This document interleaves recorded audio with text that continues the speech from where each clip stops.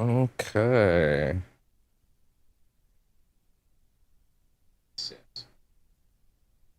That's good for you. Yep, that's great.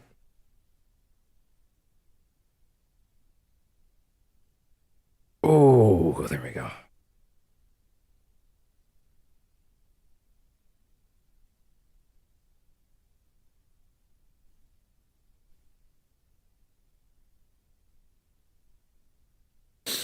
Okay.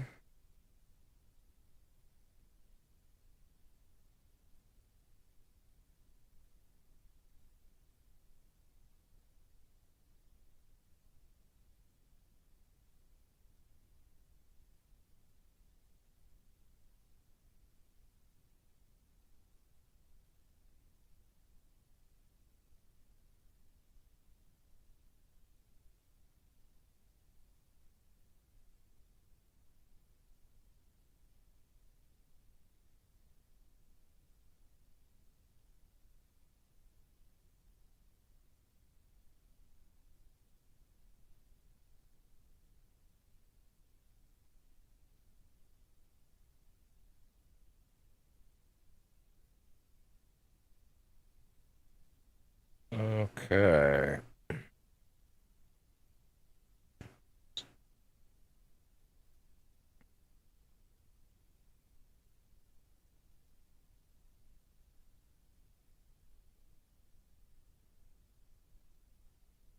Okay, I think we are looking good.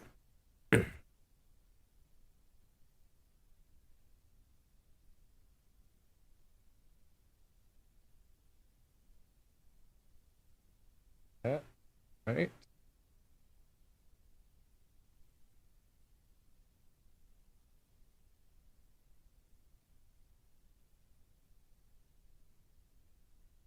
That looks good to me. All right.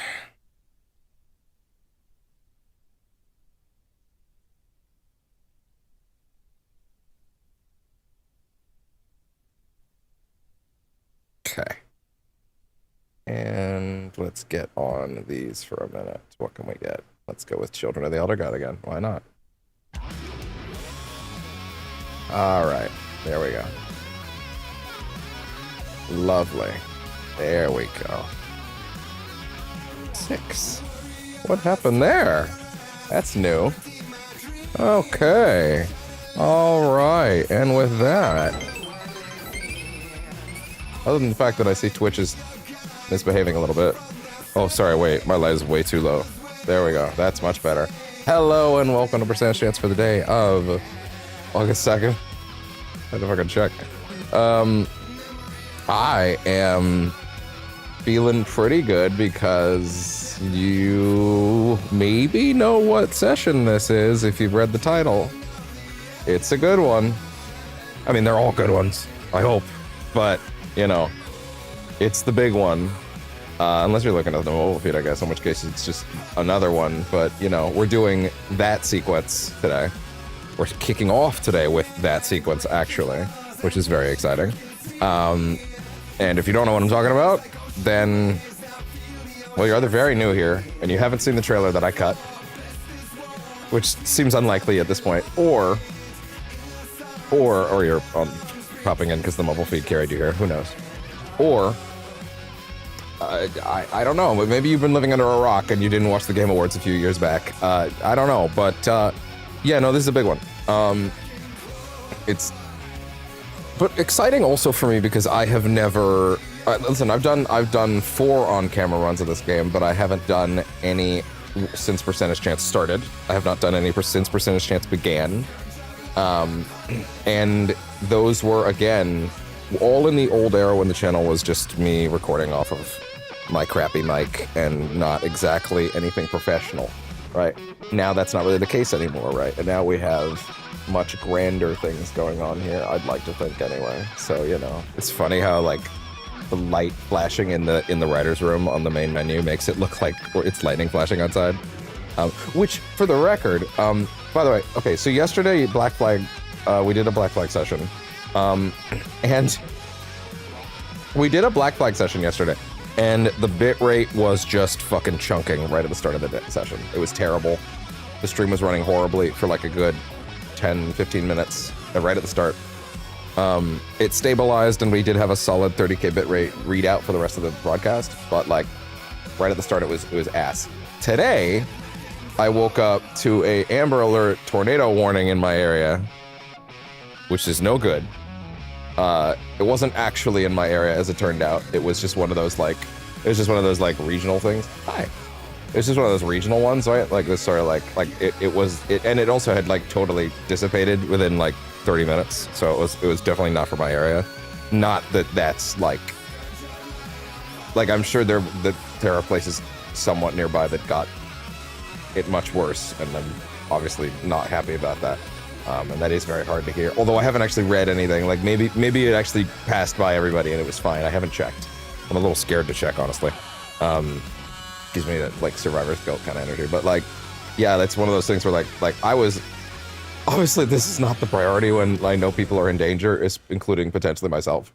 But I was also kind of like, oh well, like, man, this sounds terrible when I think about this out loud. But I was like, well, I guess.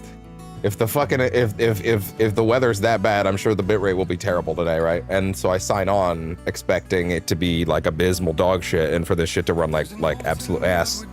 And no, actually, it's running really smooth at the start, which is weird, just because yesterday was so bad. You would think that terrible weather would prelude. Well, okay, to be fair, the weather's actually cleared up now. Okay, you know what? Now I've said enough words that I need to like verify no one was hurt. Also, I need to drop my links because I did forget those. Let's do that. Tornado. Was anyone hurt?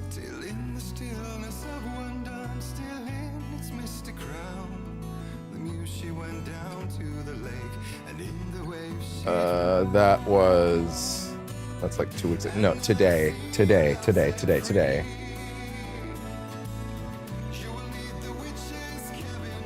It doesn't look like anyone was hurt. That's good. Okay, I feel a lot better now. Unless I'm reading this incorrectly. Let me see.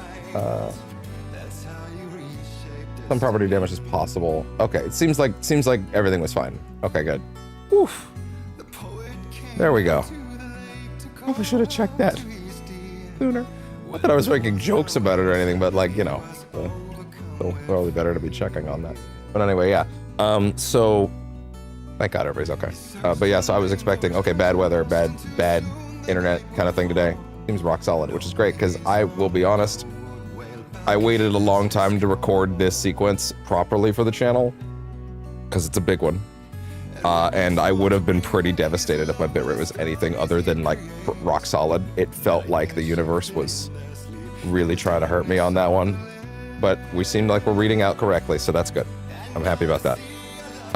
So what else? I think as far as, I don't think there's much in the way of channel news right now. I think we're actually probably pretty much ready to go. I shaved off some of those, I guess. It's not really channel news thing. Let's see. Still waiting on, right now, the goal this week will be to get as much of Alan Wake 2 done as we can. So we're gonna do a big session today, do a big session tomorrow.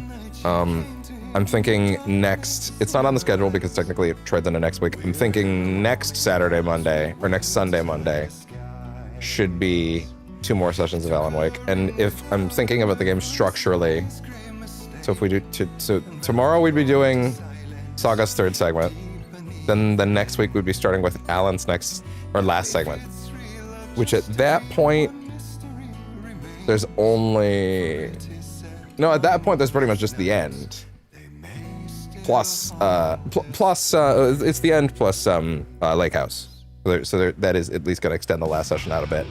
But that, unless I'm forgetting a lot of, like there is that part of the game where I'm going to have to go around and grab some collectibles and stuff like that, but I don't think it's going to take that long. It really doesn't. I'm pretty thorough on the way, generally with this game.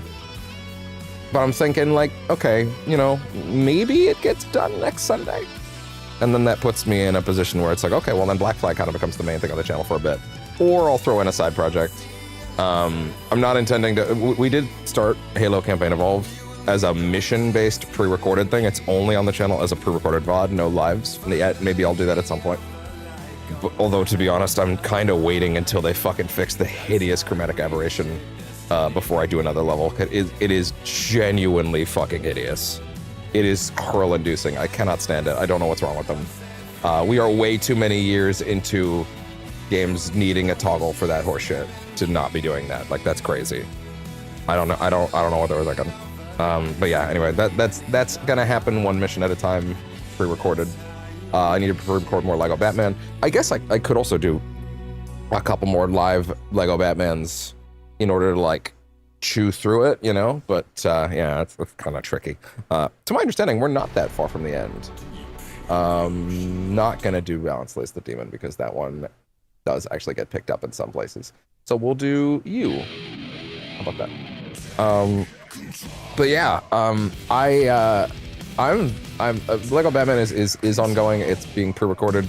I have not done another one. It went up on the day I saw Spider-Man, which for the record was excellent. So fucking fantastic, unbelievable, so great. I did a spoiler cast for that, actually. I did a admittedly, I'm happy with the spoiler cast broadly, but I will admit I got completely thrown off my game by a commenter that was trying to hustle in my chat right at the start, and I didn't pick up on it right away because they were on YouTube, and I usually don't get those on YouTube. I usually get them on Twitch, and I'm usually prepared for that on Twitch. But I kind of gave it a little too much. Gave it a little too much credit on that one. And to be fair, I put Spider-Man spoiler cast in the title. Ergo, that was probably a high traffic search, so they were probably able to find it easier. But still, yeah, I was entertaining it a little more than I should have, and that really threw me off my early part of the spoiler cast. But it's kind of funny. I think the main thing that worked with that spoiler cast is that I've realized that, like, when I'm talking no spoilers about something, I do have a hard time buckling a lot of the feelings I have because, like, it's like, by the way, we're not going to grab spoilers here for the record. I think I have a harder time keeping a lid on, like, the broader thoughts I may or may not have about anything when I can't just talk about it, right? So, like, kind of works against me a bit. But the minute that, like, I pull the limiters off and I'm like, okay, release my weighted clothing and I can talk about whatever, right? For the record, I also have a spoiler mode warning on now, so that's good. Suddenly the conversation flows a lot better and I can get into a lot of things in a lot more depth. And I'll be honest, when I recorded that, I was expecting it to be like 30 minutes at most. It was like an hour. It was like nearly 2 hours in the end. It's probably like 20 minutes just for the non-spoilery part. I thought the spoilery part would be like, okay, now I'm gonna, unpack like the main spoilers and then I'll pretty much move on. No, I had a lot to say. Sometimes I don't realize how much I have to say until I get into those things. But yeah, that was a fun one. That is on the channel. It's in the Rivals sections. There is it does have a unique thumbnail. It's a double feature with the Rivals Ultron event, which is cool. Even though the first time I did it, I got really upset because the footage got broken up by the internet, which was really hurtful, but whatever. There was another moment yesterday for Black Flag when I had a really cool moment with like one of the whales that's really fucking hard to take down. And I had my mic muted for 7 minutes during all the big triumphant attempts. And when I finally got it and my mic was muted, and I got really mad at myself because that's 100% my fault, right? But I got like extremely mad at myself for that. And I think I did lose it a little bit on camera yesterday during that, which was unfortunate. Thankfully, my mod was there to kind of whip my ass back into shape and like, hey, idiot, fucking relax. And I was like, oh, okay, yeah, no. Sometimes I've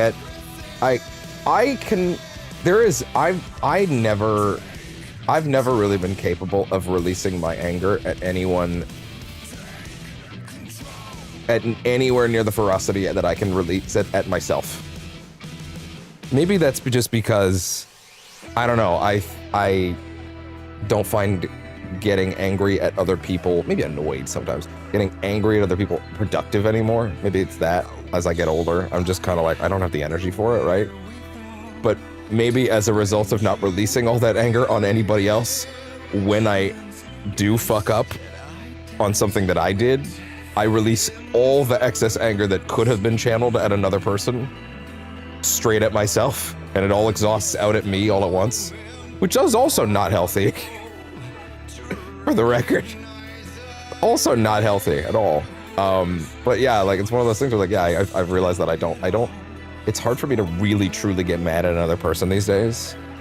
Just cause like most of the things people do are like, whatever, man, people make mistakes. It's fine, cool. As long as it's not like, violent or like murderous or like, like deeply fucked up. Like, yeah, I can pretty much keep that stuff in, and it's pretty rare that I'm confronted with those things these days. Even though when they do, guess what? I get pretty heated.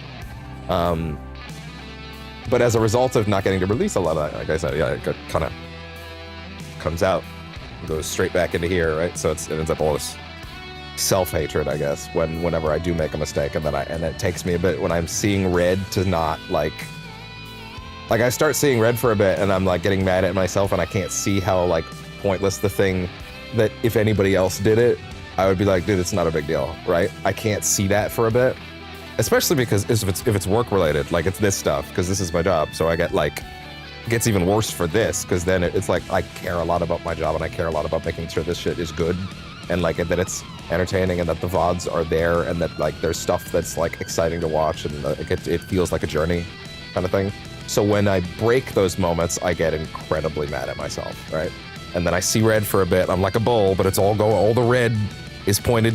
It's like I'm holding up a red tarp at myself, and I'm charging at myself, and then I hit myself, and then I'm not there because of course I'm holding the tarp on the other. There's a really weird analogy, but anyway, right? And then eventually I'll snap out of it, and then I go, that's nothing, right? But like, it's one of those things where like, yeah, I got kind of heated at myself during that Black Flag session yesterday, because like, again, it was probably one of my favorite moments of the whole stream, to be honest. And you did 7 minutes the whole time, and it was like, oh my god, like I was all the exhaust, all the fumes were going straight back into me. It was a rough moment, but it didn't take long, especially with my mod there, to kind of be like, hey, idiot. I'm like, oh yeah, right. And they're like, okay, yeah, anyway, all right, back to work, that kind of thing, right? So yeah, anyway. That's I see the most relevant things that happen on the channel. Once Alan Wake 2 is done, there was actually some news regarding something to do with Control, regarding Control Resonant. They said something this week that surprised me. I was expecting Control Resonant to be relatively on the lines of this game in terms of length, if not the original, because the original admittedly is kind of longer now, and so is this one, but that's because of the DLC. So right, like, so I was thinking like it'll probably be within this game's range with the DLC. That's kind of what I was thinking, because they said it would be a little bigger, despite the lower budget, like they did more with less kind of thing. Which I guess if you're making New York has a lot of very samey buildings, so that kind of does work, right? But they said that Control Resonant is going to be a much longer game than the original. And then it would also be a longer game than Alan Wake 2. I think they said, let me get the numbers, how exactly did they phrase it? They said, let's see, Control Resonant length. They said the game, okay, keep in mind, Alan Wake 2 is like 20 hours without DLC. And then Control is, I think, about 20 hours with DLC. Otherwise, it's a much shorter game. Let's go back to Children of the Elder God, actually. Let's not do any of the spoilery tracks for now. Guess which track I'll be able to play after this session, though. Did I just double blink? I tried to do a wink, but I don't know if I just did two. Anyway, whatever. They are now saying that Control Resonant will take roughly 30 hours to beat for a regular run, with the completionist run running closer to 50. So tack on me time. If you've been around here long enough, you know what me time is. So we can probably tally that up to like, I don't know, 80 hours. Add in the me time on top of that. Add in 30-ish hours of me going, what does that mean? What? And then hyper speculating and pausing and thinking about all the little things and then the directions that those could go, right? And then just like bursting with my brain in all fucking directions, right? Right? Tack on about another 30 hours for that. Much less highly paced than these runs. Excited that Percentations will be able to roll through Resonant in that way. But that is a very interesting runtime. Especially because I was kind of thinking, okay, well, all the games coming out in the fall for me are like relatively short. right? Like Wolverine's not going to be, definitely not going to be longer than the Spidey games, right? It'll probably be about the same, even though it's a linear affair. It could be shorter even, right? Probably with a lot of replayability, if I had to guess. But like, which I'm happy to get physically, by the way. Shame that Sony's closing down their digital store in a few years because they're deciding not to sell PlayStations anymore. Yep, that was the news. That's what they announced. Totally. Don't look at, don't read into this any further. Don't check on what they actually said. Don't worry about it. Yeah. So, that game seems like it's going to be a lot bigger than I thought. It seems like it's going to be the bigger game of the fall for me, actually. Lord knows I'm not playing GTA 6. Sorry if that's a surprise. You haven't been around here very long if you think I was. Which is not like a social statement. It's not me being like, oh, fuck that shit. I'm not even like, I can't even be like, oh, I'm taking a stand with the Rockstar workers. I just haven't really played any of those games. It's that simple. I know, I'm that unicorn. You found the unicorn. You found him. That's not really true. I played Bully and I played Red Dead 1 and 2. I think Red Dead 1 and 2 are fantastic. I really like Bully, even though some elements of it have definitely not held up. That's for sure. But I think those games are really good, and Rockstar is good at making games. I've said this before. I was gonna try out GTA when that collection hit, but like that collection was ass, so I did not get to fill in that gaming hole that I had at one point when that collection was announced. Thought, okay, cool. I should probably close that little gap in my knowledge. Well, that's rude. Anyway. Context clues. You should try them sometimes. Anyway. Anyway.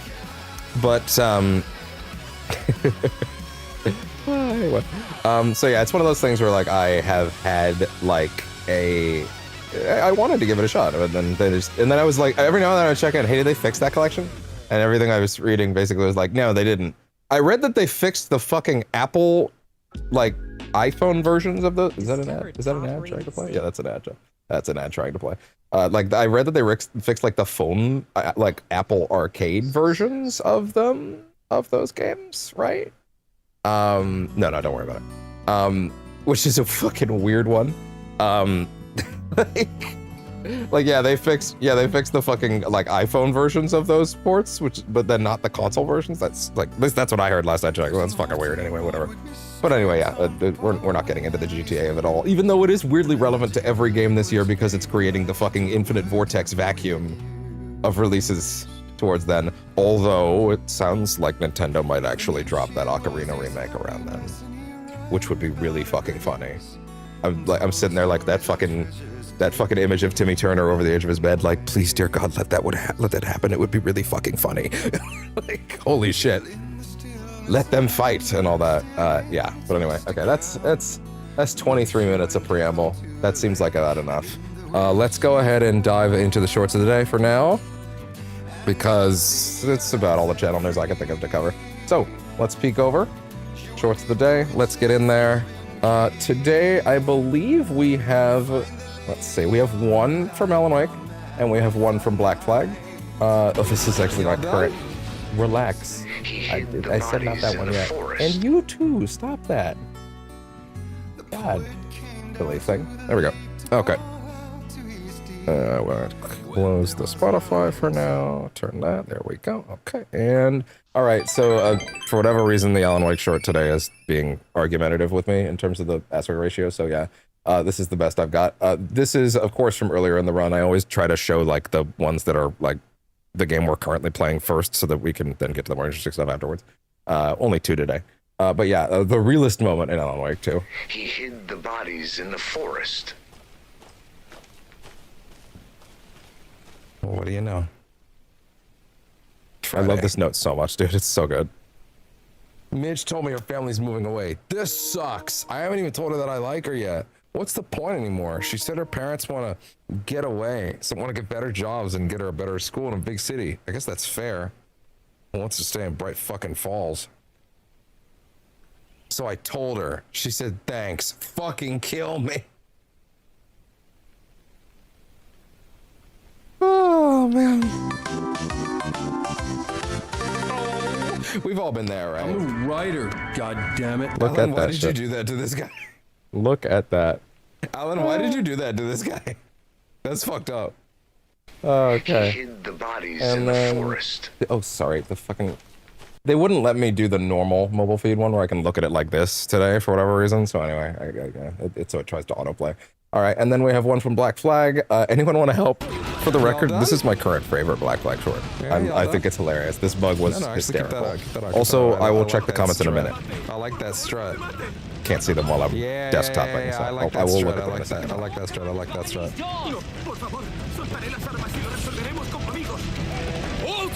Although I should be able to see them on one of the other feeds, and I can't for some reason, which is interesting. What time is it, Ben? No. Guys? Where were those coming in? Because I'm not seeing them registered anyway. I don't wanna. Guys? It's clobber time! This is really funny. Should we help him? Nah. Just let him keep trying. He's kind of funny. The fort commander's taking shelter here. This is really stupid. I'm trapped. Weird, I I'm not can't- seeing I those can't get comments out of this reflected on elevator. any of the three feeds. Captain, the fort commander's behind these doors. I'm aware.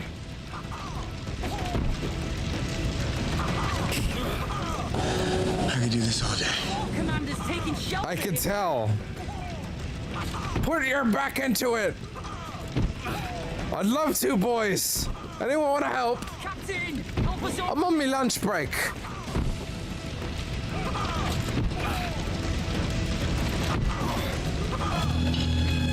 Behind these doors.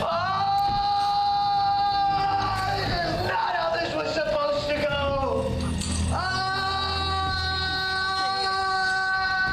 had it all planned out.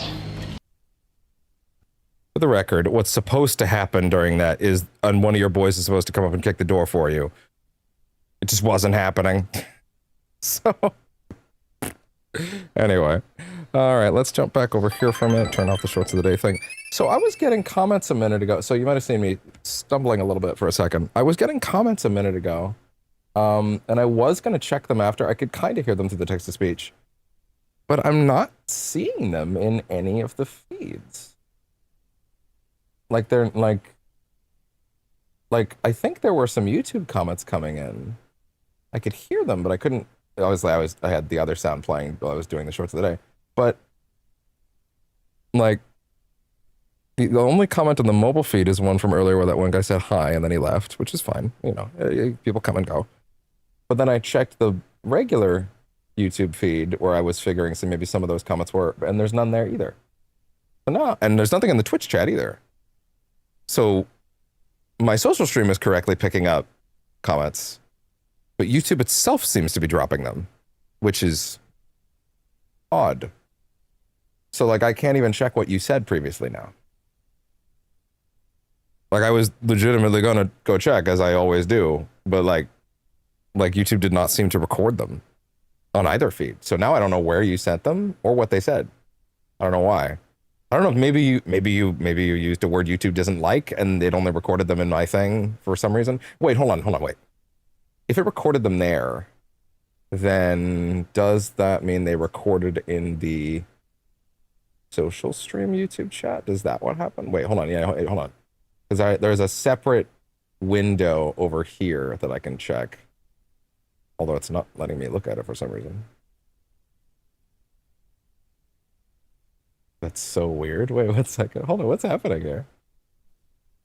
There's something bizarre happening today. I might need to actually look at this because, you know, who knows if this will actually become a concern. Let me see. Okay, so this is there. There's a chat window on the social stream thing that's not picking up correctly. It's not letting me see it. Yeah, I can't even... in fact, if I look at it closely, when I open the sidebar window, it looks like it's showing me that there are comments that were being left, but I'm not allowed to see them.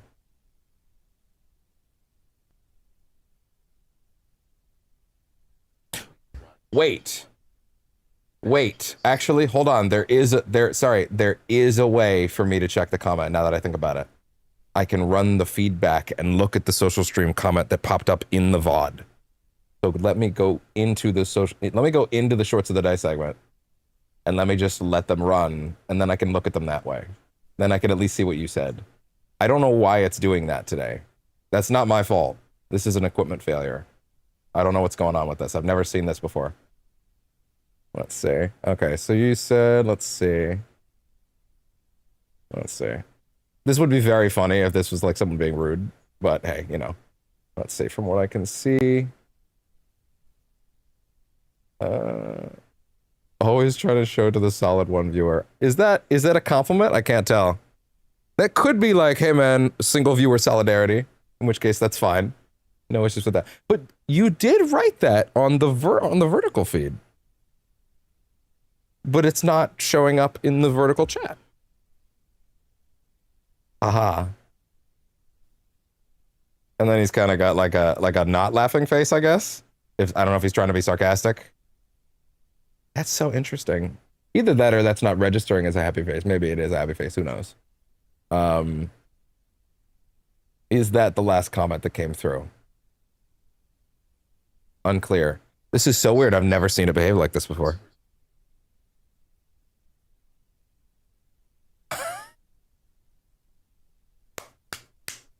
Oh my God. I forgot you did that on YouTube. That's hilarious. Right. Oh my God, that's funny. That explains that. Oh, right. You put viewer as a blocked word on YouTube. I don't know if that's necessary on YouTube, to be honest. That's funny. That's why it didn't record it. Wow, that really tripped me up. That stopped me solid for like 5 minutes trying to figure out what happened there. It's in the broadcast, funny enough, which is the only way I was able to see it. But yeah, as we've now seen, that's so interesting. You also blocked it on YouTube? That's interesting. Because I've never gotten one of those viewer things on YouTube. That's funny. Did he say... He said something about who... But why did... Okay, so here... Why did... So the first comment he left was like, haha, and then the face, but that wasn't recorded either. And then that was the last comment he left. And then the first one... So the viewers one makes sense. But the first one was like...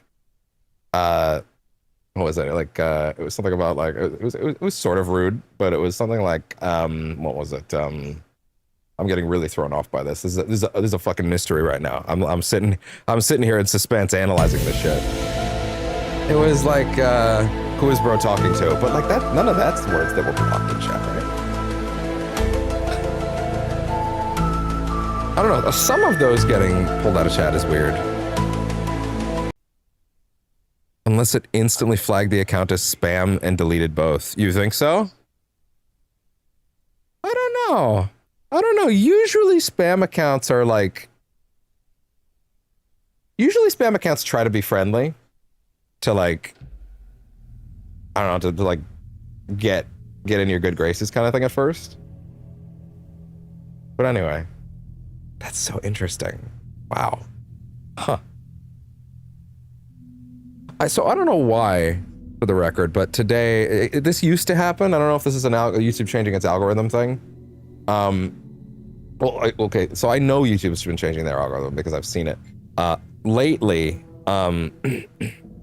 I have noticed, we can go over this real quick. Lately, I've noticed my recommendations is a lot more stuff that's like 8 views, 13 views, 100 views, like small stuff. Like they're clearly trying to push smaller channels right now. They seem to do this every now and then, right? Where they'll actively push smaller channels to try and like boost the numbers. I also think a part of that is that apparently YouTube did a huge AI slop purge yesterday. So there's probably a lot of stuff off the platform that's not pushing all the way to the top by default now. That's like that allows me to kind of get up there.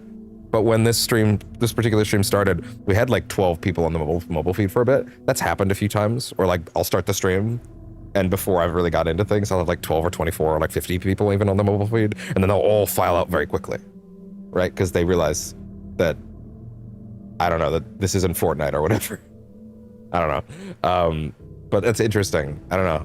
That's yeah. They're clearly pushing smaller channels right now because that is happening again now when I go live on the vertical feed, which once again shows the value of the vertical feed as a like discovery tool. It's kind of vital, to be honest. But yeah. Anyway, that's enough nonsense preamble. I got completely thrown off by trying to figure out why Social Stream, well, not even Social Stream. Social Stream did its job correctly. It grabbed those comments, but why YouTube seemed to be deleting those comments without my consent. You're right that maybe YouTube flagged that account as spam. That seems to probably be the most likely thing. But anyway, I will say once again before we get into things today, because we are getting into things today. Today, we are going to be doing, right at the start of today's session, hey, look at me realizing that donation bar is not quite centered correctly. Thank you, middle screen text. There we go. It seems like all of their comments made it onto the social stream. It's just that, like, if I look at the vertical feed, which I should not put up, which I should not flash to the screen for the record. I've learned my lesson about that. It does not show the it does not show anything beyond the first comment that said hi, which is a different person. So I don't know why YouTube flagged that guy as bad, but social stream didn't. So once again, I will say, as we head into Alan's second segment today, this, if you have managed to live under a rock until now, we are going to be starting today with the big moment for the game. The big moment that everyone knows about. This is the sequence that everyone talks about, the sequence that everybody loves, the sequence that no one can shut up about for good reason. So, what I'm saying is, if you have been living under a rock, this is the time to leave, because we will be heading into that immediately. I am so happy that we're not having a bitrate apocalypse right now, although with my luck, maybe it'll decide to happen right as we're getting into things. But hey, I can hope. I can hope.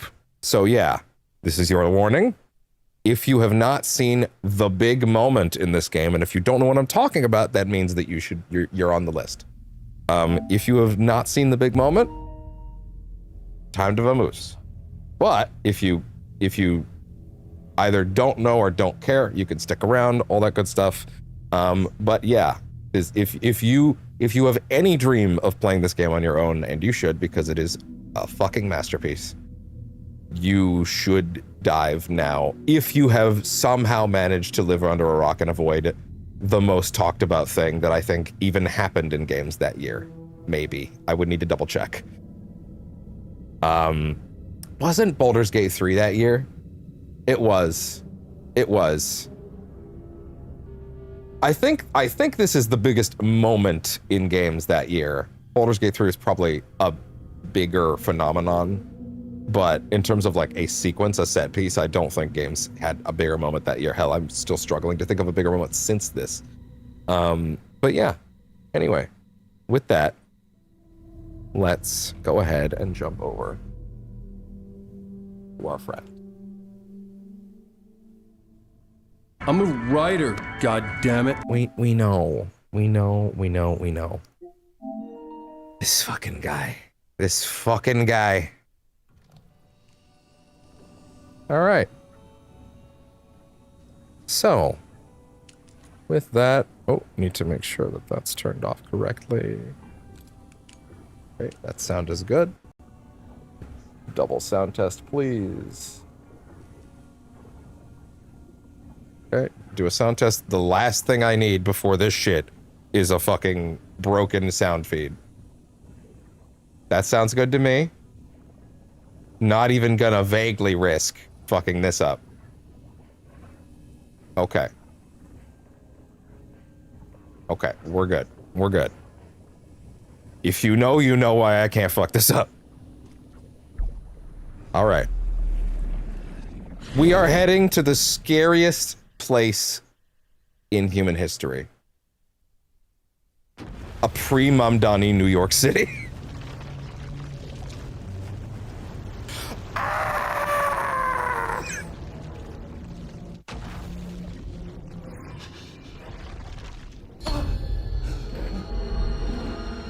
I've been waiting to make that joke for a few weeks. Back. I wasn't able to escape. A dark presence had stopped me.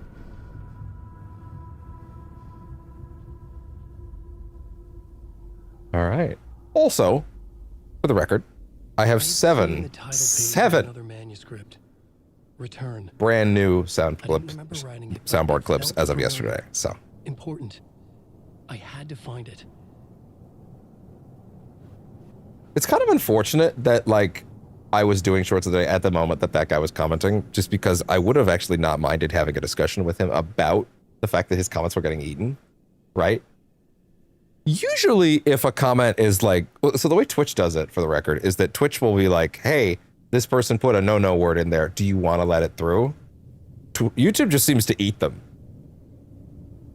Right? Like if someone says something deeply awful and hateful in my Twitch chat, Twitch is like, hey, here's the comment, so you know who it was.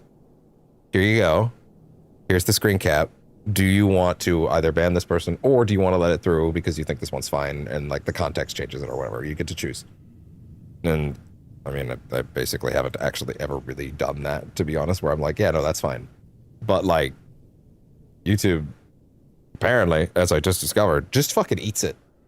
But I don't know why, because I don't like, one of them was just him saying haha and then doing like a mildly frowny face, you know? And for the record, just for the record real quick, I'm incredibly aware that today's shorts of the day looked extra clumsy compared to normal. I'm very aware of that. I'm very conscious of that. That's what the TISM does. It makes me hyper aware of when moments like that happen. I'm very aware it's me like roaming through I'm very aware it's me roaming like talking over something while I'm like, you know, how do I put this? It's me talking over something while like it's me talking over something while like I'm while I'm trying to like figure out a technical issue, and it probably looks very awkward, right? And I'm very aware that looked pretty clumsy, but you know, it is what it is. So yeah, like I said, someone on a recent stream, someone actually came through and commented again about how the mobile feed's very cluttery and like there's a lot of text on screen. Incog very nicely jumped in and pointed out that there's a lot of great stuff about that. And to be fair to myself, as someone that has been on record many times that the mobile feed is a work in progress in terms of the layout, even though, you know, I do many different things to keep this show running every day, right?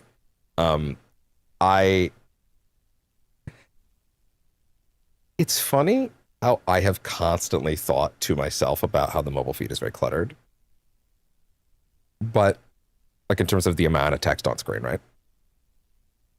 And yet, in the entire time I've been doing this job, 1.5 years now, a year and a half now, I have only gotten 2 comments, ever, literally ever, actually telling me that the mobile feed looks like shit. Ever. Only 2. I do think that the mobile feed could be a lot better.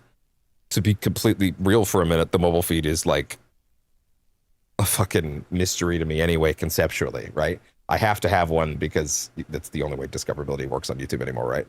But like, I don't get why anybody would personally want to watch that feed, right?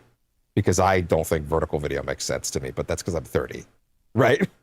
Like, I don't, like, it doesn't make sense conceptually. Like, I see people will have their vertical things be, like, taller, and you cut off, like, the left and right of the screen. I'm like, why would anybody want to watch that if you're missing video on the screen? So I crunch it so that it's, like, in the middle, and then I fill the rest of it with, like, vital information about the channel. I do want to rewrite some of that information to be, like, more concise at some point. And for the record, it is not my choice that I have 5... Technically 4. That I have 4 different bits of scrolling text. That is not my choice. OBS does not let a scrolling piece of text continue forever. If it were up to me, I would have just the title, and then I would have 1 bit of scrolling text that just went. but OBS doesn't work like that. If you extend a bit of text too long in a scrolling text format, it actually breaks it and just like eats the rest of it. So you have to break it up into multiple pieces of scrolling text if you want to have scrolling text. It's very annoying. So those are the limitations that I have to work under, right? And like it's annoying, but like, you know, I had like a tall vertical feed for a while and I ditched it because I just never used it because I just don't think it's very attractive to look at. Because it's like, oh look, you're missing like 40% of the screen. Why would anybody want to watch that, in my opinion, right? But yeah, anyway. It also works better for the shorts feed, but yeah, it's one of those things where like, it's funny. I have criticized the shorts layout that I have for a long time myself, but again, only 2 people have ever actually come in and said it looks like shit. Plenty of other people come in and just comment on how much they like the clip, right? So like, it can't be that bad is kind of my thing at this point, right? Like,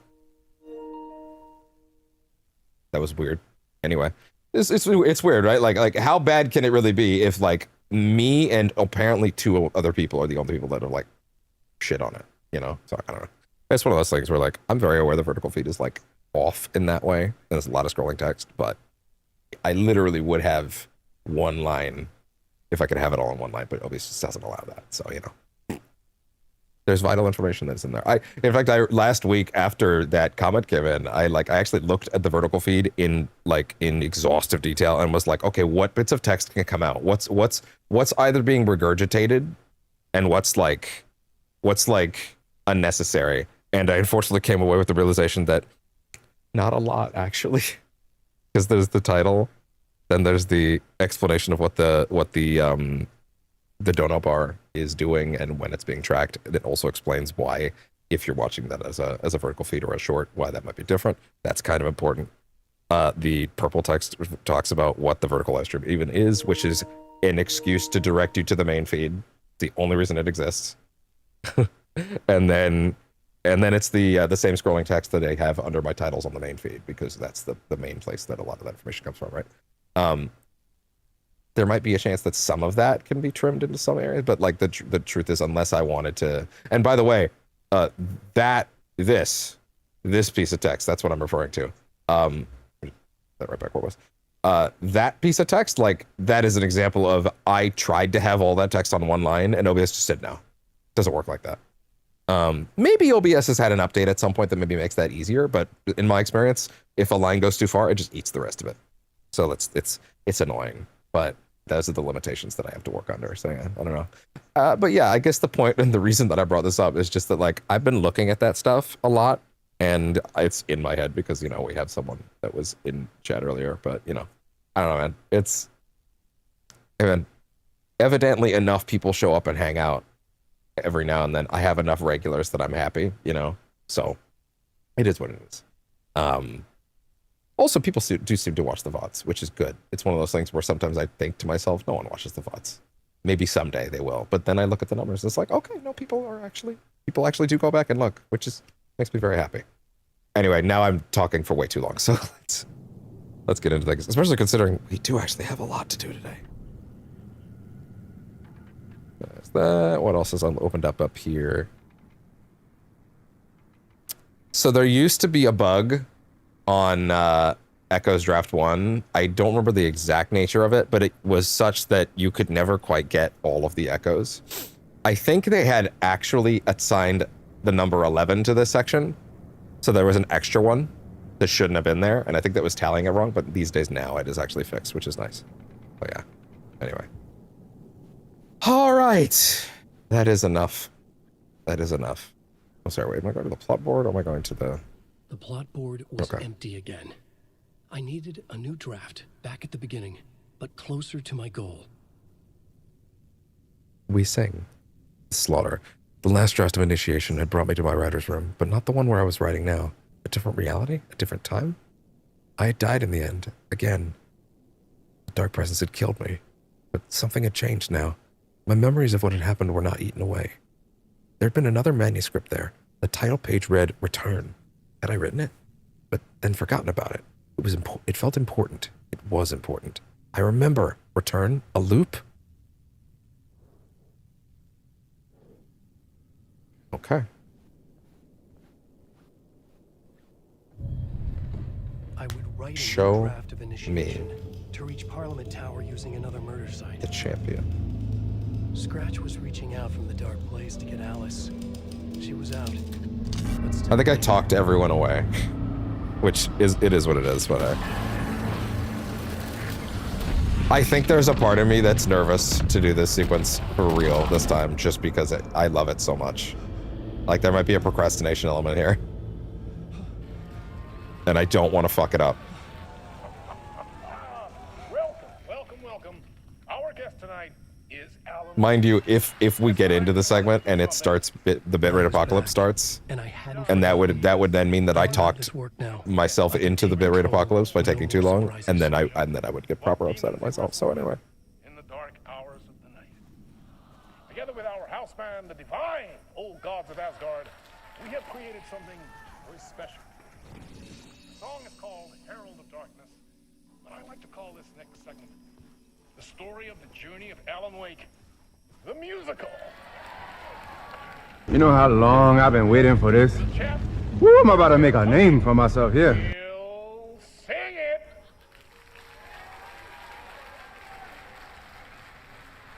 it's nice playing something like Black Flag where I get to have such an active chat, right? And like, this obviously feels more like basically recording VODs live for me, but I don't mind it just because this is such a personal experience for me. But anyway, for the record, if you do want my original, unfiltered, not 5th or 6th playthrough reaction to this, it is on the channel, albeit that is pre-percentage chance. It is with the old stuff, bad mic, no face cam, all that stuff. But if you do want, out of curiosity, the original reaction, it is on the channel. I wouldn't really co-sign it anymore just because, again, 1080p 60 filming off the console, like regular console streaming, the microphones in these things, which are not great, and, you know, no face cam and all that. But if you do want that reaction, as it originally was, it is there on the channel. But anyway, I'm not overwhelmingly advertising you go watch that version just because it's, you know, it is what it is. But What the hell? From what I've gathered, you grew up nice and sheltered with mama's pretty stories and your own made up fury. And mama gave and for the record, I will be making sure to savor every moment. If you think this is one of those things where I'm gonna run through and ignore every beat, like I've seen some people run through this segment, and I want to that's not what this is. We will appreciate every motion. I love Harewood's shtick here. All of these little live action cutaways are beautiful. Also, I love hearing the parts of the song that are specifically made to thread you gently into the next one. These interconnecting interstitial moments. And for the record, if you are like, what is happening? Welcome to the musical. And I love Marco. The Poets is my favorite band, for the record. Like, I love them so much. Maybe not my favorite band, but like very close to my heart. I love seeing their version of I will admit I forget the drummer's name right now. But I love Marco and him just yucking it up, trying to get you. Like, where are you going? Like, come on, get in there. You may take it too long. What's going on, man? It's the best.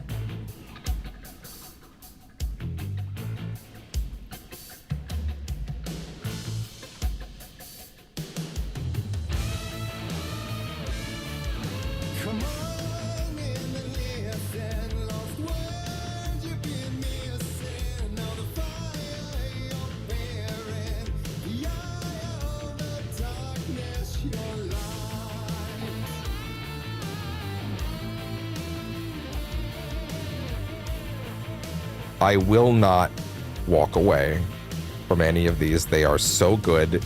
Anybody that walks away from these is not appreciating this moment and the insanity that these people put together. The dancers. This whole routine is incredible. People that just walk through this segment, we can't be friends if you're the kind of person that just runs through this. You have to soak in every detail. It is so good. And if you are one of those people that ran through this segment and was like, I don't get it, run. Get back here, Shocker! Run. Shocker! You can't escape me! I'll chase you to the ends of the earth! I can't believe I didn't have that on the soundboard until yesterday, dude. I feel so embarrassed. Like, genuinely, how did I exist for so long without that on the soundboard? I felt insane when I finally put it in there. That should have been like the third thing I ever put in there. Anyway.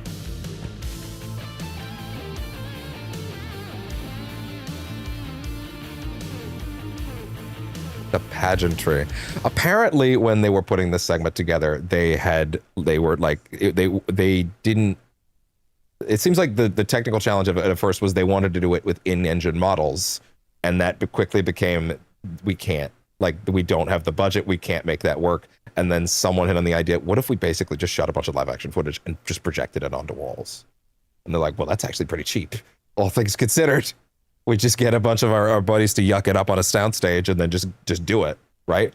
I don't know if those are professional dancers. Those could be fucking developers for all I know. Probably not. They're a little too good at it, but still.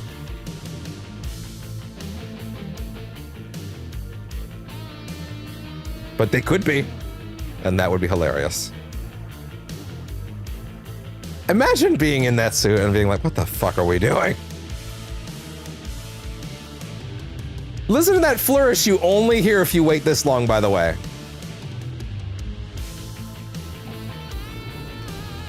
So you were drawn to stories early on. My dreams would light up my imagination. And you had nightmares night and day. Yeah, but with the clicker, I chased those frights away. Ooh, you.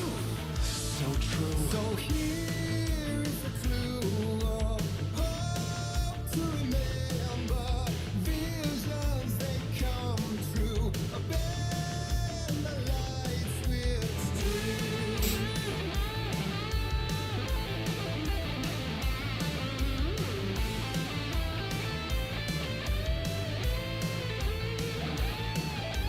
Frank, making sure I can frame all this correctly is so important to me too.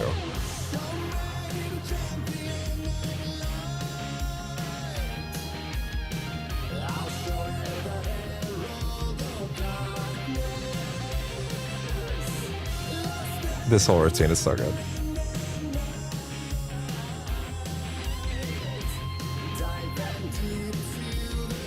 It's funny how that part of the chorus is so different from the one that makes it into the music video. In the primary, but like it's like that's not the main chorus the way he normally sings it in the proper music video, or like it is, but it's not like the primary one. That's like a little later in, but this is the first one anybody heard. The first time you heard this, like the way that threads together.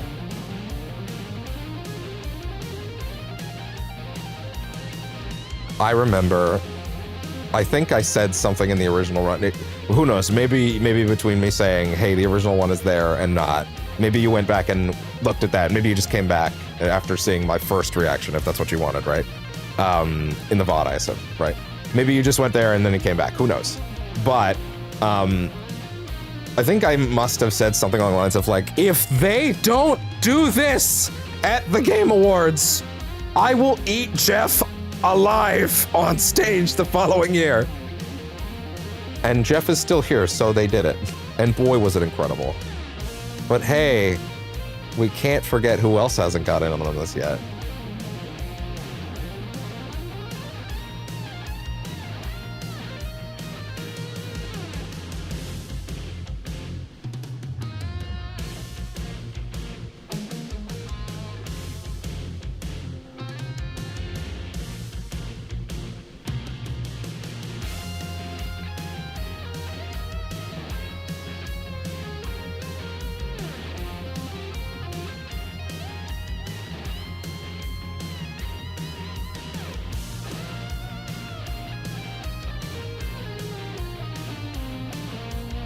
appreciate every moment. Savor it.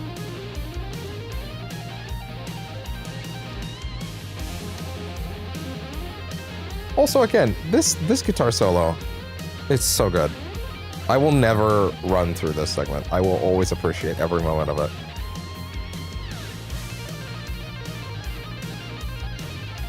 David Harewood was such a phenomenal addition to the cast. Replacement, whatever you want to call him. Either way, he's fucking incredible. My goddamn Martian Manhunter. He's so good.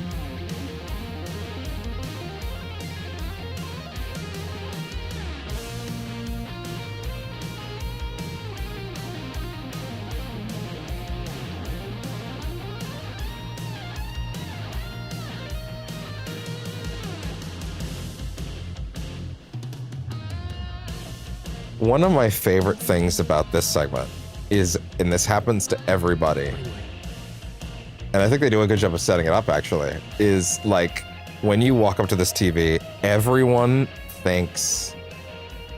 who is appreciating it and isn't just running past it and is like, this is weird, right?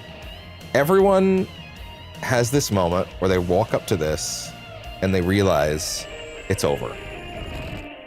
And they're like, oh, no, I want more of that. And they're, of course, very disappointed when they discover that, no, that is it. Or is it? And the award goes to... We have barely begun. One of my favorite things about this moment is if you don't pick it up for long enough. I think most people don't do this, but I love it. Your audience. I think it's interesting that most of the models here seem to be women, because you can see the hair, like the shape of the hair. Please, pick up your award.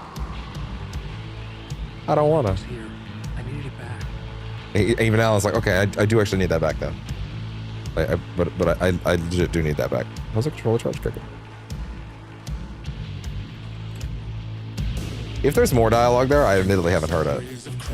I don't think there is, though.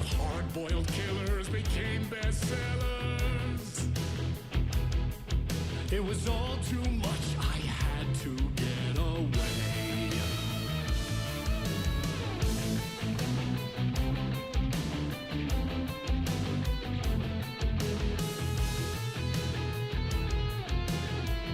I'm a writer, So- God damn it. There's such a thing as subtext. So, here's the thing. Alan, kind of a hack writer. I'm a writer, god damn it. We've talked about this. A bit of a hack writer. Not the best sometimes. Clearly has some issues. As we've established, I think if Stephen King fell into the dark place, he'd probably be out in a week, right? I'll be honest. Bestseller? Yeah, but he writes trash. Let's be honest. That's the whole thing. He's a bit of a hack. I don't know if Alan's future really was good. Clearly, he hit his block. He had his moment, and then he was over. It's hard to say if this was truly his calling. That being said, Alan might have a hell of a career in musical theater, as it turns out. Turns out he missed his calling, because look at this. Apparently, this is what he was born to do. Okay, this section is a little weird because you kind of have to speed through it because otherwise it gets too dark to fucking see where you're going. Like, it's very easy to get caught on these stairs if you weren't paying attention, but I kind of have now. At least I have to be on the stairs.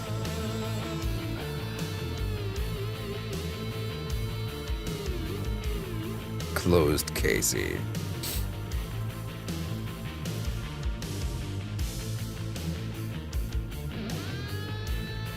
Also, I'm now realizing, seeing this without any of the fuzziness from the regular PS5, and also the reflections on the ground for all the live action stuff, like the fact that they can simulate those reflections as, like, you know, being reflected, even though they're essentially like videos. That's really impressive. Oh shit. breaking the flow. I know. I know. I know. I know. I know.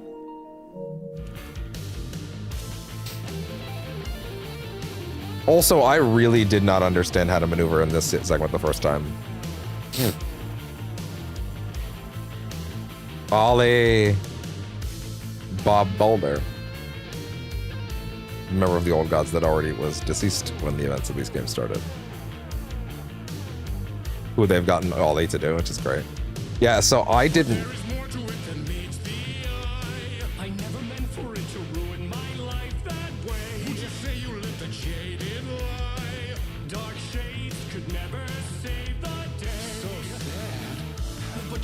The way he's looking that way is so good.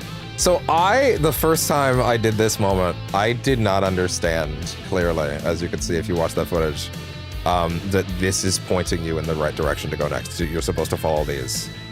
I did not. There's so much sensory stuff going on, man. I feel like it's really easy to miss. Now, they do put that there, so, you know.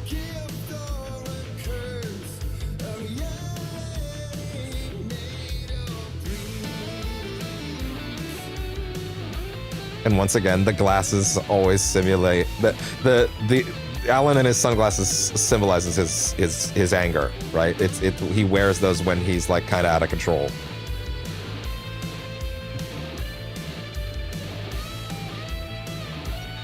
They symbolize his temper, his short fuse.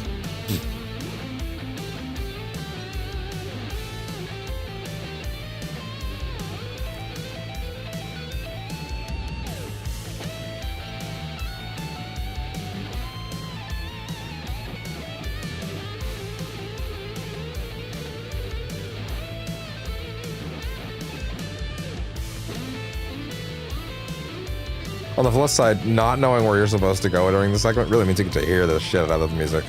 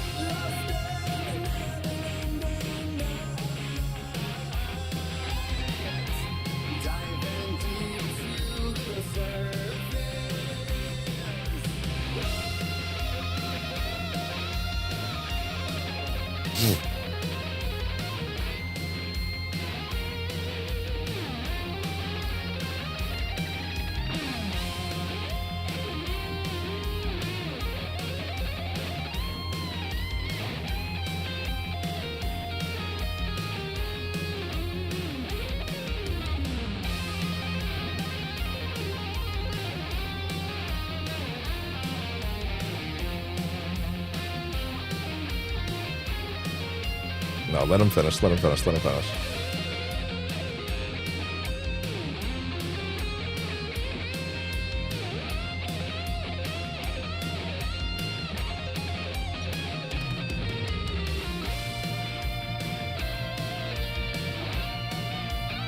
Hard-boiled and hungover.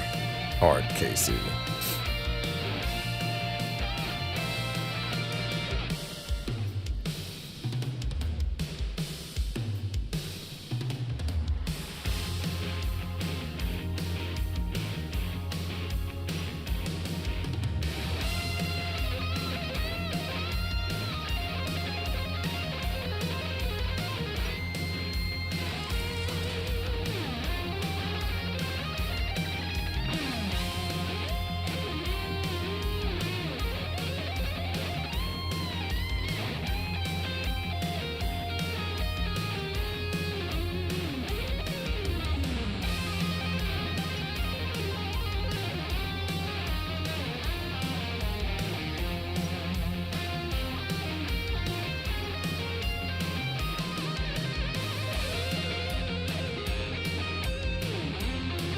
Shifter.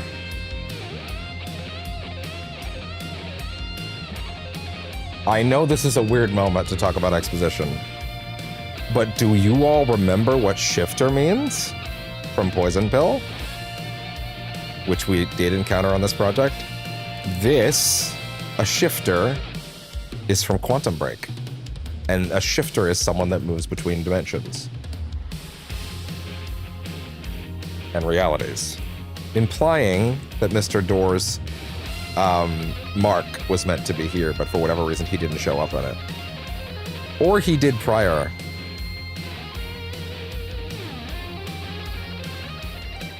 You could make the argument that that also could relate to certain other things. Maybe that's where you're meant to shift things, but as you can see, you can shift it from further away. Significantly further away, actually. So I don't think that's what that is.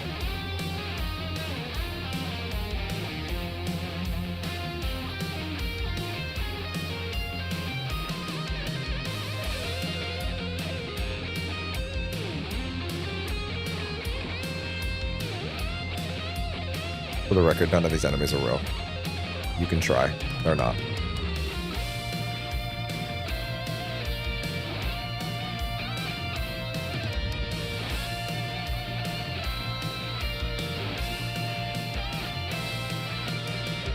I think I don't know if this is one of those. Yeah, no. If you like do wander into them, like sometimes if you wander into inert enemies, they'll toss you away, but they don't actually really hurt you. That will not happen here.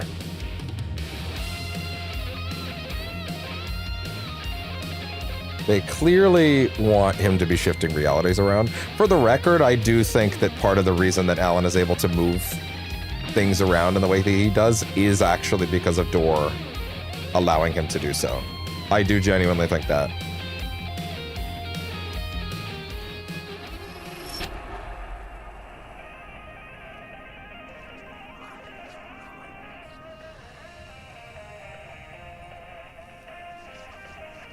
Now, once again, it is sad to see it go, but of course, such a wonderful sequence, of course, has to end somewhere.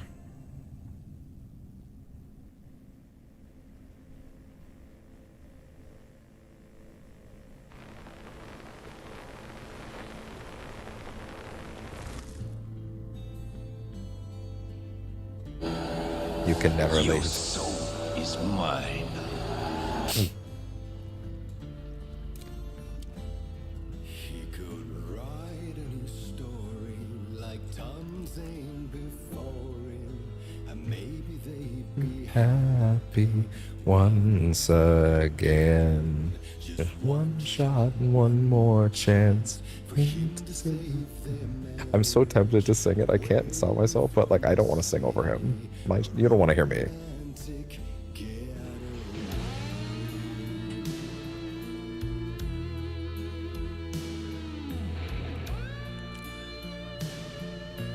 Who wants to hear me sing? Nobody.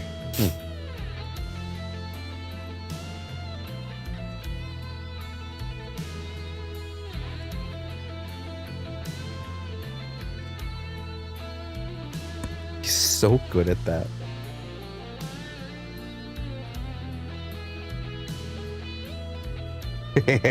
Oh, no, sorry, I'm in the way. Frame that correctly. There we go.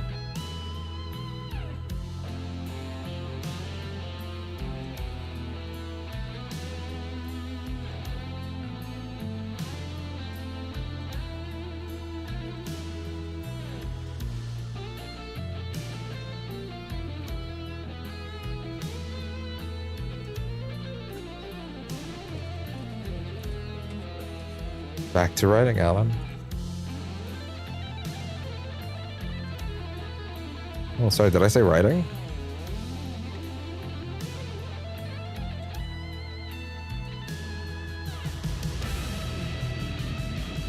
still he's a torchbearer, and it couldn't be much clearer. A war needs its warrior, true and right. Please understand, I will not stop their guitar solo here. I will not stop. I love watching this.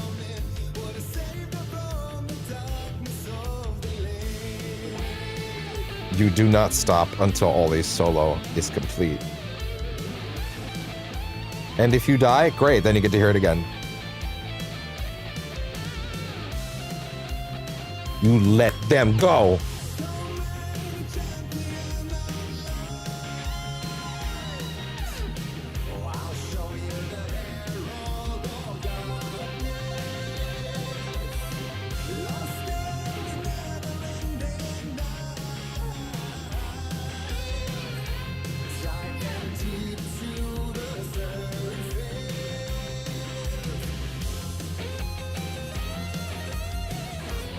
Look at Ollie go. Look at him. Look at him go.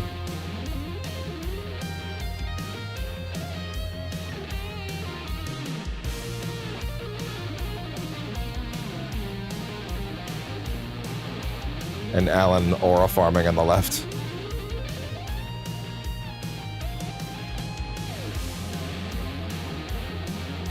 You stay seated until he's done. God damn it.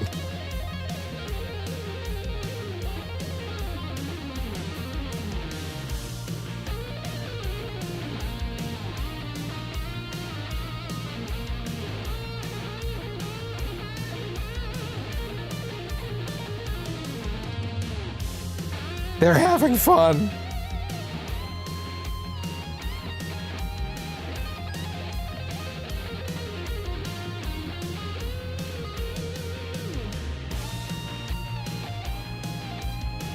And in case you're sitting here thinking, no, it's just a looping video. It's not. It has an endpoint.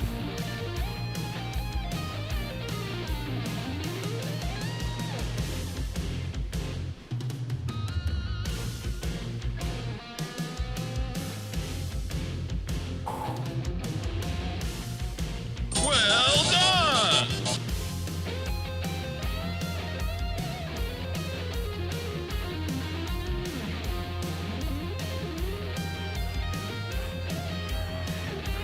Yeah?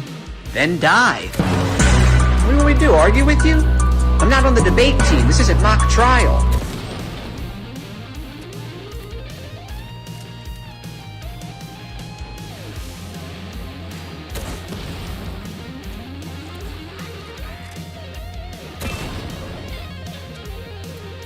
Might need to hold on to a few of those.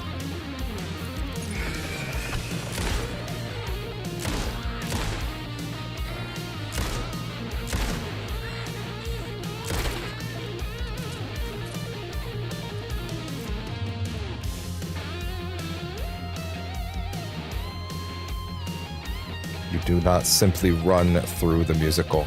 You vibe, you appreciate every moment.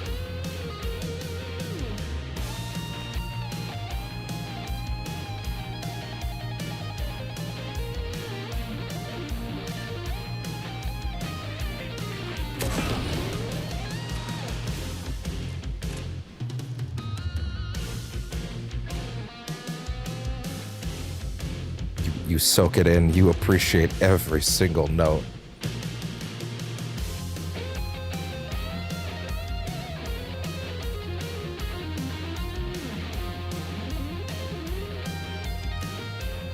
Wait for solo. They're correct.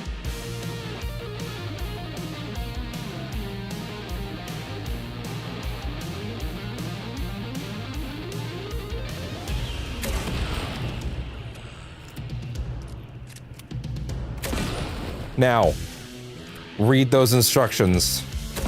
What does it say? It says you wait for the goddamn solo. You wait for the goddamn solo and you let that man fucking rock. You don't move a fucking muscle.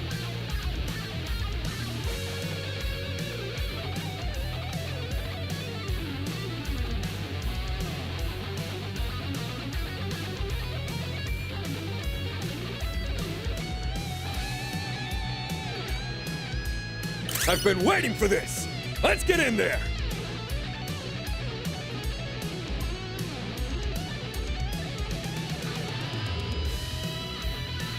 I don't get it. Why is he just standing there?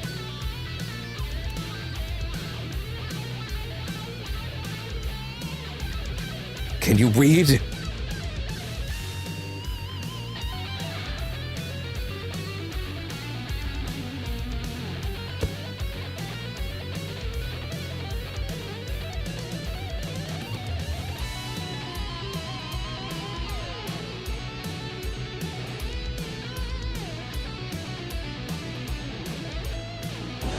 I could do this all day.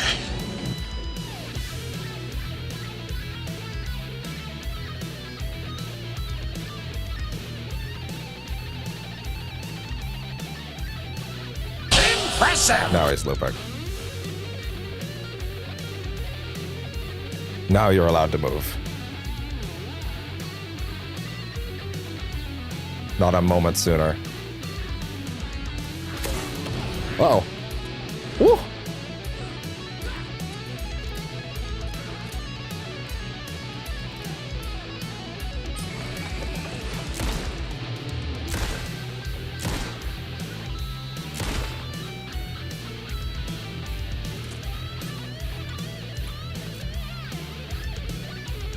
What are you doing? You don't walk. You don't run. You walk.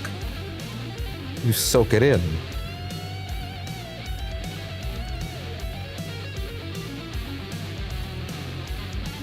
Hey. Really? That wasn't more? Oh, I thought of.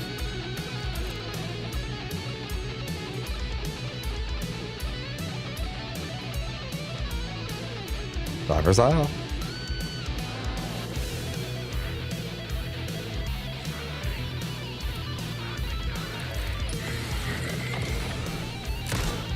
Oh, what's up? Oh boy. Sorry, what were those flares? No, didn't pick them out. Okay, gotcha. You know what? Oh, fair enough.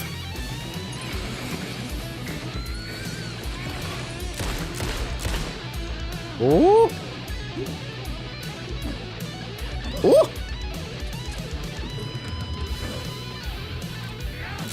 Oh, last bullet. Not quite.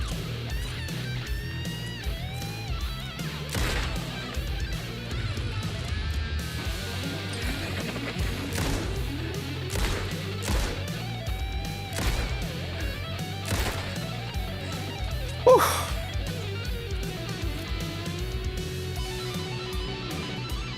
Right. Pills to numb the pain.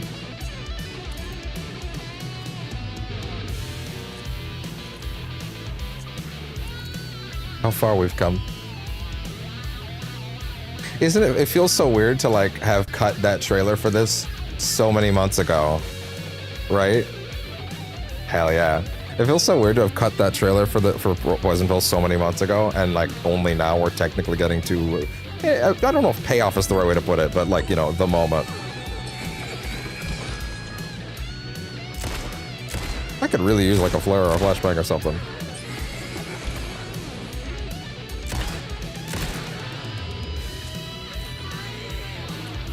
Boy, he does it. Oh god. Oh shit.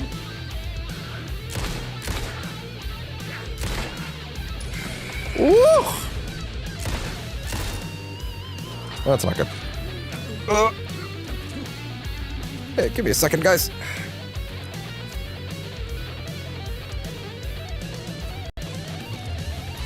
Whew. Boy, is he. Oh!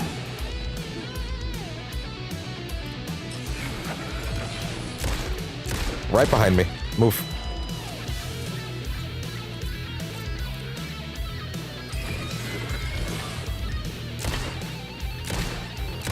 Okay. Almost getting iced in the musical on Nightmare Mode is very good and very funny. I remember when I did it first on Nightmare Mode just to try it out, just be like, can you actually get iced in this segment? And you can actually on Nightmare Mode. This is meant to be a victory lap. But Nightmare difficulty you can totally actually die in here. And he's still going. He's happy.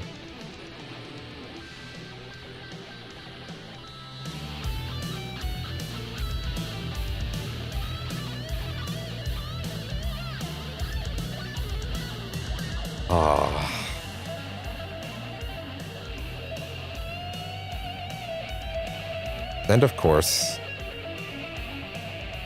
not that I haven't said it before, but all good things must, of course, come to its end, and unfortunately this time, it is actually the end. And it is sad to see it go, but wonderful moments must play out into the next ones. It is perhaps a bit of an abrupt ending, but you know, that's okay. We can still appreciate the moments for what they are. And you know, that was pretty good. A thing isn't beautiful because it lasts. It's beautiful because it's, you know, not over, bitch. Oh, brother, this guy stinks! Dark place, am I trapped in here? Is this real? I cannot remember. There was a manuscript, it held a key. A vicious cycle I must not surrender to. As if we would get away from this. The way he spins on that mic is so beautiful. Until I figure it out to bring this song to its end. Wait for it. What? It's the funniest fucking thing he's ever done.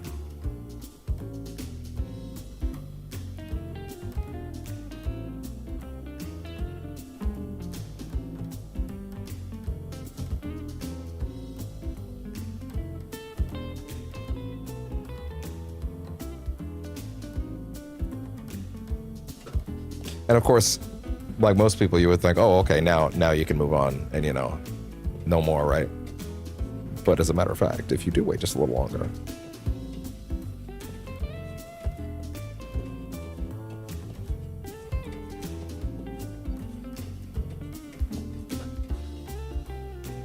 Is there any way out to bring this song to its end?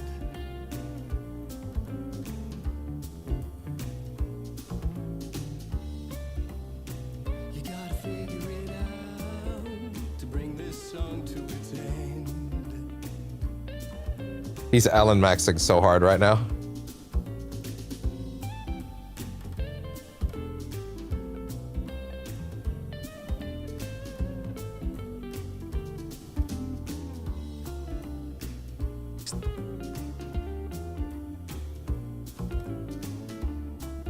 I will bring this song to its end. Now he's begging. He's that's him entering the bargaining stage. I'm a writer, goddammit. Once again, Alan, bit of a hack writer, but you really might have a hell of a career in musical theater. I think you might have been in the wrong business. The song's end. The final chorus brings the song to its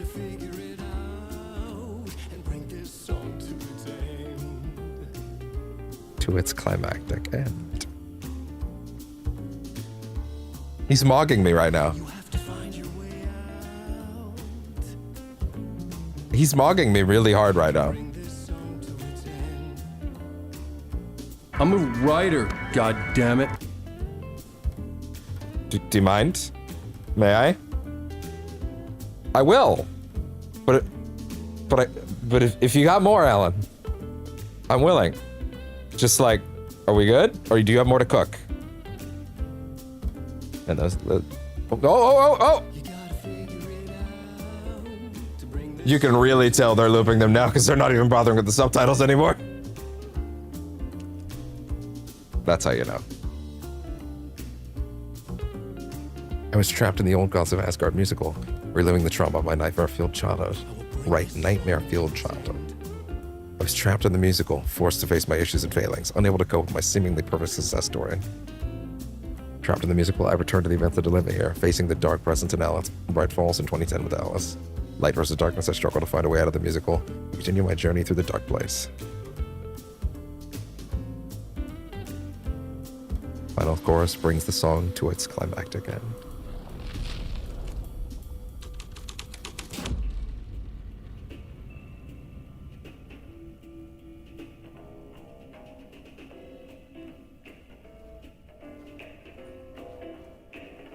It is an unfortunate thing to let go of a moment. Unfortunately, this time it is really it. Not that anyone would believe me now, but hey, that doesn't mean you can't go out with a bang. A bang that didn't take a weirdly long time to load this time, thanks to the power of the PS5 Pro, I'm guessing. Anyway.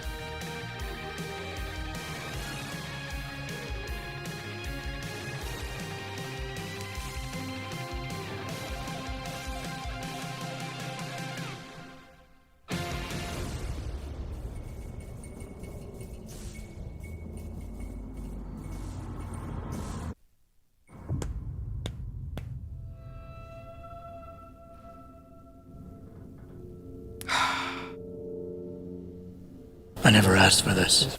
But I'm happy I got it. And of course, Ati's having a ball over there. Isn't it funny how like that moment can like I think every time I've done that it's like 30 minutes. I feel like some people probably go through it in much less. I just love to savor every little second. Every little second.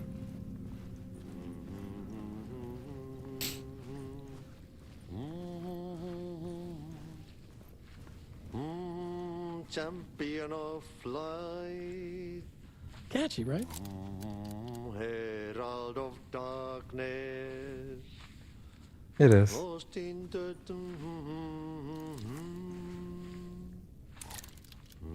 Keep the gun away, relax. Love him so much. Swedish brothers, perkele.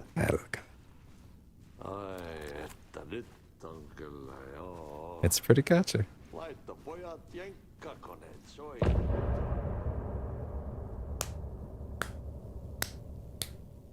Well done! What can you even say?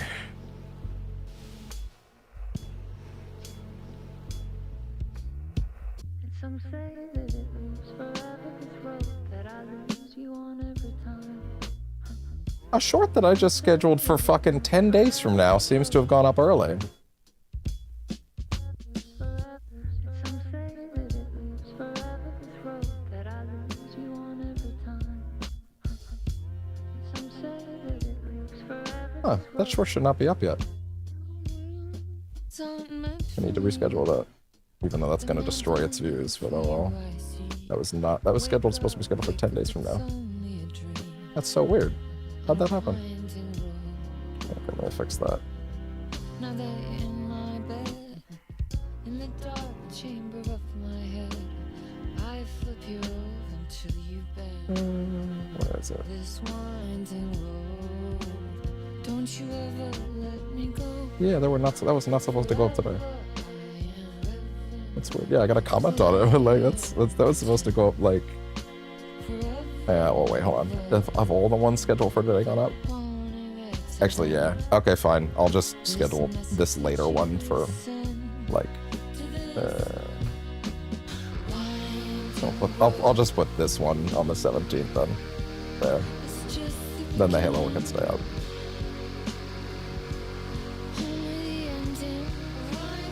Anyway, let me see what the comment actually said now. Yeah, that was not supposed to be up.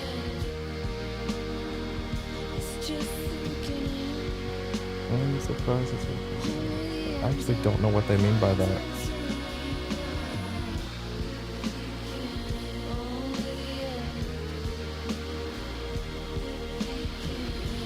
Are they implying that Bungie was worse at making Halo games? Is that what they're trying to say? That doesn't seem correct.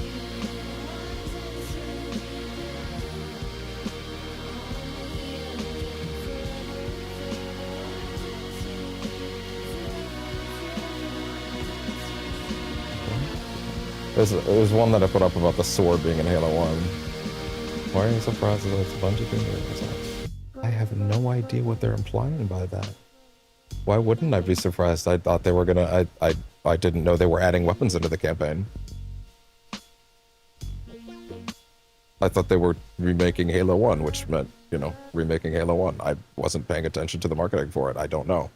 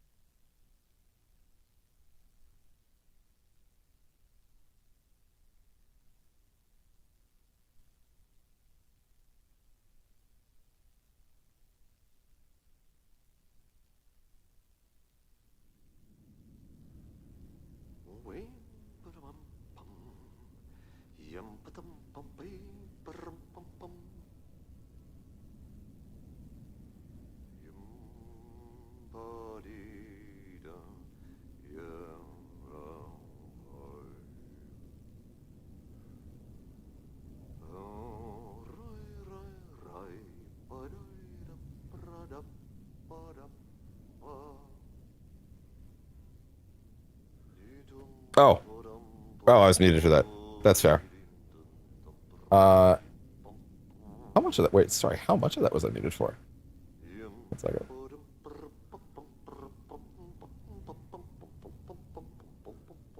Hopefully not that much. Did I mute for the whole song?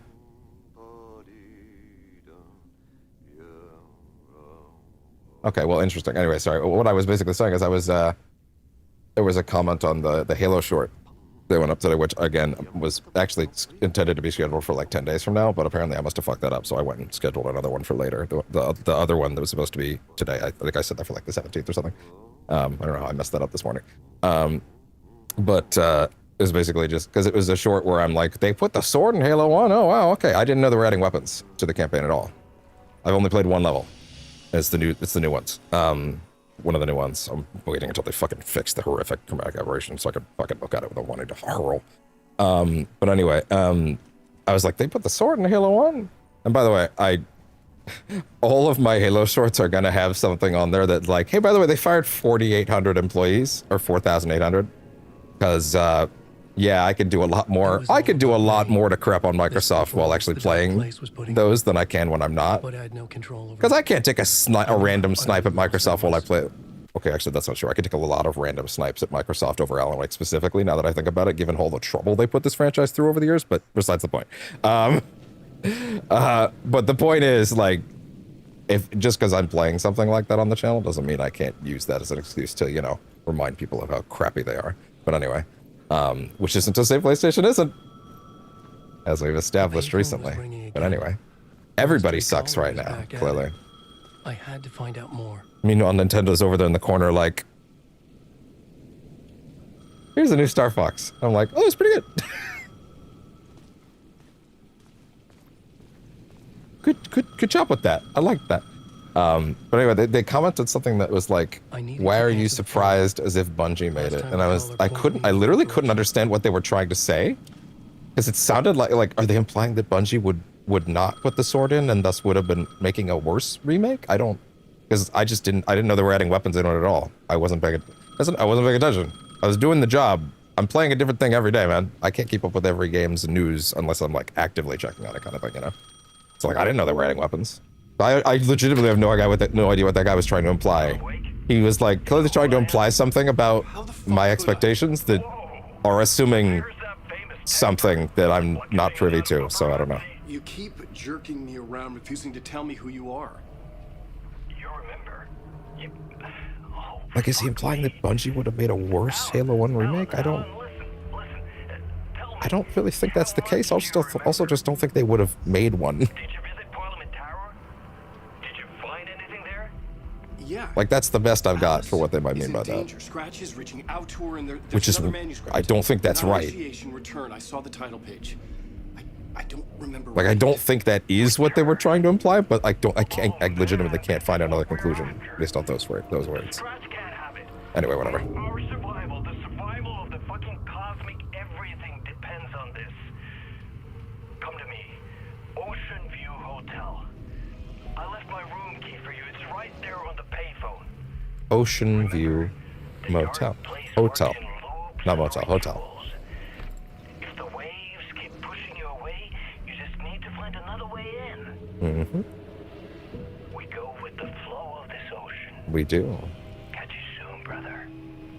Brother! Blackwire! Not yet, Snake! It's not over yet! Liquid! A suspicious invitation to a shady meeting. Right on the money for the hard-boiled genre the whole city was built upon. The Ocean View Hotel.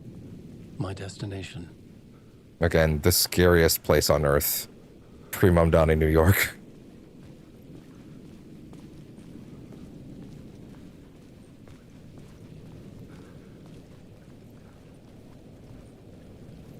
America's so weird. You have a bunch of people running around like, man, like, these are our greatest political enemies. It's a guy that's like, it's a lady that's like, you should have free healthcare and, you know, government that, you know, does good things for you. And another guy that's like, hey, I made like all of your groceries affordable. And they're like, these are the devil. And everybody else on Earth just laughs at them. Like, this is what you guys are debating? Okay, anyway. The dark presence is out there. It's hunting me. Its spies are always watching. What is that? That white glow? It's not the flashlight, because I don't have it up.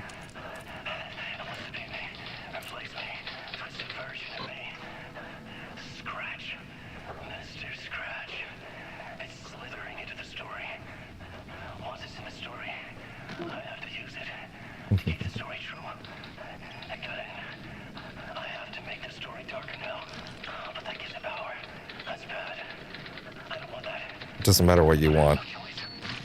Exactly. It doesn't matter what you want.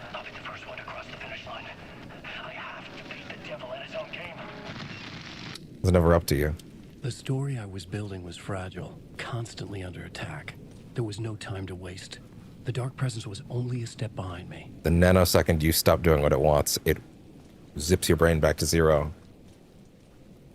And then it will just keep doing that to you until you are doing what it wants, until you come to the conclusion it wants on your own.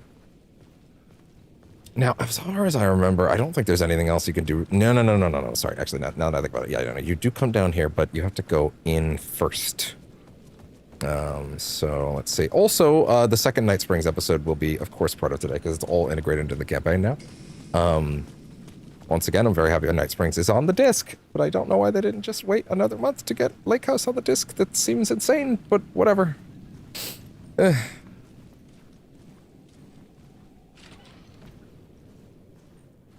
It's interesting that Sony is like, and yeah, I guess we're doing this, huh? That Sony is like getting so much pushback from developers that are like, hey, we don't actually appreciate you like choosing to cut off one of our revenue streams. A loop like, delivered me back to the street. Even if the digital stuff is more profitable, you are actively taking money away from us that we would not have made otherwise. With only dream logic to lead me to the hotel. They don't like that when you take away revenue streams, generally. That's kind of the trick, is there are people that will just bounce from a game entirely.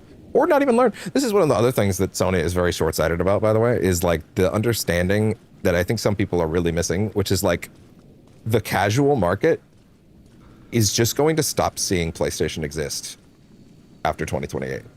And what I mean by that is the enthusiasts, the hardcores, will still know about games coming out, but the casual market is incredibly important to actually sustaining a large-scale industry. Hell, it's vital to maintaining the kind of numbers that GTA 6 is going to be demanding in a few months, right? And like, when you have a game like GTA 6, like, hey, guess what? That's probably going to do well either way. But there are people that have never bought, not never. There are people that haven't bought a console in years that will go to a Walmart and see GTA 6 on a billboard or something nearby, and they will pick up a console for the first time for that. Although a lot of those people might discover that that said console is, you know, nearly $1,000, and might go, last one of these things I bought wasn't quite that. Maybe I'm good. You know? And like, even on top of that, like, I should finish the tangent before we get too far away from this. Even on top of that, like, when people go into their Target or their local Walmart, there are people who are not super online. So obviously not us, but like, there are tons of people that are not hyper online that like go into a Walmart, and that's how they find out games exist at all, is they see the games on the shelf, right? That's how they get into the ecosystem to begin with, right? After 2028, those people are going to go into that Walmart, and they're literally only going to see Switch 2 games. And a PS5 will be like, a PS5 will be tucked away in a corner somewhere, or this gotta let alone the PS6, right? Will be tucked away in a corner somewhere, because codes and boxes don't sell. Like Sony's talking about, oh, well, codes and boxes, we're thinking about that with retailers. Retailers hate codes and boxes because they don't sell. They just take up space and no one buys them. People figure out what they are, and then they return them, or they just don't do anything with it. And they're like, okay, well, I don't want this anymore. And then they leave them there. And then it's just space on a shelf that the retailers eventually push into a corner and then they get rid of, right? Like, those people that go in and discover games exist even at all at like a Walmart, right? Who can get into the ecosystem by seeing them on a shelf to begin with and then see the games on the digital store once they have the console, right? Those people are going to walk into a Walmart in like 3 years and like literally only see Switch 2 games because it's the only physical games that exist. And they go, oh, I guess PlayStation doesn't exist anymore. Damn. And those people just won't know. Like, we're talking about people that are not hyper online. If you are watching this right now, this doesn't apply to you, right? Like, it doesn't apply to me, doesn't apply to you because you're here. That's like proof that it doesn't apply to you. But there are tons of people like that in the casual sphere that are just not going to see games from PlayStation or Xbox for that matter at all once this shit happens. It's based, by the way, this is not even conjecture. This has already happened to Xbox. People already go into Walmarts and don't see Xbox as a thing at all because all the discs are like barely there. They don't sell. They barely stock them. So people don't see them at all.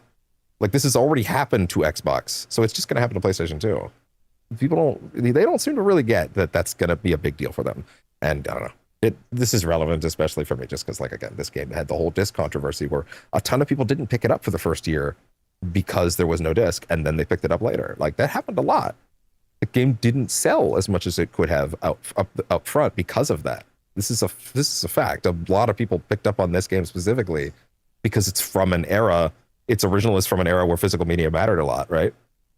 So a lot of people were waiting to get the physical copy of this. And that's, for a lot of people, they just didn't bother opting into the digital. So, yeah.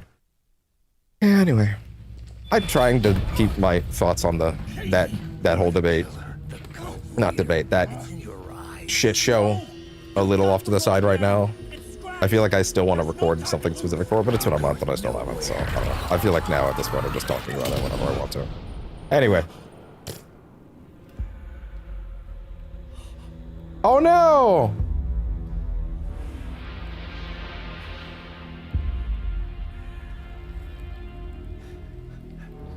Another guy commented on the Halo short that just said, meh. Okay. Do you think I made the game, guys?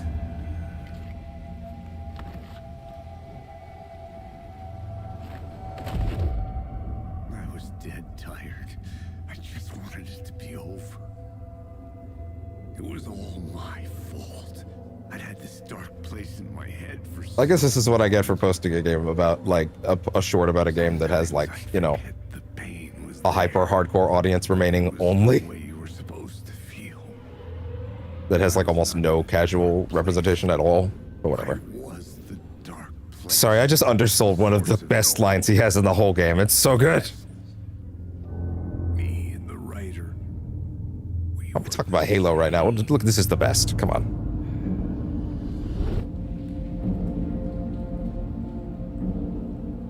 This place kept pushing me under, getting into my head, poisoning me with darkness. Evidently, I'm going to have to think about that for any future Halo shorts that I get out of recording that, which, again, is not going to happen until they fucking fix the chromatic aberration. But, yeah, like, I didn't want to have anything that was, like, blindly praiseworthy, but, you know, funny stuff. Like, I didn't know they were adding the sword, but also I didn't really get anything else shorts-wise from the first clip anyway, or from the first session of it I did, so, you know. I was like, oh yeah, I genuinely didn't know, but, you know. I thought it was a fun moment. Once again, upside down triangle. So nice. I think Alan's second segment is a little shorter, but, and I think his second and third segments are not as long as his first one. But also, again, there is a Night Springs episode that beefs his segments up a little bit now. So that's great.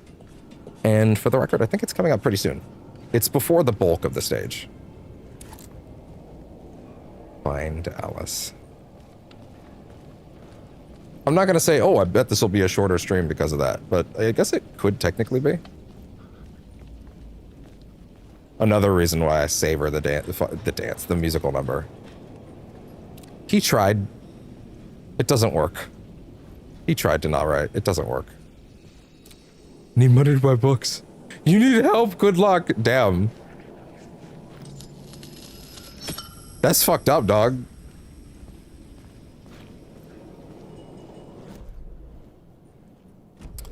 Real quick. slaughter, the lay of the land. I would write a new draft of initiation. I knew how. I knew now. I knew more now. I would use what I remembered. I had to find my way back to Parliament Tower. I had to find another murder site, a place so dark it remained fixed in this shifting darkness. I would find inspiration. I would write myself there. I had to find a way to get ahead of the dark presence, to get ahead of scratch. I knew how this worked now. I was in control now.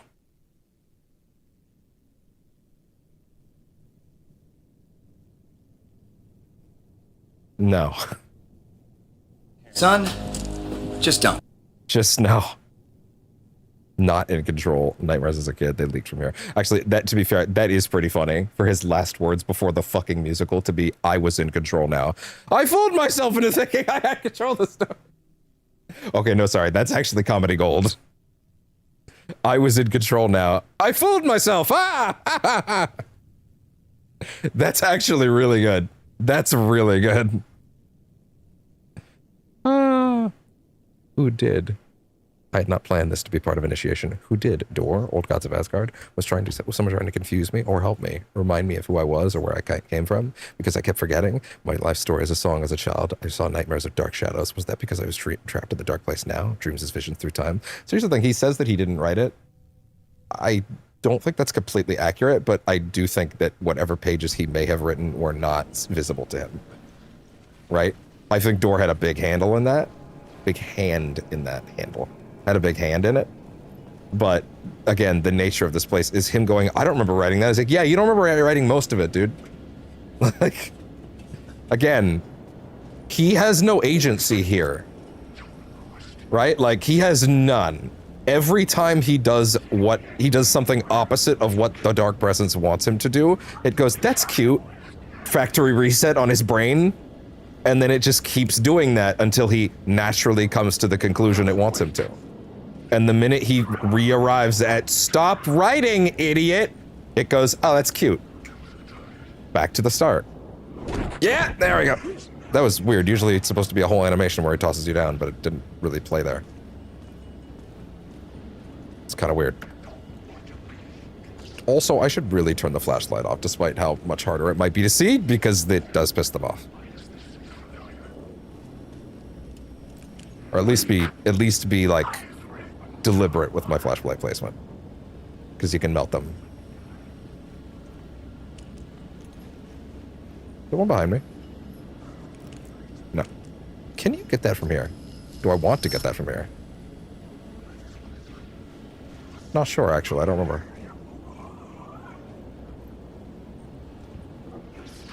Pretty sure there's a... Oh! Hey there, guys. Hey there, everybody. Hey there, everybody.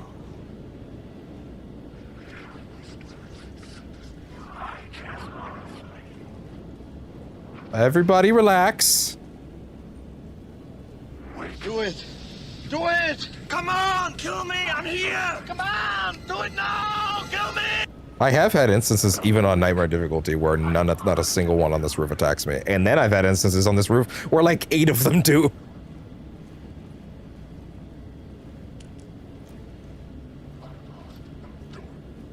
I think you're real. The bucket, the paint bucket, it reacted. He's real. Fuck! See? All these little tells that I think I understand that are actually not nearly as telling as you think they are. It's one of those things where the very first time I played the game, and if you watch the original run on the channel that I don't recommend anymore because again, no camera, no mic, shitty mic, no camera, 3% chance, all that good stuff, right?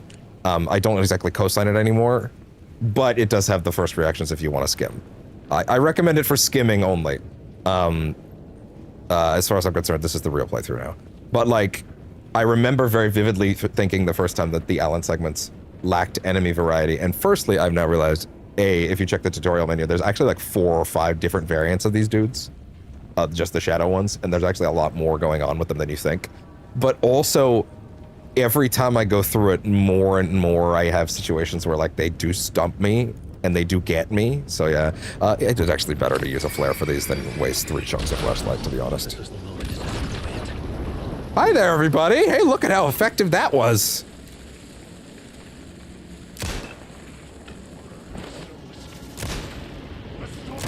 Oh! Okay, I actually did successfully dodge that, but I still got hit, so calling shenanigans on that.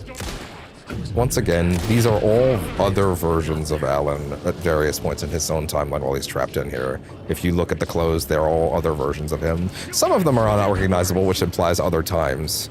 But a lot of them, if you look closely, there are outfits we can recognize. And then there's some we don't. They're all definitely him.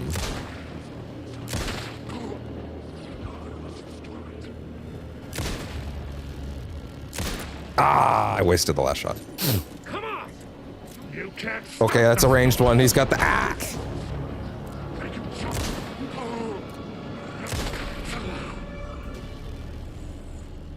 See, and then they throw like three of them at the end, right on you. Again, if you rush these, if you race through these, you will get jumped. I still feel like these like burned, hollow graffiti images, whatever you want to call them. I think it's one of the most effective pieces of imagery in the game. There are a couple moments that they use that to incredible heights. I think there's a couple moments where you kind of turn the camera and you can see one based on certain ways they framed a certain moment that got me a few times. I watched all of Kane Parsons, because I saw Backrooms on Obsession recently. I watched all of Kane Parsons' old Backroom stuff again, and then some of the stuff that I had missed in the previous years. I had a big analog horror kick like 2 or 3 or 4 years ago, and then I didn't. I moved on to other stuff.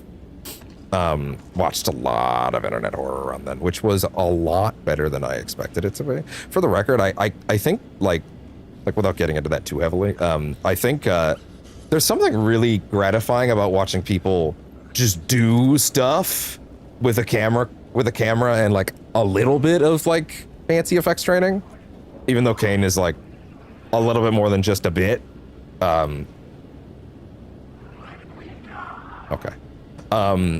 But I watched there is found footage 3 for the first time recently when I was going through all that.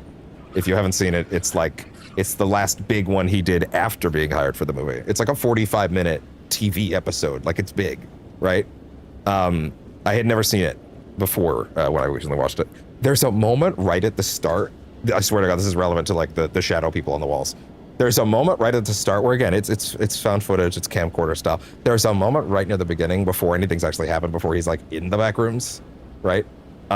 Where he's walking through his house and there's like a hole in the wall and like a hole in like his there's like a hole in his like his glass screen door, like his to outside, right? And it's got this energy of like there's a hole in his wall and there's a hole in his glass door, right? Like the sliding door. And the only thing that I could think is, did something sprint full speed through his outside door, through his brick wall inside, or was it the opposite? Did they come from the inside and then burst outside and they're gone already, right? It's a really like effective piece of like framing, but there's a moment when the camera is turning very quickly and it passes a poster of Arnold Schwarzenegger on the wall. And because it's a big black and white, like tall man suddenly in the frame, very quickly passing through it, that scared the shit out of me, because it's a very tall figure in an otherwise clearly empty house very quickly, very close to the camera as it whips past, and then you quickly realize, it's just Arnie. Oh, Jesus. And at first I'm sitting there like, I can't believe I got jump scared by a fucking poster of Arnie that's not moving. And then I looked in the comments, and the top comment is someone like, I can't believe I just got jump scared by a fucking poster of Arnold Schwarzenegger. And a bazillion people like that comment, and I'm like, I felt so vindicated in that moment. But like, it's funny, like that is kind of the feeling that you kind of get from some of the ways that they've framed some of those like shadowy outlines on the wall, is that feeling of like you turn the camera a little too fast and you're like, it's fine, right? But like that's kind of the thing that I think works so well about it. It's a subtle effect, but yeah, it's nice. Yeah. Well, yeah.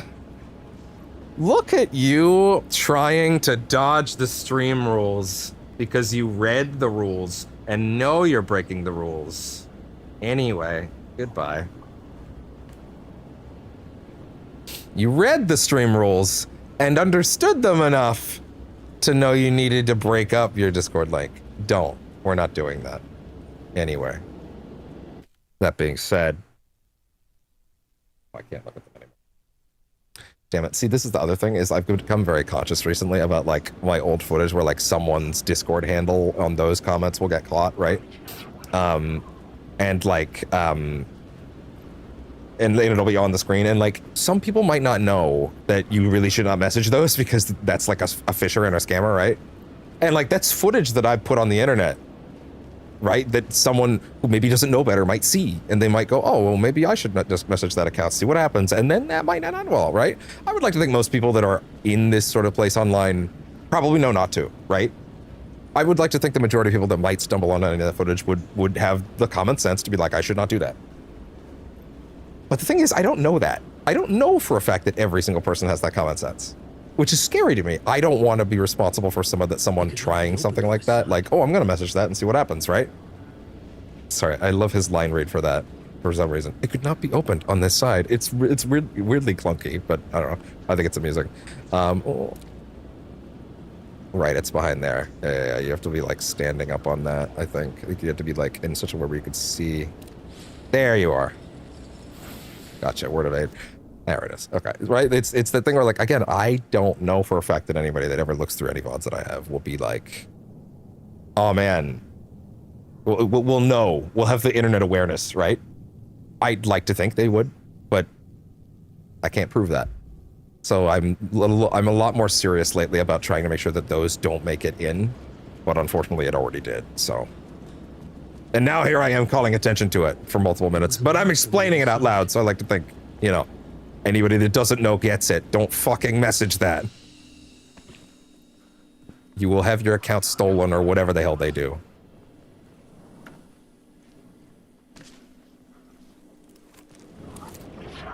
Man, that's a lot of you guys all out here all of a sudden.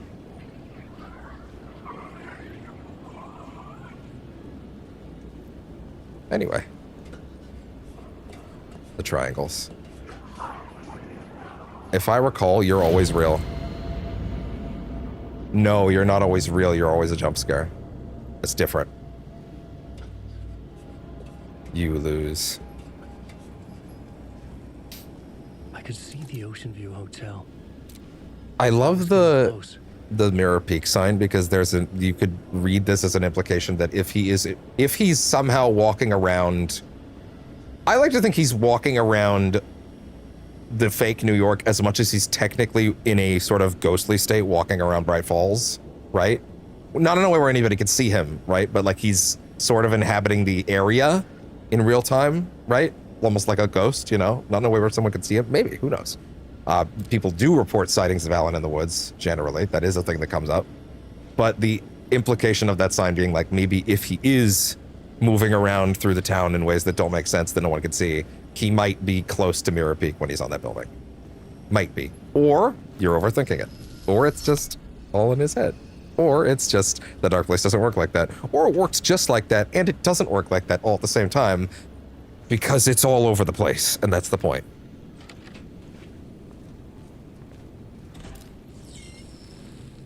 Oh, a little bit to the right. Or left. Word of lamp.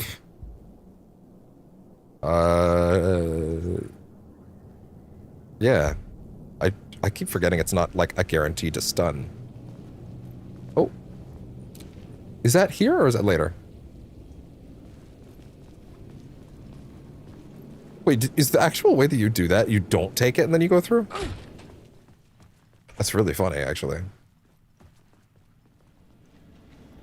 That's weird, you'd usually burst through it, but hey. What do I know? Oh, shit! Hey there. Yay. Cool. No, seriously, I feel like there is a box around here that you can... There we go. Yeah, that's what I was forgetting.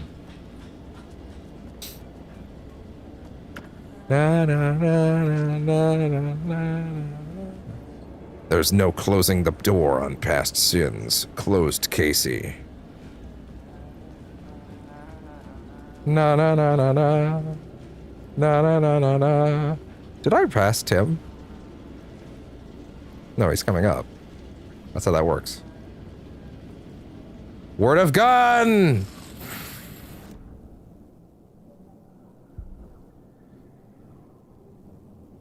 Might not be a bad idea considering we're about to get it. Spoilers. One of the things that I think is so cool about this game in a way that we will actually get to very soon, maybe I'm bearing the lead a little bit, but obviously if you played Control, and we did, that was still part of the point of this whole project, was we learn a lot. Well, no, we don't learn a lot about the Ocean View Motel, but we have the Ocean View Motel established, and we have a lot of things implied about it and like hinted at about it. But something that I adore is that the Ocean View Motel in Control, the game that is ostensibly about lifting the curtain and revealing secrets, way too many secrets, in a good way. That's a compliment. Revealing an enormous buttload of secrets, right? Doesn't give you all the information you could want about the Ocean View. The Ocean View is left enigmatic. And then the Ocean View Motel has way more explanation and detail given to it in Alan Wake 2.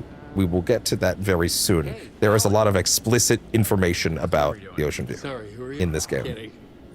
Good to see you, Tim. You had me going. I just wish desperately I could turn the camera to look at Alan's face while he talks. Cozy place you got here. You know, your disappearance from Bright Falls is still the only thing that folks talk about. He'll never look at him. That and Deerfest. The point I was trying to get to, just real quick. Actually, no, let him finish. Let him finish. You know about that? I am the sheriff of Bright Falls. Or I was. The reason I bring that up is like, I'm very curious. It seems like Remedy likes to leapfrog secrets and reveals for different games. Like if you didn't play Control, then all the stuff about the Ocean View doesn't really mean much to you. It's detail about this world. But if you did play Control, they function as big reveals. We'll get to that soon. But what I'm interested in about that is I wonder if there are any open mysteries left dangling in Alan Wake 2 at the moment that Control will pick up on. There's a very interesting interview. I wanted to watch the whole video on camera during this, but it's an interview with the director of Control Resonant. It was not Sam Lake, by the way. But Sam, of course, is as involved as he was on this. Where basically it's one of those, like, it's min-max. They're doing like rapid fire, like 192 questions or something like that, in the course of like 10 minutes. And one of the questions that I thought was the most fascinating was how much Alan Wake stuff is in this game. And he said a number that was very interesting. He said like 25%. And if you think for a second, you're like, oh yeah, like a quarter, that's not that much. And then if you think a little harder, you go, wait a minute, that's a lot, actually. That's a quarter of the video game. Like, did he say 25% or did he say 5%? See, now my brain is like, wait, hold on, what did he say? And now I don't want to misquote that. Hold on. You know what? Control Resonant. Rapid fire questions. Yeah, here it is. Okay. Okay. Yeah, I've got the video. I kind of wouldn't mind just doing this together. Wait, hold on. Let me just pull this up real quick. Pull that up over there. I don't think we should watch the whole thing right now necessarily. I think we've kind of got a good flow. But I'm gonna let. Okay, it's right at the beginning. Yeah. He says, how much Alan Wake? Oh, sorry. So what he said was, on a scale of 1 to 10, how much Alan Wake stuff is in the game, and he said 2.5. So that is 25% essentially, right? So that's a lot, actually. That's a quarter of this supposedly 50-hour game. I'm not gonna math out exactly how that works out, but like, I'm just saying that there's gonna be some big stuff. So It'll be fascinating to kind of get into that. I wonder what threads that were left open here will get tugged later. Probably the ones related to a certain character that I'm going to have to actually load up a New Game Plus file just to show you. But yay. Are you related to Sarah Breaker? She was the sheriff of Bright Falls back in 2010. At a later point in the playthrough. She's my cousin. I had a police sketch made of Door based on my dreams. I sent it around and Sarah recognized the face from an old case file from the 80s. I moved out there to look into it and became sheriff after she left to join the feds. What was in the case file about Door? Not a lot of details in it. A local man named Orland Door went missing near Colorado. Orland Door. Eyewitnesses claim he was struck by a bolt of lightning and just vanished. Isn't I never that found fascinating? any official records of a Orland Door living in town or anywhere. Now, did you try Martin Hatch? So Deerfest is still a thing. Oh yeah, yeah, it's bigger than ever.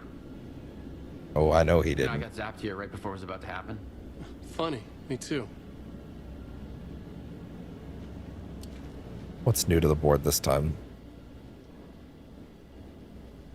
Door went missing in 1988. Age has not aged. Longevity not human. Alien magic. Uncle Frank would have known more, but he's dead. Not his real name. Hidden meaning. Polyhedrons. Woman in red. Window hatch.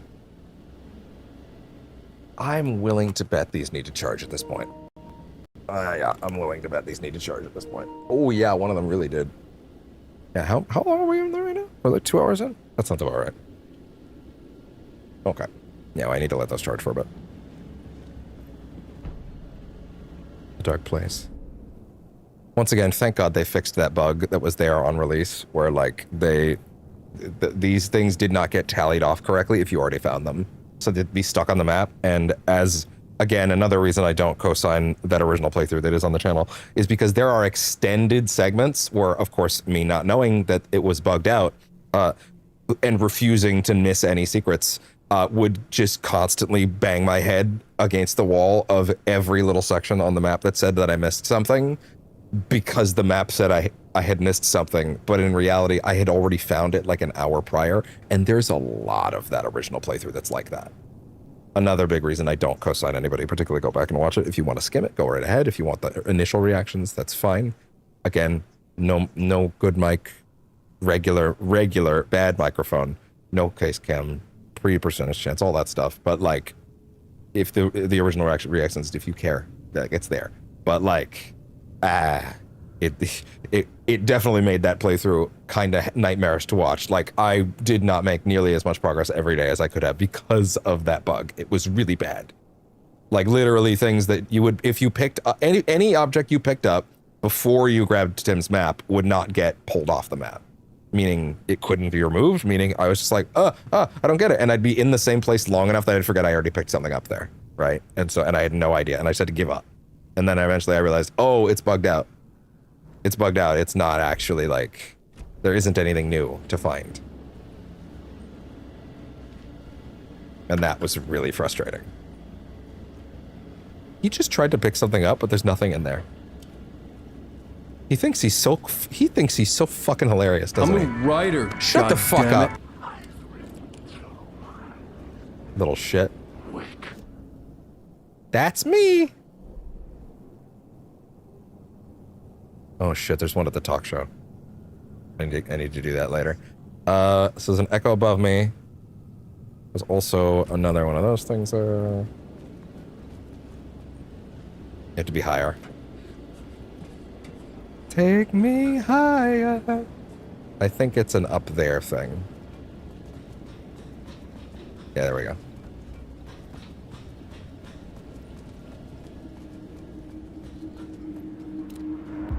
This city will suck you dry. Buy it dinner first. Too long. Or buy me dinner You'll end first. up a lost soul haunting the streets and alleys, a faded out shadow. Or don't. I'm not much of an eater, but Some anyway. other poor bastard on his way toward the same fate. Oh, brother, this guy stinks! Hey. Your broken dreams become a broken mirror, and the twisted reflection staring back at you with all the pent-up anger Regret, guilt, and shame was the monster you could never get away from. I wonder if Sam needs to be given like stage directions at all, or if he just knows exactly what it's got to be.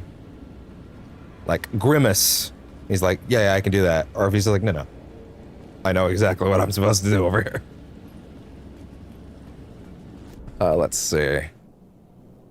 So we want down there, and also, yeah, see, I knew there was one up top there, and I missed that. Okay, fine, we're going to have to go back. That's fine. Leave no stone unturned.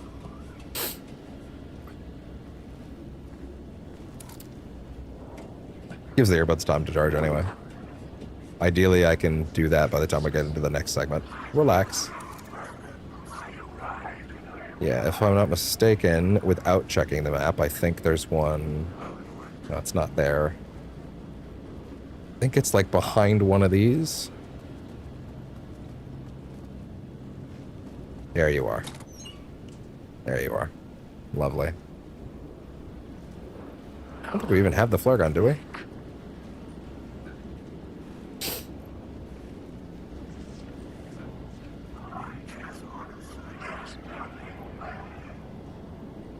Isn't it like up here? No. It is down there. Which technically you could just hop over that little railing, Alan, but I know that's not really your thing. Not here, actually. Oh, interesting. Sorry. No, it is forward. My bad. So it is actually by the other side. Okay, fair enough. But I did miss that box.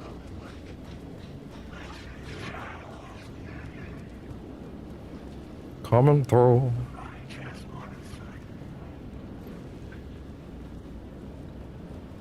Wrong way. Uh-oh, back to the lab again. Oh no, back to the lab again. We messed up. Back to the lab again. Not again. Back to the lab again. Uh-oh, back to the lab again. Oh no, back to the lab again. We messed up. Back to the lab again. Not again. Back to the lab again. There are no happy endings. Final Casey. Which, of course, ironically, was the fourth last Casey movie. Not really. That's a joke, but like also, what if I'm right? You don't know.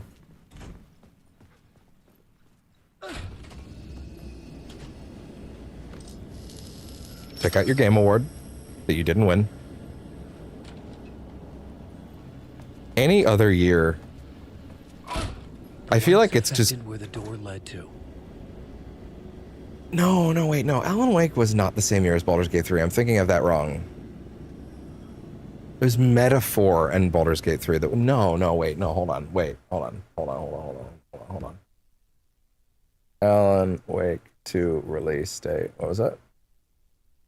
2023, okay. Baldur's Gate 3 release date. 2023. Oh, okay, shit. Wait, then Metaphor... We found Tazia release date? 2024. Okay, fair enough. Wait, what game, like, beat Metaphor for me that year? Hold on, wait. Wait, hold on. 2024 GOTY. What was that? What was it? Astrobot. Oh, yeah. Yeah, no, Astrobot's great. I don't think it was quite as great as Metaphor. But that's also for me. But also, it is a good thing that... See, here's the weird thing. I maintain it's a good thing for the industry that Astrobot won that year. I do. Like, it's not the choice I would have made, personally. But I do agree it was a good thing for the industry because it would let people, and especially Sony, see that platformers are still, not only still viable, but still beloved, and like, that you can make a lot of them. Is what I would say if Sony had, like, decided to make a bunch. Although I guess it's only been 2 years, so I guess, what, maybe we'll only actually see the fruits of that decision, like, 4 years from now, so I don't know.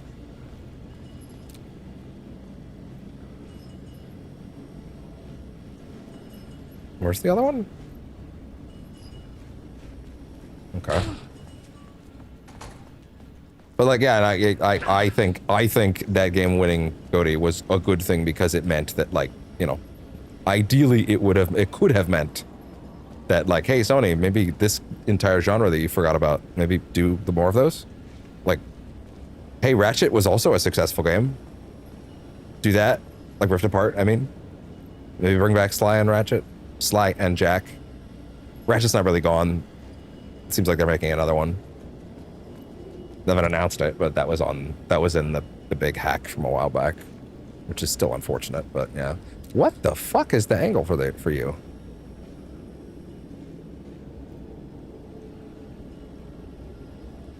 What? Do you have to like pull the light out again? This one does get a little confusing.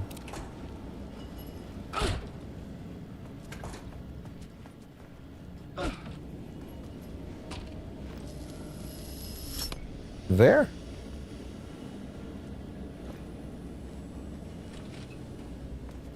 Red light, evil light, red light, evil light. They're all evil lights.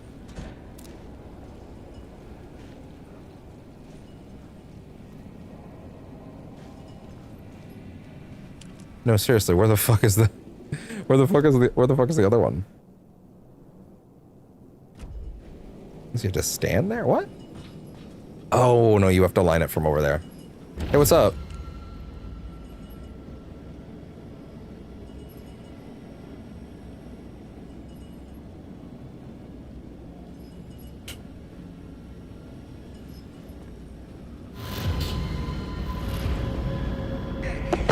It's so dumb. It's so dumb, it's brilliant. No! It's just dumb! He says through terror sweats.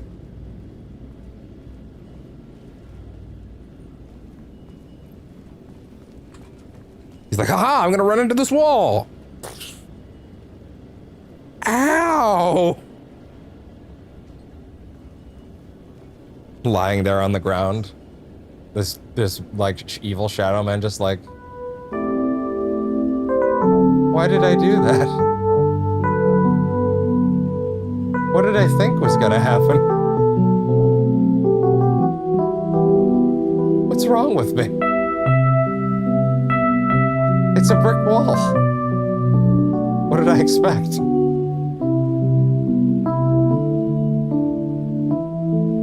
I don't think I'm cut out for this. That recording that is one of my favorite new additions. I'm so that is gonna get a lot of use.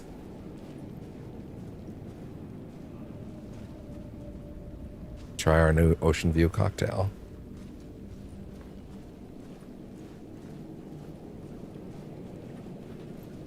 All right, we are about to head into the second Night Springs episode, which is probably my least favorite of the three, but there is a lot more to say about it than I initially thought.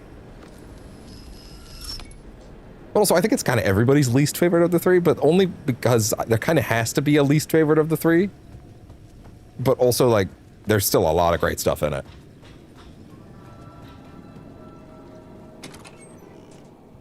It's least of the three because one has to come in last.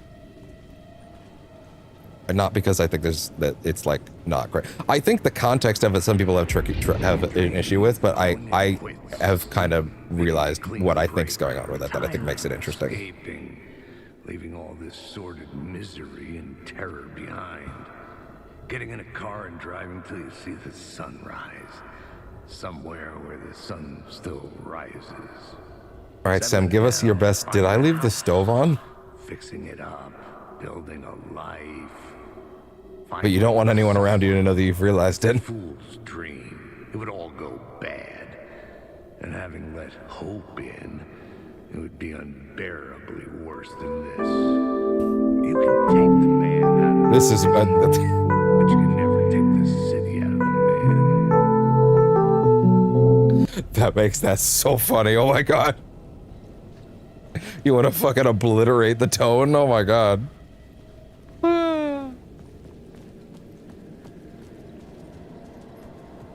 Holy shit, dude. I love it so much because it's just subtle enough.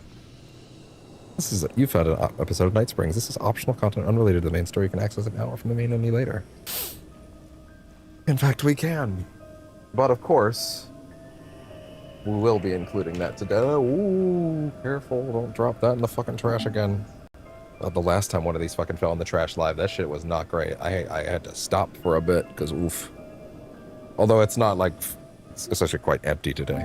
Recently taken out, but still.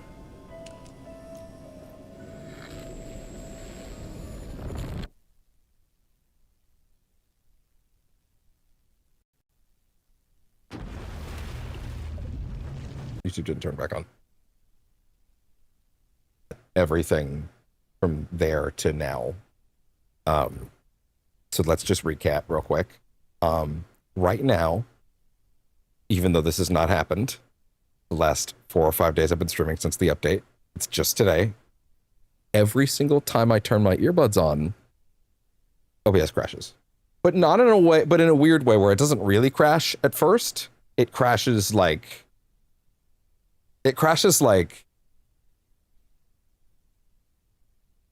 not when I start the stream. It's weird. It's only later on. So like I don't know. I have a test to make. Hold on. I have a test to make. 1 second. I have a potential test. I'm just going to try something real quick. I'm going to turn off my vertical backtrack. Also, for the record, every single time that it does this, OBS crashes. So that's no good. Or not OBS. Sorry, not OBS. Stream Deck crashes every single time. So that's not good. And then, let me see. Go to that. And then go to profile. Then go to my Excel. So that's my stuff. Good. And then I did not re-enable that. Kill the Stream Deck again. Okay, and then bring it back. I am going to quickly test unplugging them. If this test doesn't work, then I guess I'm also going to cut this. While the vertical backtrack is off. And see if that helps. Just to like lighten OBS's load by a bit. To see if that can make up the difference. If that's just going to have to be a new process, I can work with that, but I need to verify that this is going to work first. Okay. Okay, so we wait a second. Let it connect to the PC. Nothing is broken. That's a good start.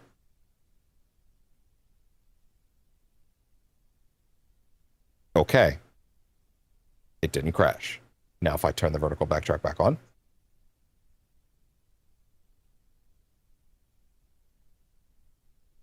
Didn't crash. Okay. Okay. I can work with that. Just need to remember to turn the vertical backtrack off literally every single time I want to, you know, put these in and out. Which I guess is fine, all things considered. At least I have a solution now. Okay, cool. Just means I need to fucking remember to fucking turn that thing off or else it's gonna crash. Okay, now, dear God, how fucking long have we been sitting on this menu after the first crash?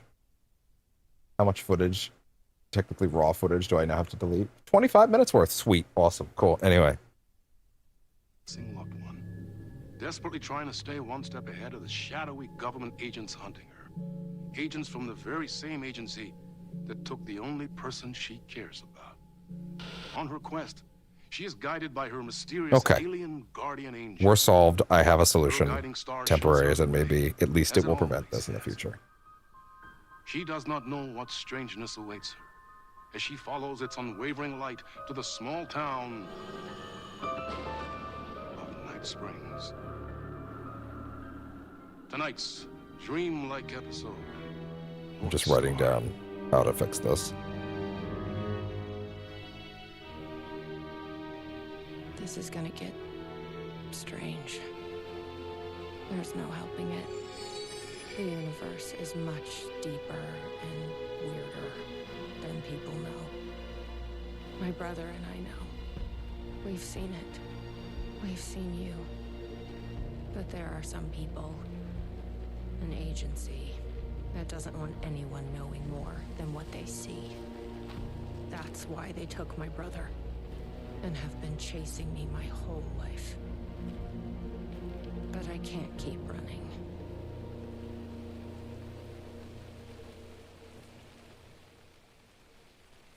Okay. So yeah. Say hello to our old friend. It's Jesse. Or the Traveler.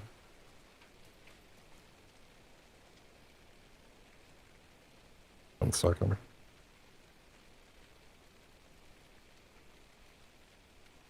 There we go. Okay, sorry about that. So yeah, we are back in Coffee World actually, where we are here for some. It's mostly puzzle solving for this one, but there's some fun stuff in it. You think something here's important? What, the numbers? Man, I wish I refilled this. 238. So, of course, Jesse is still guided by what essentially ends up as Polaris. So, a lot of people don't really get what they're going for with this one, and I actually have my own feelings on it. So, in my... The sibling, that's the name. In my opinion, what they're going for here is I see this as Alan's first draft of Control. Is anybody here? The one that he typed up in the dark place and went, this is stupid, and then crumpled it up and threw it in the trash. But of course, due to the nature of all this, when he throws something like that in the trash, the multiverse can kind of scoop it up. And that can kind of become real somewhere else, right? The idea that, like, the ideas that he has that are not internally consistent with his own logic can end up as places in their own pockets, essentially. Either that or we're just seeing them acted out, right? But also, I do think there's more to it than that. To a degree, I don't think it's going to become clear to us. We might even get more of an idea of what was going on with this Control Resonant. You shouldn't be here. How did you even get inside? Shit, a cop. Should I lie? Hell yeah. I kind of let myself in. Got more than you bargained for, huh? What's going on here? What are those shadows? Her outfit does look dramatically higher resolution than it did in Control, which is interesting. Something in the coffee. It's definitely an upgraded model. The government. Is this the same government agency that's been chasing me all these years? Something in the coffee is doing this? It's so dumb. Really? Took me a while to wrap my head around it too. At first, I thought... Well, I don't know what I thought. But now it's clear. This is deep state science. It's 7, dude. We just lost half an hour to that bullshit. I'm looking for someone. My brother. We could have been done this anybody? episode. Well, only if you count those monsters. I'm sorry, ma'am. They've been abducting people from Night Springs, too. I'm here to get them back home. But now it's time you left. It's not safe here. I'm not going anywhere until I find my brother. I respect that. There's a warehouse just past the park. It's locked up tight, has some fancy government security system, but the intercom is busted. I figure that's where they're keeping the missing folks. There's a spare pistol and flashlight on the bench. I'd feel better if you took them. I will. Those monsters don't do well with light. And whatever you do not drink the coffee. This should make things easier. Now, one of the things I think is really fun about this DLC is that her gun is tweaked the fuck up. And I think that's mainly because, again, this would be Alan's first draft of the service weapon, right? for basically having a hyper fast firing weapon that has like a ridiculous clip and stuff like that. Please be aware that there will be some changes due to new management. Starting immediately, Coffee World will only open at night. This will allow us to draw in new customers. All staff should be pushing our brand new Dark as the Void blend. On that note, tomorrow we will have a special tasting party for staff. Attendance is mandatory. Please bring your friends. Have you seen me? Jacob Flemson, age 52, sex male, 5'11", 180 pounds. 580 pounds, 180 pounds, Jesus. No need to dog on the man like that. Last seen at Night Springs National Park. On September 18th, the reporting party advised that her partner, Jacob Flemson, was last seen leaving for Night Springs National Park at approximately 11:30 a.m. Flemson was wearing a dark shirt with rock band logo, flannel overshirt, and navy jeans. If found, please contact the Night Springs Sheriff's Department. Dark Triangle Coffee proudly presents Night Under the Stars. The nights may be cold, but the coffee is hot. With this week, Coffee World will only be open at night. Bring your family, friends, children, and anyone you know for fun under the stars. Join the percolation. So again, Alan hopped up on whatever substitutes coffee in the dark place for 13 years, trying to write something to get him out, because again, as we've established, Let's check out that warehouse the sheriff. Alan needs the events of Control to happen in order to nudge the events that allow Alan Wake 2 to happen into place. He has to tweak things in the real world just enough to essentially create that. He has to tell one story in order to start telling another.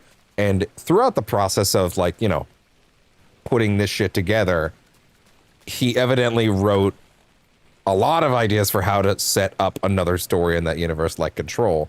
And then he writes this and evidently goes, this is fucking stupid, and throws it away. But we are now playing through what seems to be the first draft of Control, the one that Alan wrote and then went, this is dumb. What the fuck was I thinking? Coffee monsters? What are we doing here? What do I... And think about it this way. For a hack like Alan to look at this shit and be like, this is stupid. Coffee. That says a lot, doesn't it?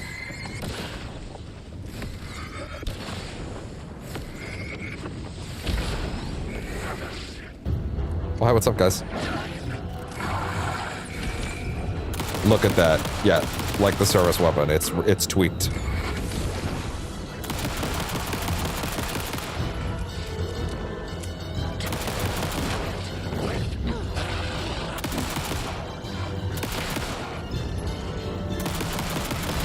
Full auto. Full auto. It's great. They have no intention of this being, like, difficult, even on this difficulty. It's kind of funny. Which, for the record, these DLCs are not suddenly loading a different difficulty slider. They're in fact, they are definitely on the hard difficulty. This must be the warehouse. But how do I get inside?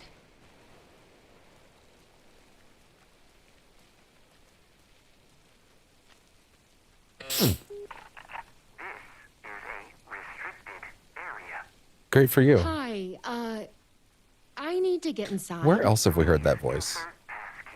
Sorry, I lost it.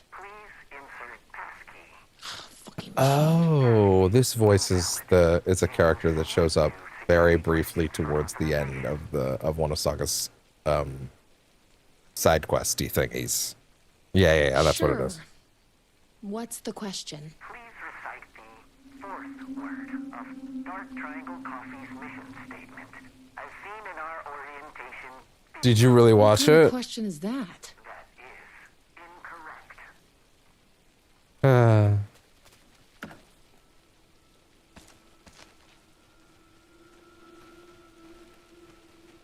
Guess we need to find that orientation video. Hypnotize and magic flutes in a crazy mystery. We got freaky fantasies. In Night Springs. The tasting room. It's even coffeeier around here. Like, the idea that, like, Alan presumably wrote Coffee World perhaps from this first, and then was like, wait, that's good. I'm gonna take that. Right? I could use this.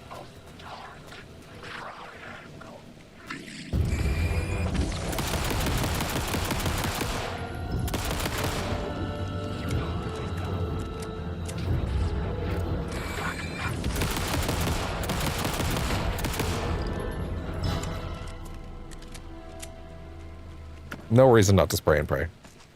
It's just for funsies.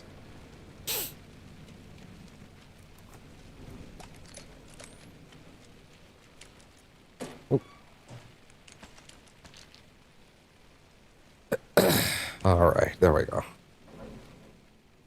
Hey there. Look at you.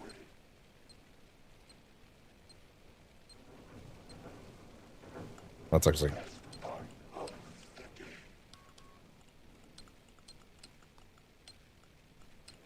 There we go. Are you behind me? Making lots of sound? I don't appreciate that.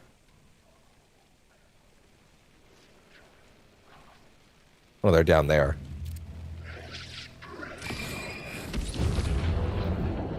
What are you gonna do? Run all the way up here? No, you're not.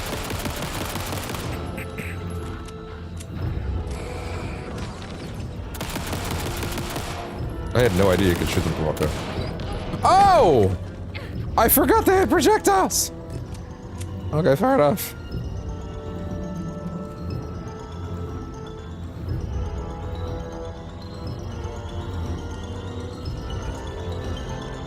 They're actually probably running around the entire field now on the way over here.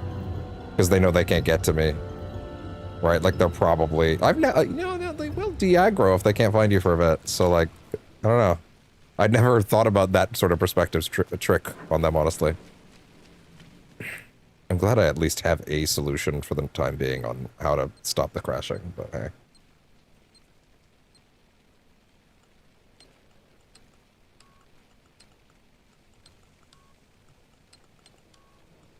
Do it again. Oh. Okay. I'm sorry, are they behind me?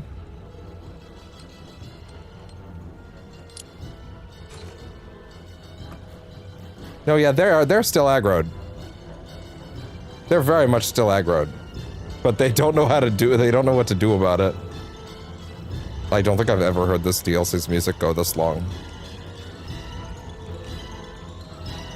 Yeah, the enemies have no idea what to do. They're like slowly trying to trudge their way around. Yeah. He was on his way. What a funny end. I'm on my way. I'm gonna get you. I've come too far to die now. Blam blam. What? But you can't do this to me. You know how much I sacrificed?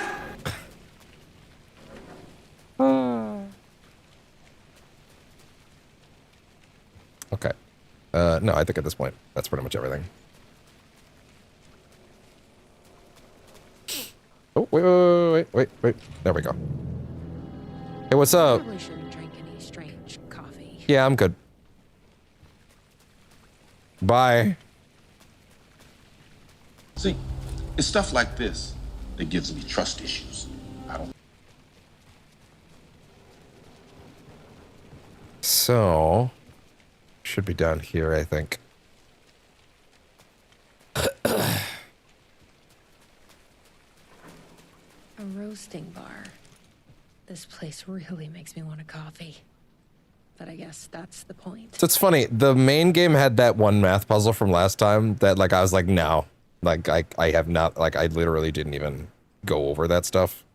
When, like, hey, guess what? Algebra skipped me in school. I was literally waiting for it to come up because I knew it was a big thing people talk about a lot. It just never came up. So I was like, okay, shit, all right, fair enough. So, no idea what to do with that shit. But, like, the puzzle they're gonna do here in a minute, actually way better and totally super good. It is just challenging enough to where I think it's, like, it works really well. But it doesn't like I think everybody that I've seen do this puzzle, although I'm starting to doubt that it's actually time for it now.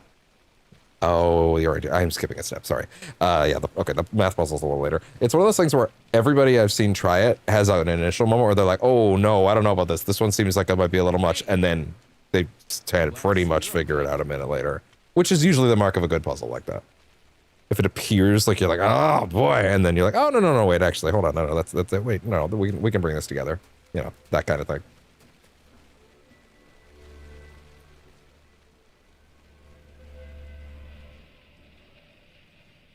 Shit. The videotape is missing. I bet the mission statement is on there. Gotta find it. Okay. Let's see if that orientation video is around here. Sorry?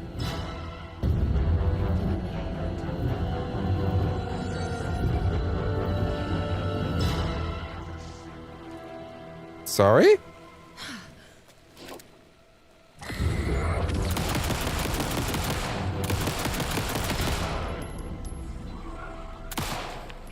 Just because I can. There we go. Okay.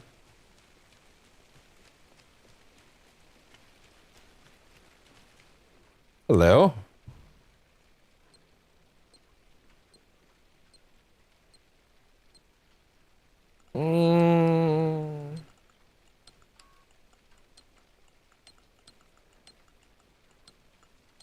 Gotcha.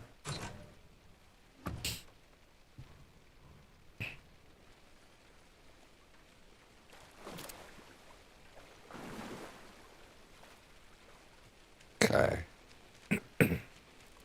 Was the video over here, or where else would it be? Or is that something Tim has?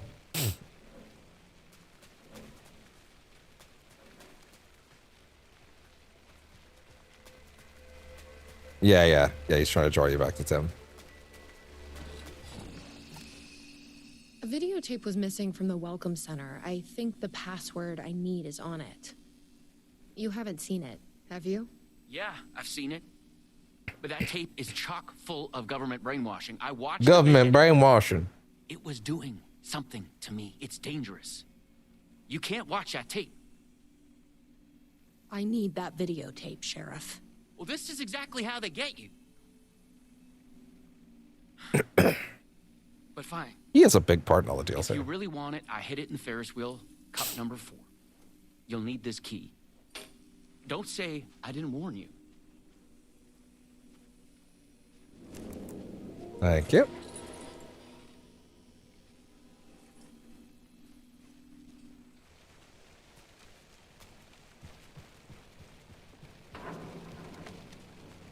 That's all right. I need to fucking fill my drink soon. Probably after this episode. Maybe while the song's playing. Yeah, while the song's playing. I'll do that.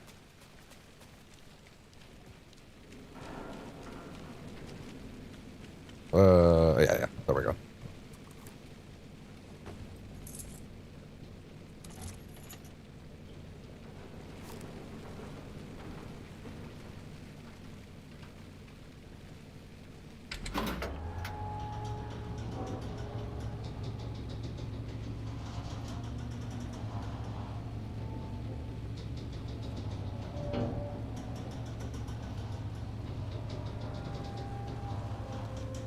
Number 4. Oh, right. I have to stop it.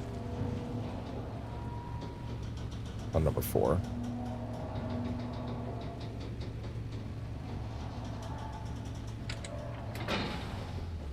Good thing that's so like direct. So, you up for a movie?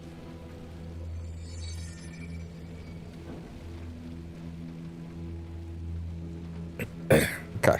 Anyway.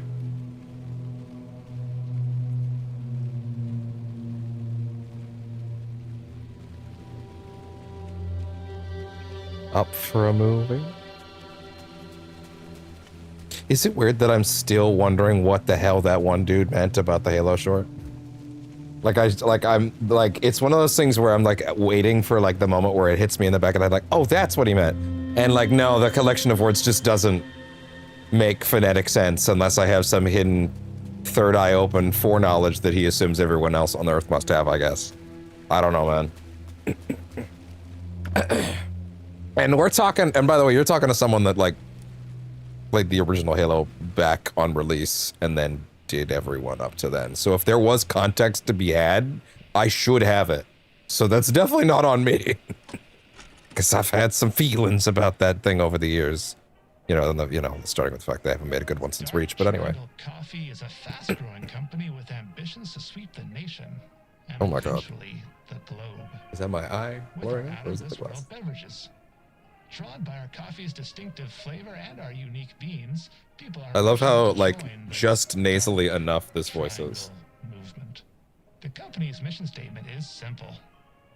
To drink the truth There. is to become That's what we need. one. Password Our is financial truth. and spiritual growth Now has we been can accelerating at speeds Percolate! What is something? Soon everyone will own their flavor. Coffee. Something is in my head.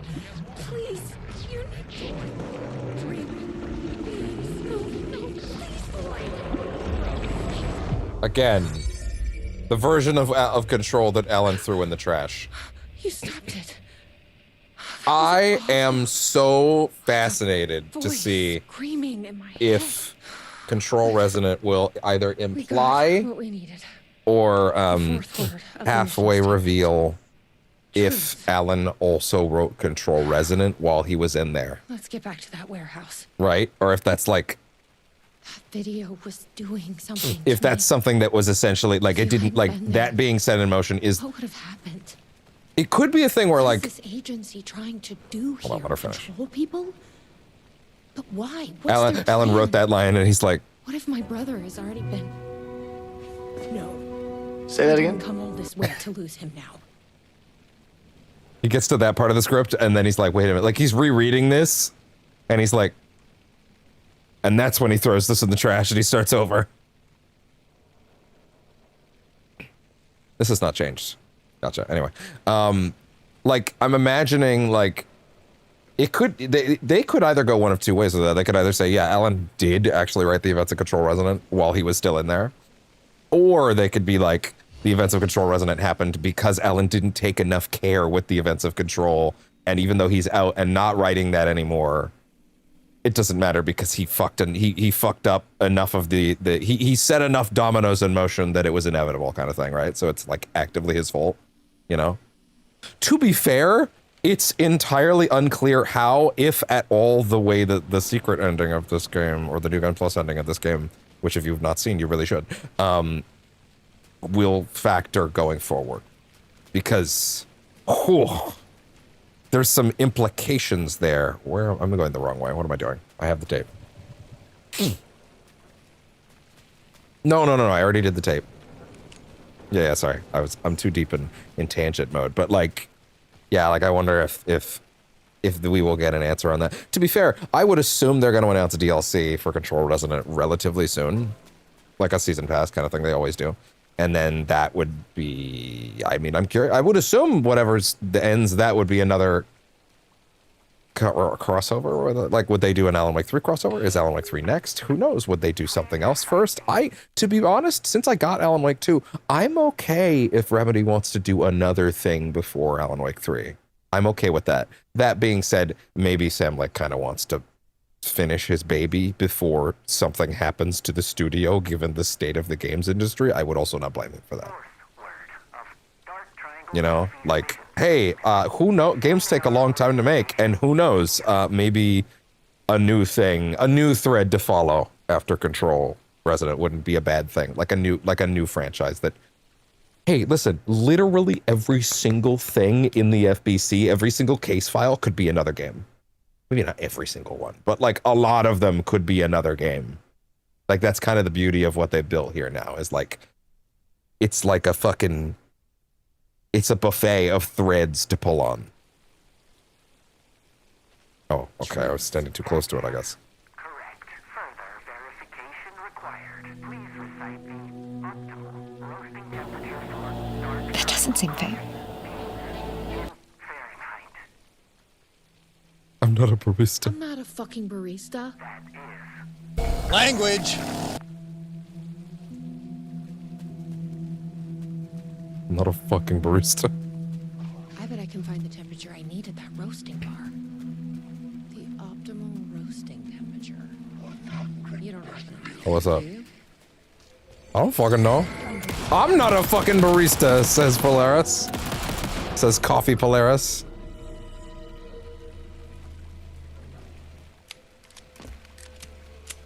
Full auto, baby. I've loitered in enough coffee shops to recognize a roasting machine. All right.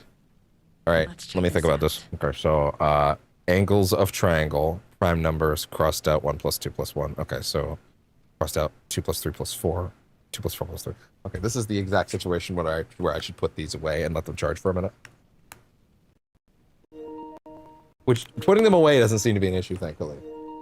Although, if it was ever allowed to, in its case, like, if the charge, like, because you know how sometimes they'll do that thing where, like, they pop up on the screen because they're trying to reconnect. As long as it never allows itself to reconnect to the PC before I've turned it on myself, I'm okay. But I guess now I am in a bit more of a danger situation whenever I've got them out in case they're trying rapidly to reconnect. Because if I do that wrong, OBS could crash, which would suck. But oh well. Anyway, all right. Angles of triangles, prime numbers, 1 + 2 + 1. So 2 + 4 + 3. Okay.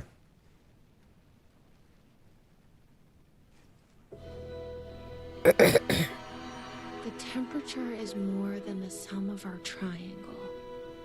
What does that mean? It's 3, right? I don't remember the exact answer, but I do remember this being not as complicated as it seems initially. Uncover the mysterious, ineffable essence of every cup of dark triangle's unique roast. More than a sum of its parts. As you know, dark triangle coffee is an optimal roasting temperature which is greater than the sum of our triangle. Join us, join the percolation.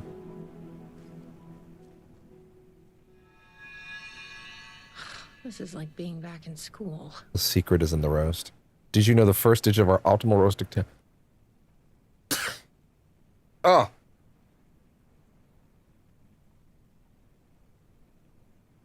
Wow. Oh.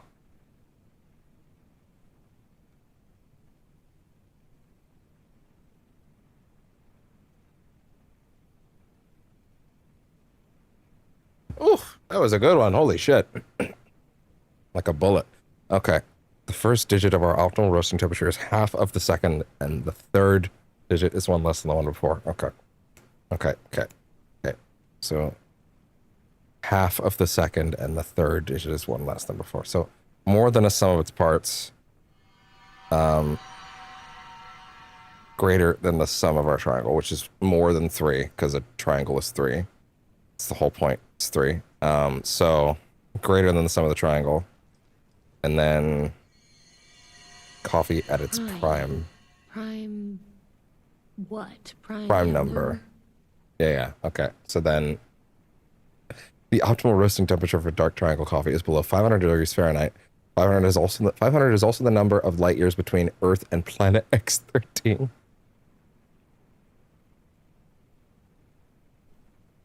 You can't trick me anymore. God, I wonder what I can get on the soundboard from fucking Brand New Day eventually. What, are you gonna tickle him to death? Nah, that's actually that's not bad. Wait, write that down. Write that down. Write that down on the list. What are you gonna do to tickle him to death? Okay, yeah, put that in my fucking notes for later. And by later, I mean when the movie's like in a, you know, a clippable fashion. Let's see. Okay, so below 500. Also the number of, yeah, thank you for that. Okay, so. Is there not another thing? Oh, right, okay. So let's see. Angles of triangle, prime numbers, 1 + 2 + 1, 2 + 4 + 3. Those are crossed out implying they're wrong. Okay. How did I put this together originally? Optimal roasting temperature, which is greater than the sum of our triangle. So greater than triangle. Secret is in the roast. First digit is half of the second, and the third one is one less than the one before. Okay, so then if it's under 500, then it has to be somewhere around 4. I think the first number is 4. I feel like I remember that. I feel like I remember the first number being 4. So half of the second, which would mean 8. And the third one is 1 less than the one before. 387? 487. Yes. That did it. There you go. 487. Who knew geometry would actually come? I beat you! All right, now vertical capture off. Or rather, vertical backtrack off. Let that connect to the PC correctly. Then turn it back on once it's safe.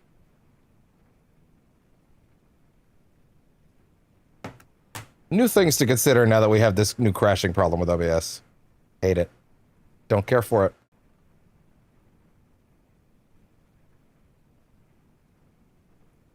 It didn't crash. Okay.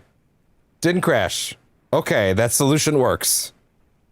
Oh. I hate this shit, dude. And now I can turn it back on. Okay, yep, that works. Okay. Hopefully the next OBS update fixes that shit. But at least I have a solution for now. No more crashing unless I fucking forget. He's like, oh, you're fine.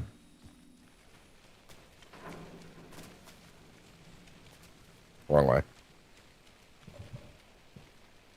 Oh, it's 487. Yeah, right. That's actually the number of it, right? I think. Unless I'm forgetting.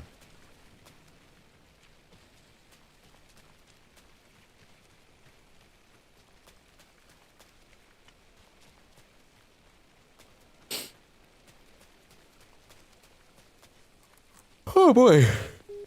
Huh. I missed the part where that's my problem. 487. Fuck you. Oh, come on. I have. It was great. Tried the coffee.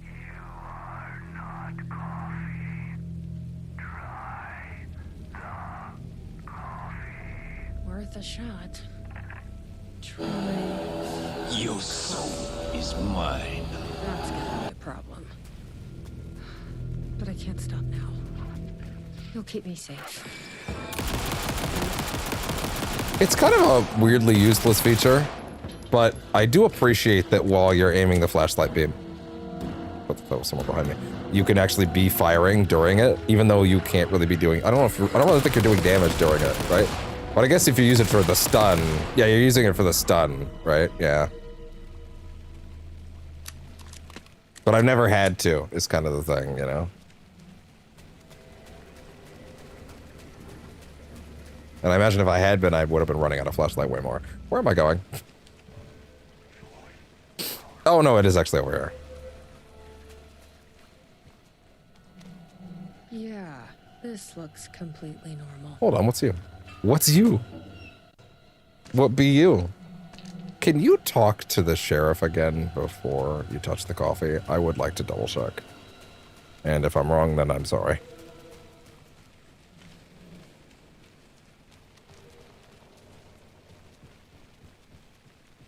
Oh, he ain't even here.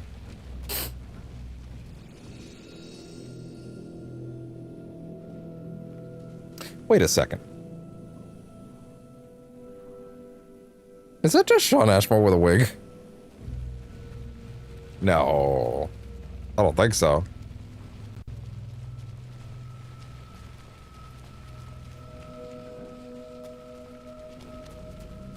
Alright, try the coffee. Here goes nothing. I'm trusting you. What have I done?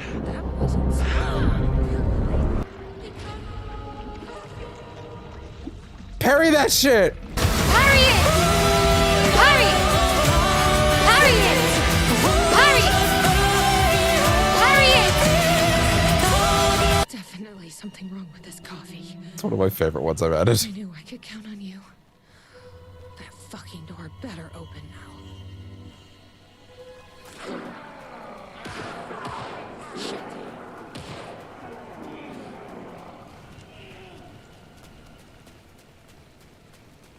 When I set out to grab that, I did not intend for the music to be part of it, but it just really worked out that way. It's great. Are you all right, Sheriff? I heard gunshots. I feel great. Yeah, no, I'm fine. I was looking for you when one of those things jumped me. Got a little bit of coffee in my mouth, but I spit it out. Should be fine. But listen, I figured something out. What did you figure out? I don't remember this part for some reason. Sure? You're okay? Yeah, I felt great. Yeah, it's nothing. I'm just percolating a bit. Government bastards will never get me. But it's not just the government. There's something else here.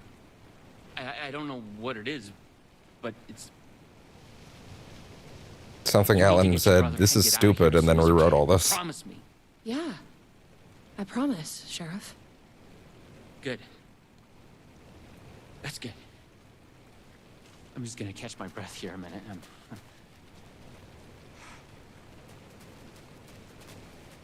Leaves. Try the coffee. I tried the coffee. Don't say that so saucily. I don't like it.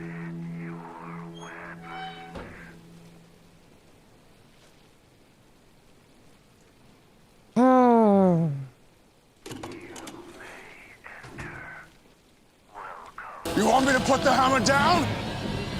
Yeah, they did. Ready? There's a trophy for getting through this room without getting caught once. I have done it. It's actually not as bad as you think. I'm not coffee. What the fuck are those things?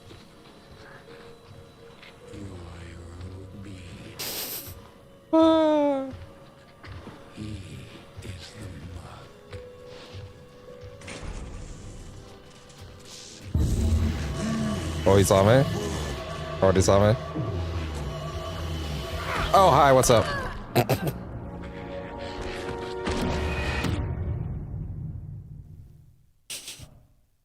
Oh.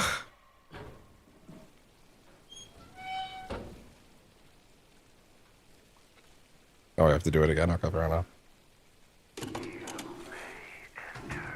Avenge me. Avenge me! One of us is. You feel like mud. It's not the same lens every time, which is interesting. What the fuck are those things?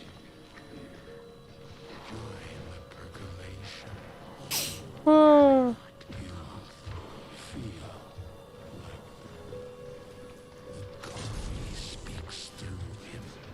Can you not run in here at all? Is that why? A key. Hey. Probably worth holding on to. If I recall, I think you can just go straight to it now.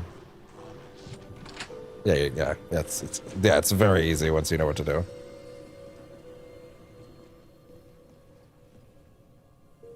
I have done their bidding, packaged their coffee, and brought the people of coffee to Coffee World to share in their blessing.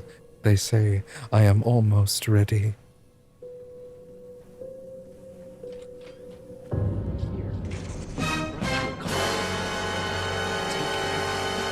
Don't be rude.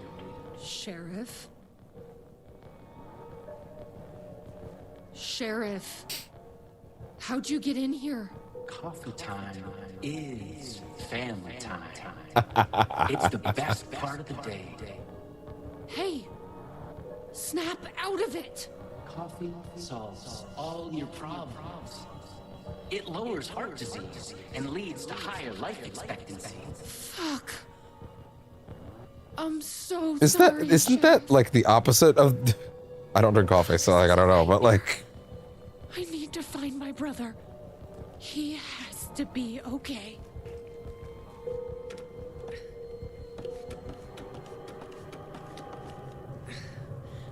Anyway.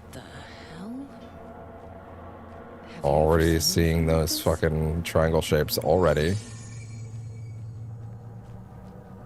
Alan settled on a couple of core motifs in this failed version of Control. But evidently was attached to certain iconography and decided to hold on to it for the real story. I love that bit of subtext. It feels really neat. Alan's first failed attempt.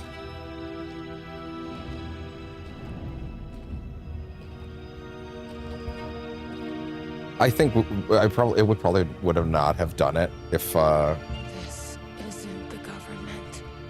if it wasn't for like all that extra time that I lost earlier. But like, we're probably gonna take a break on this, like a real one, just because, you know.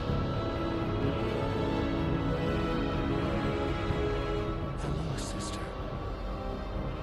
I would like to tell you about a dream I had.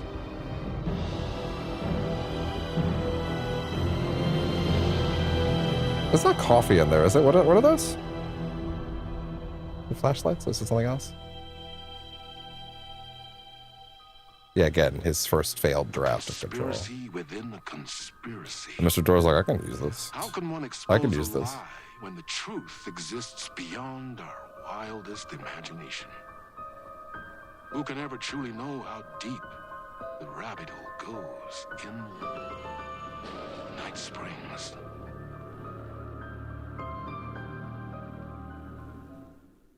Okay. Right. I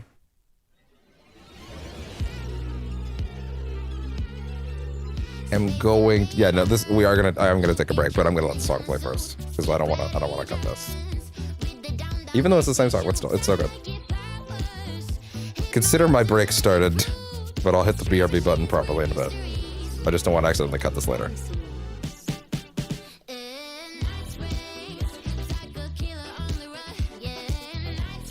Might make the break shorter too.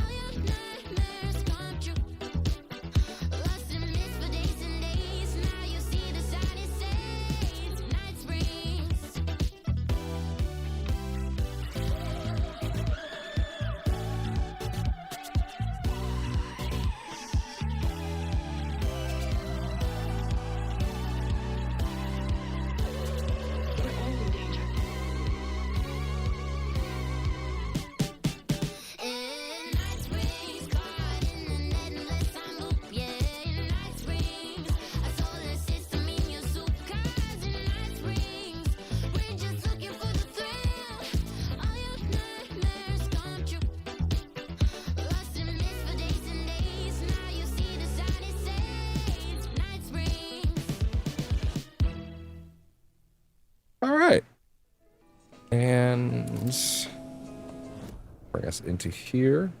Now we'll walk over here. And we will now start the break, and I will throw on some other stuff to keep things lively in the meantime.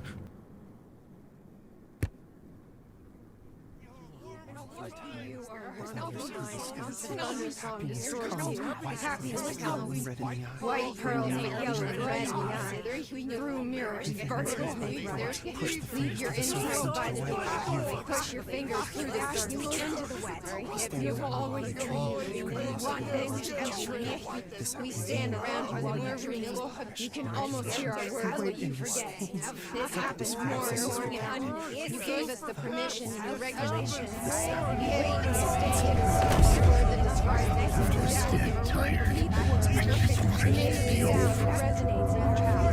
Going on for life. I had this dark place in my head for so long. Sometimes I forget the pain was there. Like it was the way you were supposed to feel. I was not in a dark place. Number one killer's time. It just like force it at all. The best time book. Glowing fresh.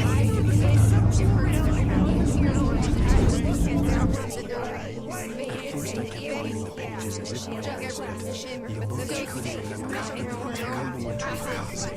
Oh my god, the poison pill trailer isn't on the vertical feed anymore? Oh my god, really? I began to hunt the pages furiously. I didn't know that. That's your shit. Let's get I could spend hours of trying to explain how it fell off the dog. For her, things changed before. They turned into something else, and nothing was same. I'd never really understood what she was until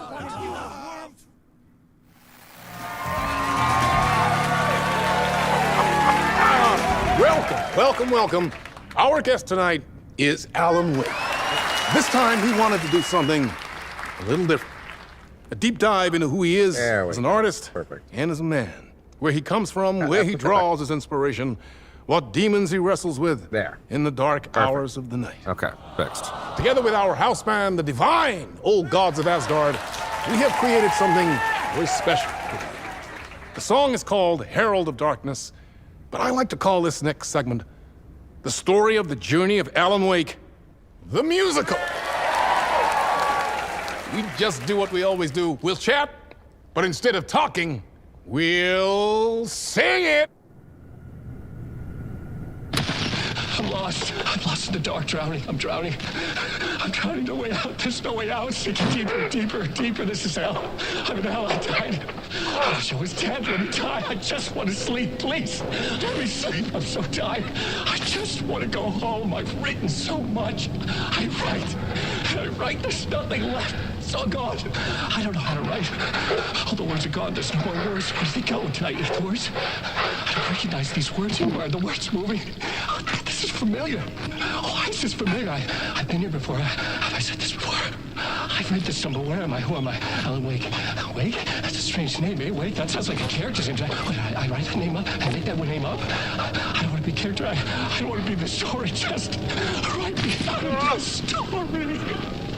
Ram these words down your throat. Make you choke on these words. Oh, I know words.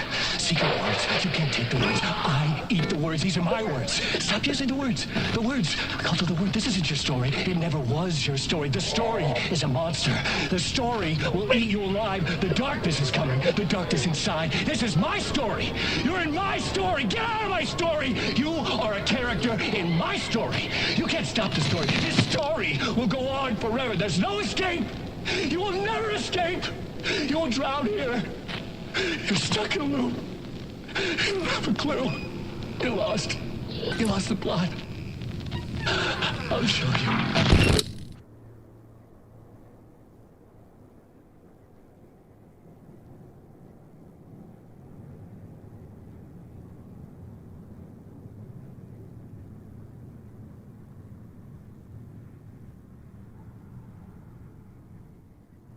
I'm a writer, goddammit. Such a dark place, am I trapped in here? Is this real? I cannot remember.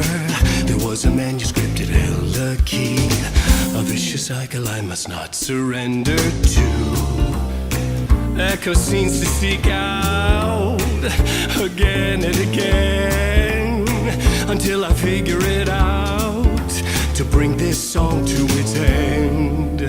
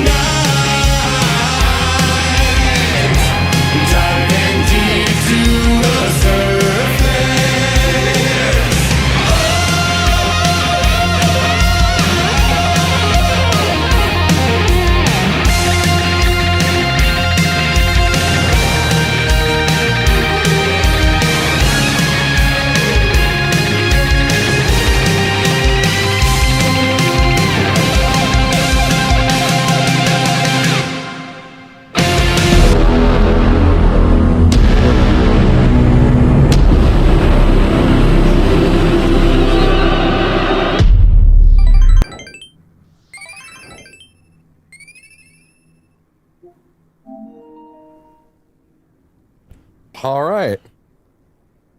So. Oh, careful.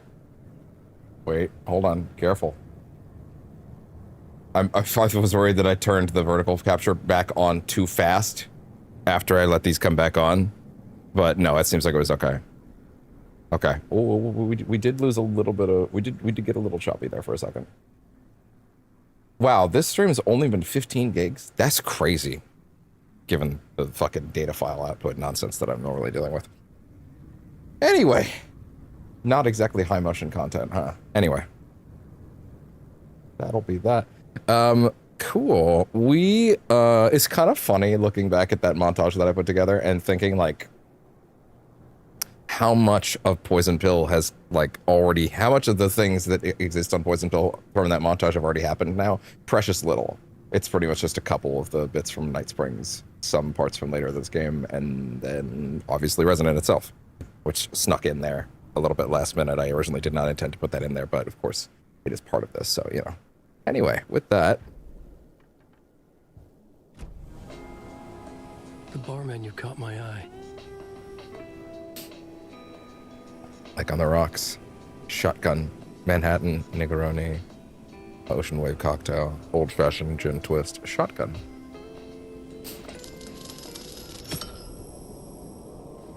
Why, hello. Beautiful. Ah, fuck!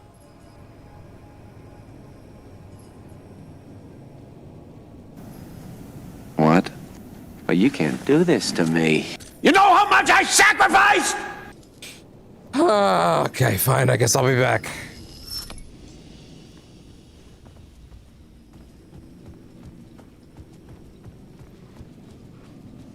God damn it.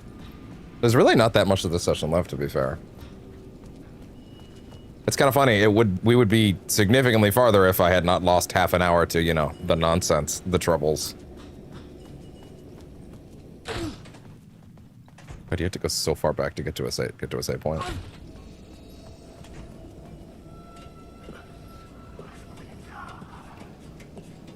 More. Although, hey, as far as collectibles, right? There's one up there and down there. Oh, I have to go down anyway at a certain point soon, so maybe that'll be my chance to get it done. I think there was one time when I climbed on this ladder and this guy just grabbed me like immediately. And that was pretty rough, actually. Well, I don't have a flare gun. Oh, no, I do have a flare gun. Don't need this. Don't need this. Don't immediately need this. Everything else should be fine.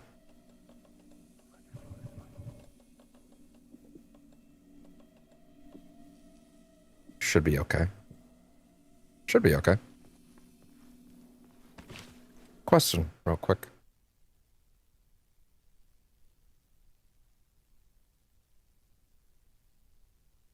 Oh. One of my manual saves has, really? Okay, I might actually be able to... I'm gonna have to check that save. Due to the nature of, when, certain things happen and the structure of the end of the game, and the fact that I want the, you know, New Game Plus ending to be on camera for this, I'm probably gonna have to swap to a different save at a certain point, just in order to, like, maintain continuity kind of thing. But yeah, that shouldn't be that big of a deal because of some nice little save things I could do, but I'm gonna need to check those saves off camera to kind of get ready for that. Should do my due diligence and remember where exactly that is so I can kind of think about that.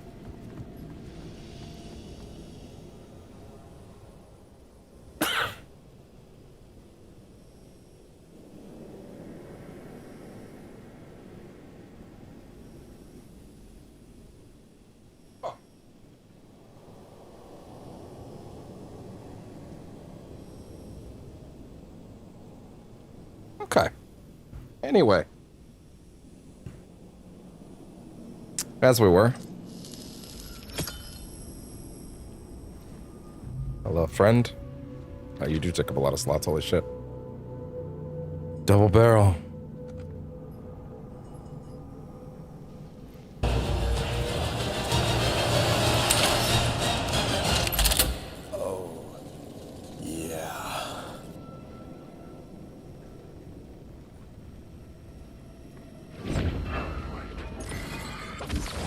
You know, one of the reasons I don't, oh god, use that one often enough is just because the gunfire after it is not always what I'm going for.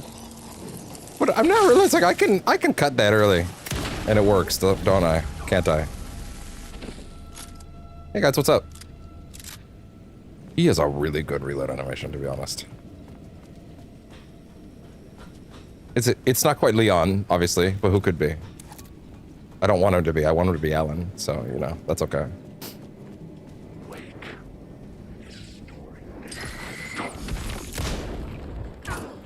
Oh, oh, oh! You are lost. My story. Make your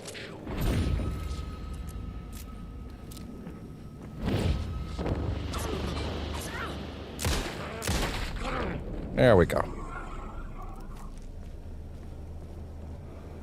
Oh shit, if only I had the big one still. Can I make that work? The Ocean View Hotel. Although, is this not a thing where, wait. Oh, sorry, there were actually containers in there.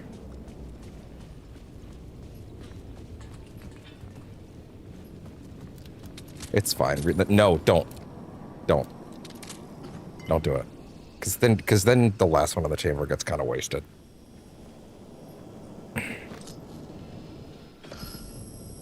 One second.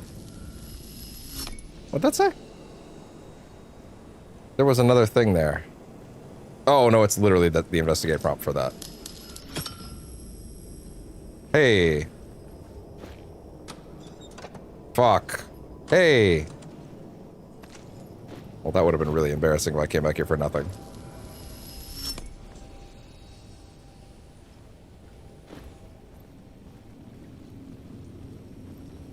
All right.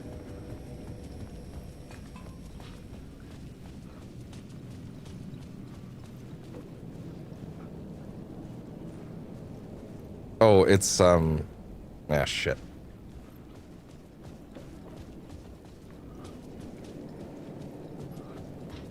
What's the code again? 2550. Gotcha.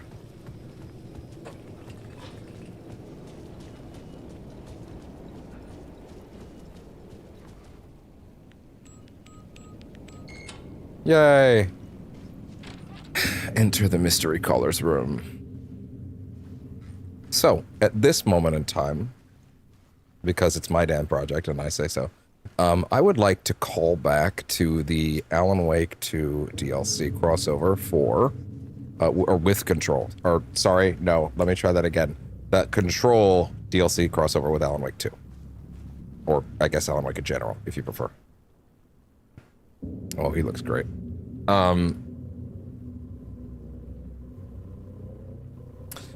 I would like to call back to the moment when Jessie is in her, is in the Ocean View motel, and she sees two visions of Alan, or rather, in a vision of two Allans, one of them calling themselves Zane, and they appear to be having discussions about something that she can't quite fully process.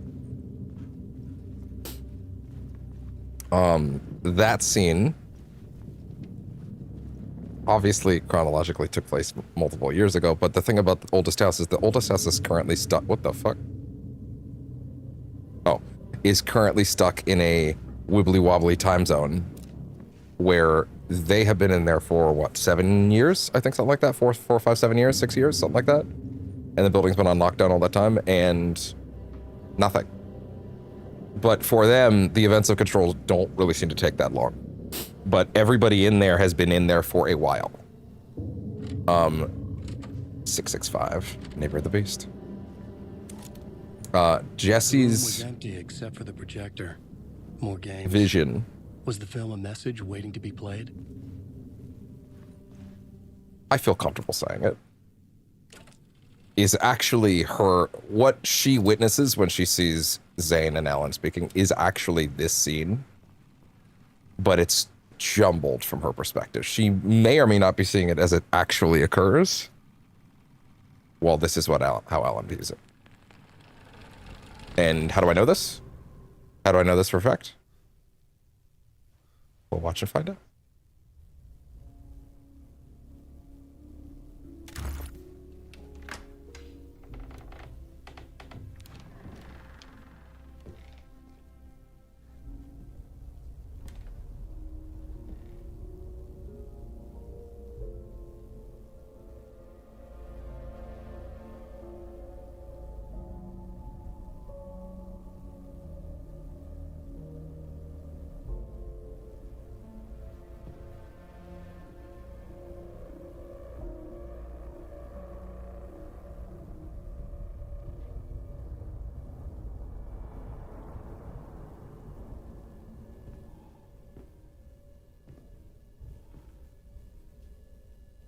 Hi. In this temple of shadow and mist. Once again, this is Ilka Villi's actual voice. We always hear Matthew Peretta dubbing over him for Wake, but this is Ilka actually Ilka Maxing properly. There's a window in the floor and a door in the ceiling. There's no knowing. Am I standing still or running or kneeling?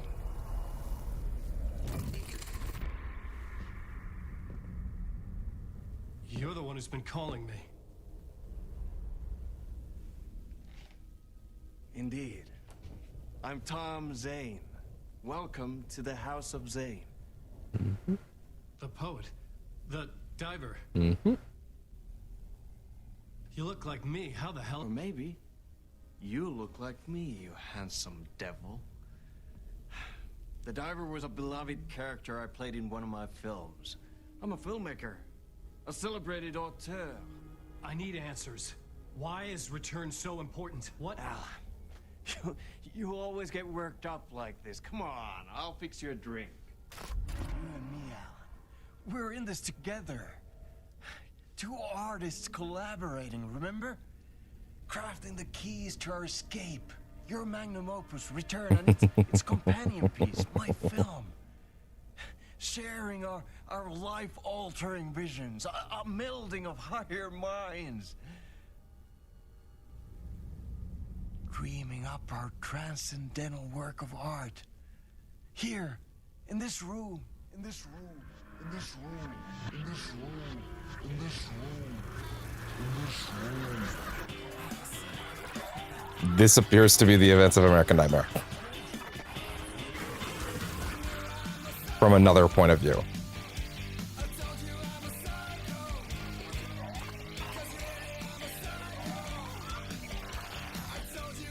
I need the clicker.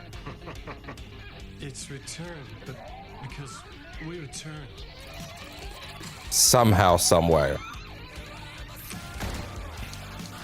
This is effectively the writing process of it.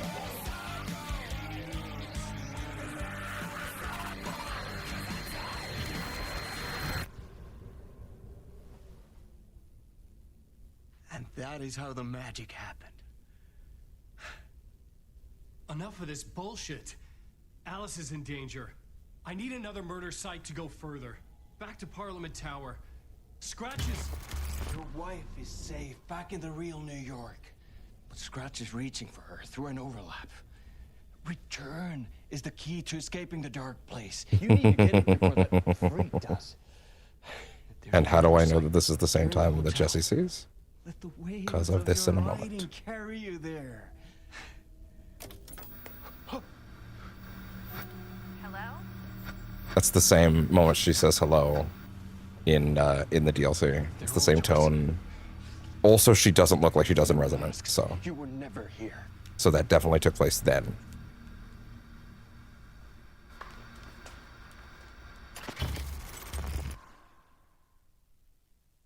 Thomas Zane had ended our talk in what felt like a paranoid fit. I had what I needed from him. There was another murder site in the hotel to guide me further toward my escape.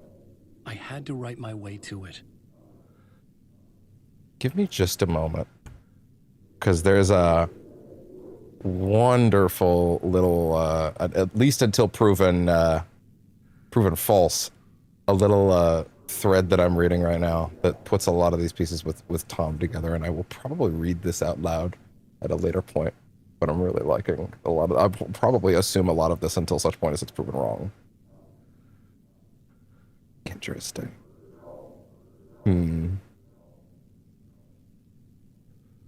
Interesting.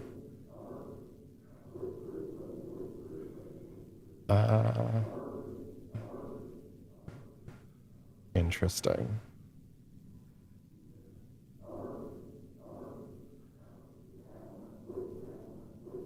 Huh.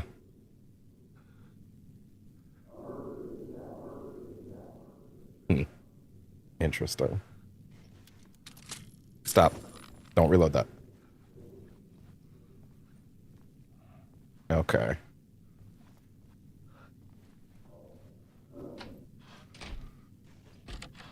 Huh.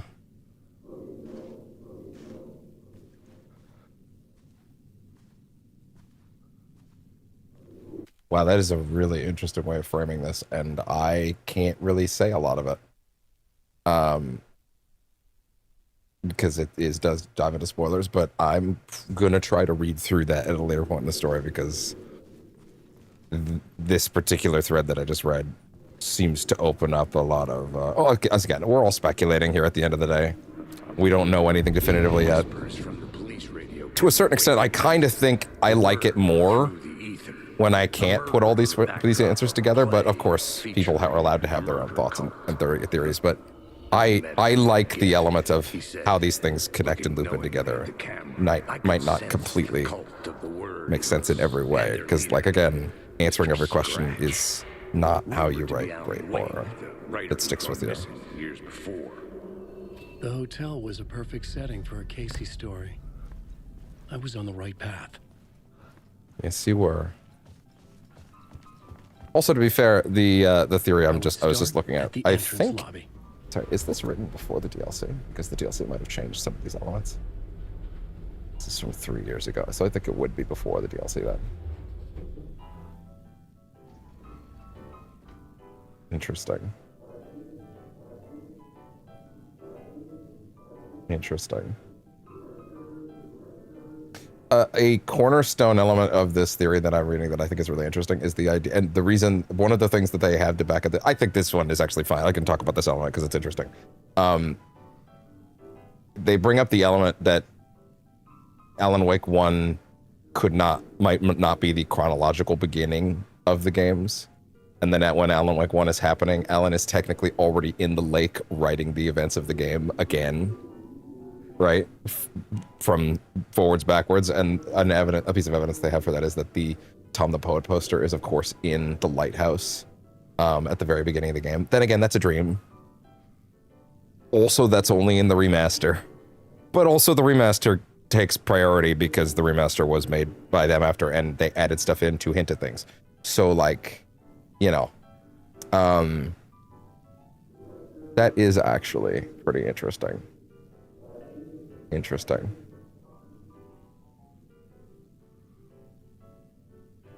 Yeah, there's some fun stuff with that.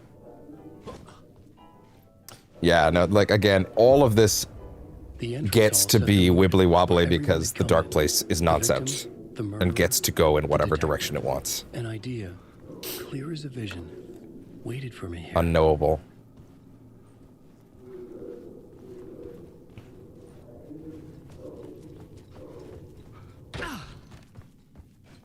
Also, this, no, not that. One of these plays, there's a TV here later that plays something at a later point in the New Game Plus, I believe. That is also very important going forward. This play? Yeah, that's me. Hi, not Ed, but also Ed. Cult was cursed from the pre-show ritual on. It's interesting that the one in Alan's segment in the first time we see that's like reminiscent of Tammy is not referenced as Tammy, but this is specifically referenced as Ed. Like, they are implying this is actually him. The cult is... There are a lot of instances in this game where, in Alan's segments, where you'll see characters as a stand-in like the two cops are Thorne and Mulligan, but they're clearly not actually Thorne and Mulligan. It's like they're like Dark Place stand-ins, like actors essentially. But this is clearly referring to him as Ed, which implies this actually is Ed, and that Casey did meet Ed prior. Immersive theatrical experience. Which isn't all that crazy because Ed didn't meet Casey in the bar. Casey was outside, so there's no like, oh, but wouldn't Ed have been like, wait, I know that guy, because they didn't interact, right? I've seen you before. Well, you haven't, because they don't actually meet up in the main game. A play where the audience can participate, spread across this hotel. The cult is a legend.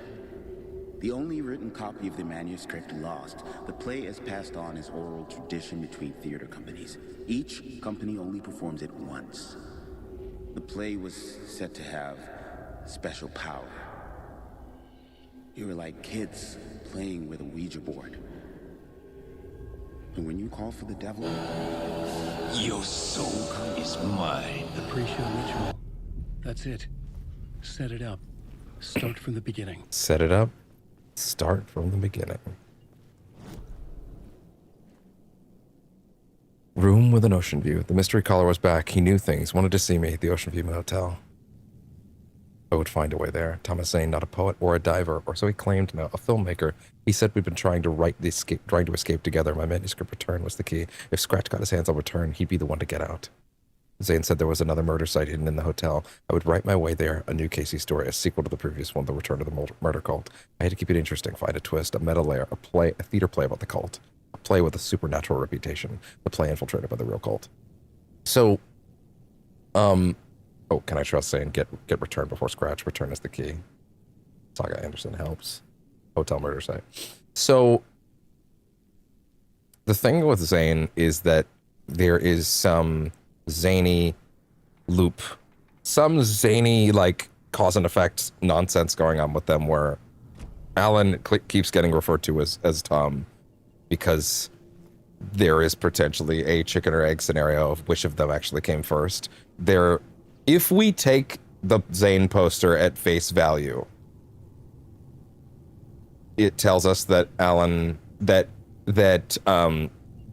tells us that Tonyo is based on a book by Alan Wake, but Zane is from the 70s, and Alan was born in 1978, which precludes Alan's writing works from existing prior to that, unless we take that element of the dark place, not being able to manifest things but nudge them. So perhaps like existing elements. So perhaps there was someone named Alan Wake. Perhaps not even someone that looked like him. Perhaps they had a different face entirely, right? That came first, and then that was based on that. But then Zane writes about a young boy in the 70s when he's in the lake named Alan Wake, about the clicker, and then those things happen, and then that seems unrelated, and then it starts looping around, and then we get which of them looks like the other. Everybody keeps referring to Alan as Tom. Even in the first game, the old gods talk that way. It seems like para-utilitarians might be unaffected by the writing, which is the element of the in-universe retcon, right? Which, considering Alan is a para-utilitarian, would also explain why he is immediately not affected by it. Does that mean Saga is one? Unclear. Casey's clearly able to be affected by it. Saga is literally doing magic bullshit in her head, so I'm gonna say probably, yeah, actually. And I think there's probably an element of Saga is... I think part of the reason that Jesse is able to go, wait, but Thomas Zane is not a director, he's a poet. Right? Is very likely because she has access to Valeris, and that shields her from those of, oh god.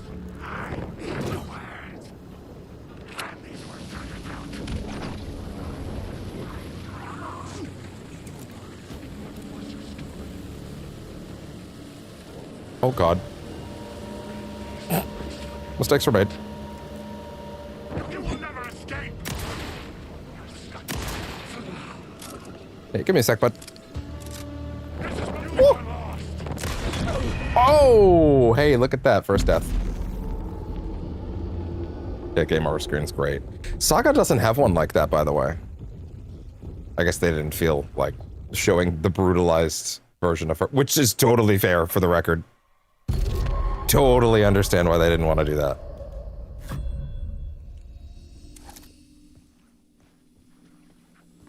There are connotations to that.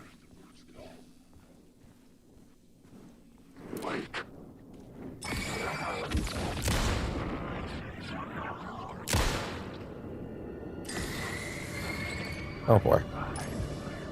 You motherfucker. Just happened again. God damn it. Hold that.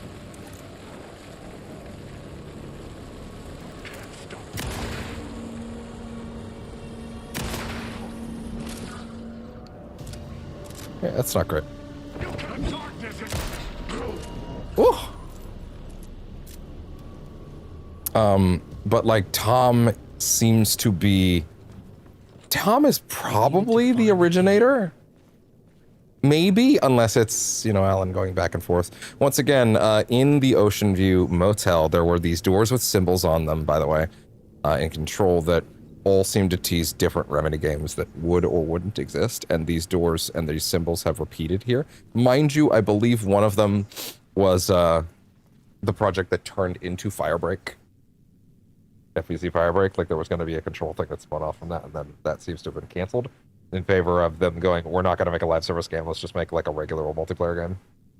And then it came out, and we've been over this, and then it came out, and then they were like, well, that's weird, it didn't perform like a live service game, and then I was like, yeah, because you guys said that you weren't making one.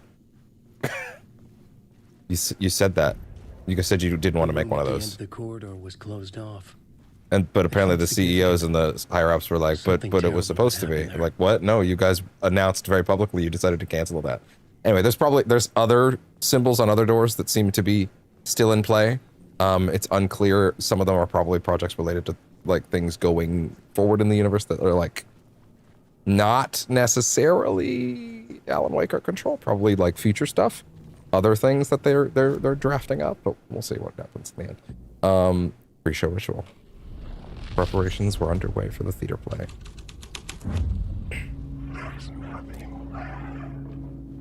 Everybody just relax.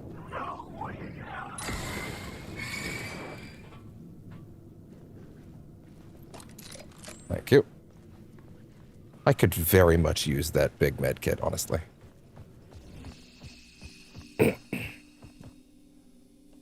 Also, am I allowed into the outside now?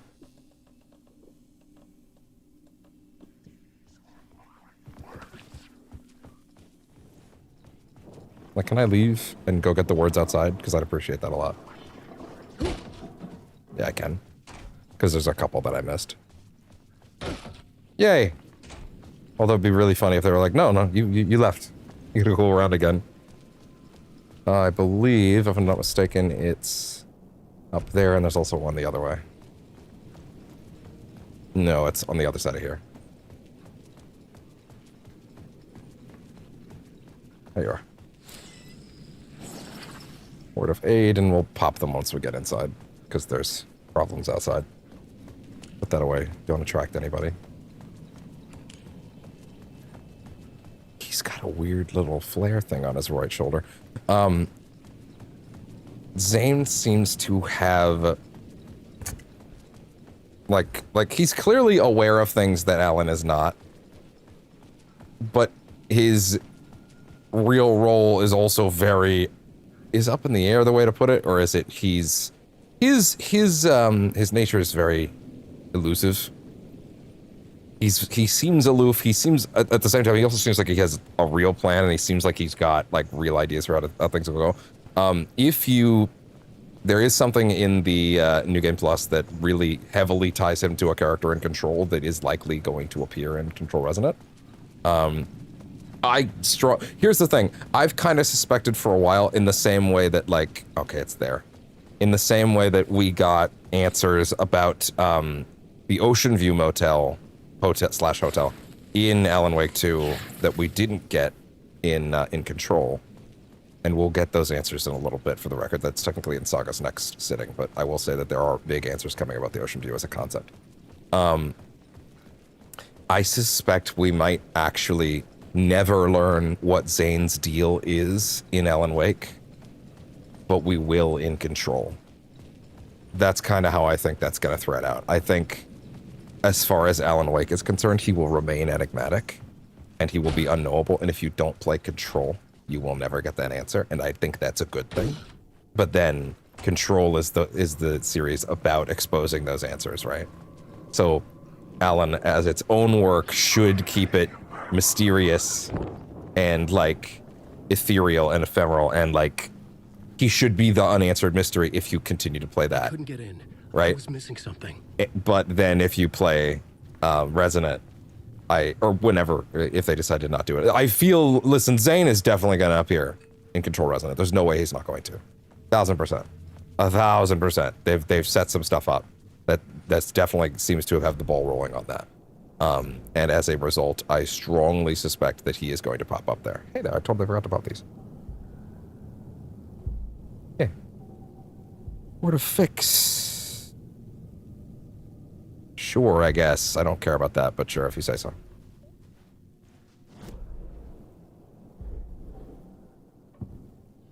Pre-show ritual. The end of the story, the murder site. What horror lies waiting there in preparation of the horror show.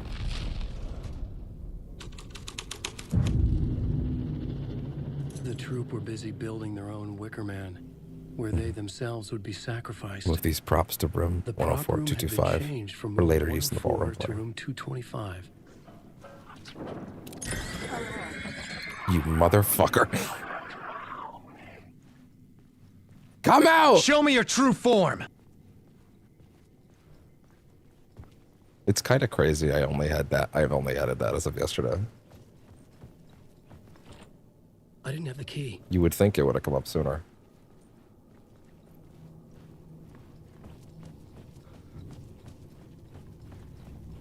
It seems like Zane's goal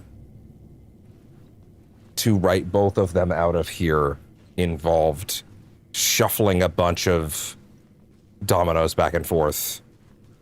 But it seems like Alan's transformation into not transformation into, actually, I shouldn't say that. Now I might be getting into things that are technically related, so I should be careful about that, but yeah, we'll get there. We'll get there. Does he physically walk through that bar? Are they trying to hide that? He clips right through it. They are trying to hide that with that camera turn. That's actually really clever. And it would have worked if it wasn't for this meddling kid.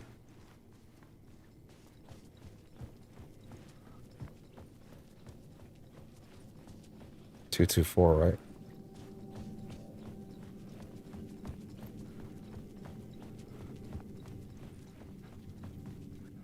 Right. No. And then out here.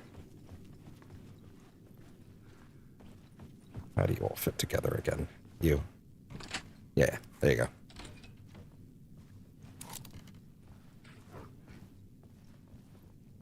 Don't worry about him for a minute. Hey. That's good. That's really good, actually. I don't think I caught that before. That's on the wall. I believe the original Night Springs commercial is coming up in a minute. The one that was actually in the base game. Which I think they've moved to earlier now.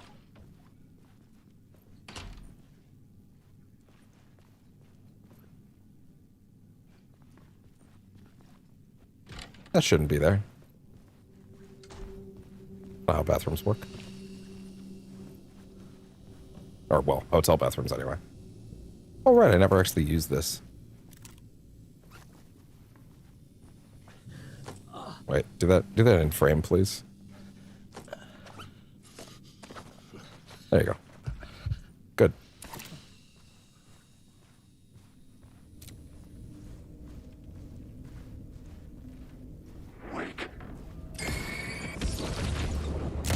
I know you. Hi, bud. Did you have a good nap all day? Oh.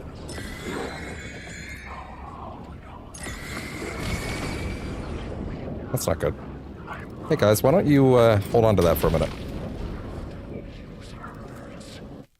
Hi. Oh. Hello. You had a big all-day nap. Was it scary earlier? Was it raining and pouring? Did you not know what to do? Yeah?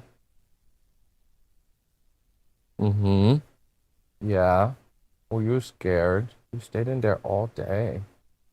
You okay? Did you make it?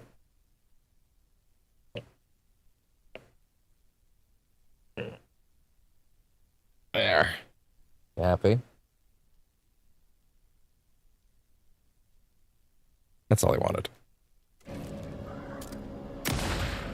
Ooh, right in the ass. Uh-oh.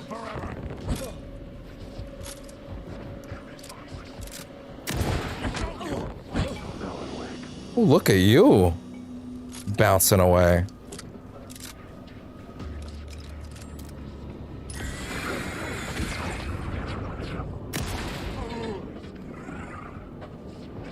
Uh-oh.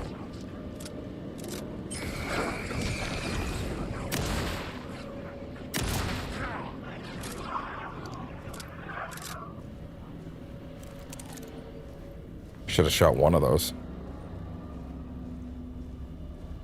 With the last bullet, I mean. At least someone's gonna get it. Stop that. Last bullet has big damage. Oh, hi, what's up? This isn't your story. Kinda is.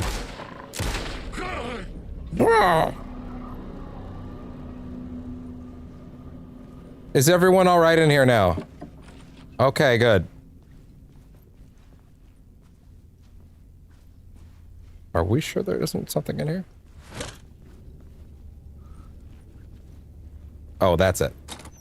There you go.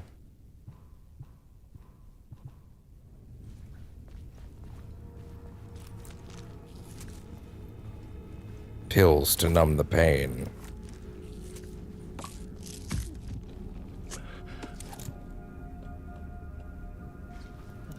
Probably gotta toss some of these, to be honest. At least I can keep this out now, which can be reloaded freely, so that I don't have to think about it anymore. Is it really one bullet? Holy shit. Or one shell? God damn. Way to hurt me.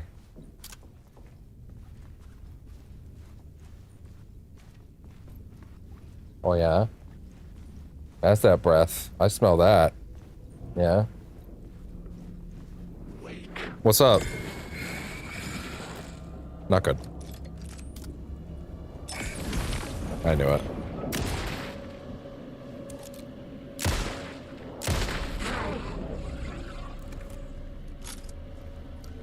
There we go. This room goes a lot farther in the DLC. Or not in the DLC, in the New Game Plus. Hi, bud. Got crap in your face again. Look at you. Yeah, better out than in, bud. I feel better, yeah. Oh, you're welcome. You're welcome. You are so welcome. Thank you. Anyway, yeah, that is a significantly longer video in New Game Plus. Here's the thing, Final Draft is a little disappointing, to be honest, because... Yeah. Just because it is... Like, I'm glad I played it live, also on the channel. There is a full Final Draft playthrough on the channel as well. And I'm glad I did play it live, but it is like 15 minutes of new stuff. Admittedly, I had built expectations over the course of the month that it took them to put it out. They dropped it a month after release, or like 2 months after release, and I was like, so... Like, they dropped it on the Game Awards night, I believe. And I was so ready. I was so ready for it to be like, how do I put this? It could not be opened on the side. Mine is still so awkward. I was so ready for like, okay, because like you see all the pages that Alan writes in the real world, right? And like you could see all the little scratches and edits on them. And I thought for sure, oh, they'll use this in the New Game Plus mode to fuck with you. They'll give us the unedited version, the final draft, right?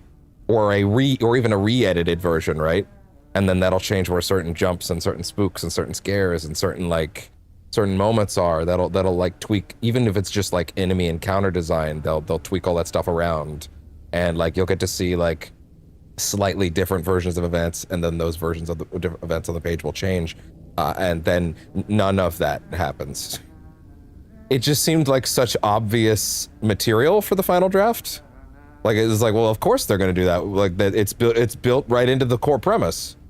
Just have different pages, and that slightly alter things, right? And then keep you on your toes. And then they don't do that. Enemy placements in Final Draft are exactly the same.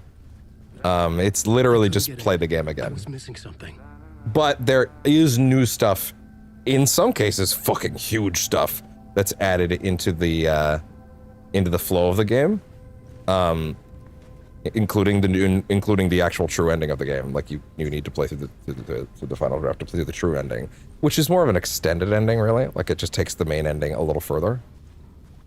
The white triangle, and it is great, but it's also like, how do I put this? Altogether, it is genuinely like 15 minutes of new stuff, and even though all that new stuff is fantastic, it does feel like, I don't know, I feel like I would have rather waited like, I don't know, a year for New Game Plus Final Draft rather than 2 months if it meant that they were going to be able to do so little with it. I do like it, but like, let me put it this way. If they had done Final Draft not correctly, if they had done it in the way that it seemed like had the most potential, I would be sitting here like, yeah, as we all know, I'll be sitting here doing my 2 playthroughs of Alan Wake 2 in a row because the second one is very different, right? And then I would have to do them both for something like a poison pill. Instead, what I'm actually going to do is we're going to get to the third act, and then I'm going to just swap to a Final Draft save, and then I'm just literally just going to show you all the stuff that was missed, because it's all in here.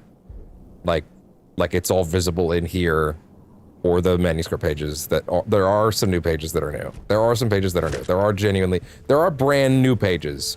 But then there's also like, here's a page that's like the lyrics of a song. And it's like, okay, that's fine. But like, you know, like I get it. But like, if you add 9 new pages and 3 of them are just like I think 3 of the new pages are literally just, this is the ritual to lead you on speech in total, like in its full, like in full. And it's like, I don't know how to express that it felt like they could have done so much more with it. Yep. Like I've never been to New York, but I can tell you. I would love it if this game just functioned as a double playthrough in order to really do it again, right? I would love that, but it just kind of doesn't. Well, maybe that is better in some ways, so people don't feel like they have to do it a second time, right? I don't know. It just feels like there was a ton of potential in Final Draft to just, even if it was just as simple as like the pages are unedited or re-edited and now like events and dialogue are slightly different, it would have been nice, but instead there's very little. There's just a couple of new things that are additive rather than transformative, right? And additive is great. I love all the things that are in there. All the things that are in there are really cool, but it just feels like it just feels obvious in hindsight that was the right way to take it, and it feels like they somehow didn't know that. You're okay, bud. I heard you humming again. Yeah, I can't get this song out of my head. It's a real earworm. I hear it in my dreams. It's the Green Texas now. I know that song you keep humming. The Night Springs theme. It's the theme from Night Springs. Not the that Ray Gun old one, though. sci-fi show? Sci-fi horror anthology. I used to write for a long time ago. Like, it sounds a bit nuts, but I think the song is connected to Door. Or it's my subconscious telling me that this is all pretty out there. All pretty out there?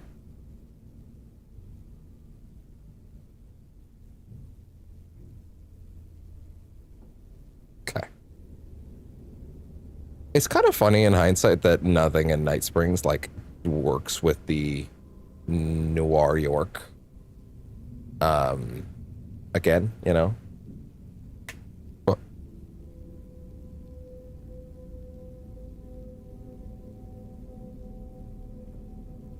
no, wait, Noir York is the Max Payne 2 thing. Sorry, that's not what the city is called. That's the Max Payne 2 thing. Yeah. Nice such a good boy.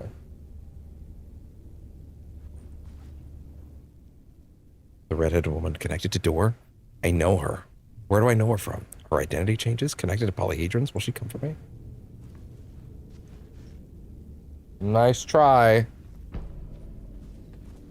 Not taking these glasses out.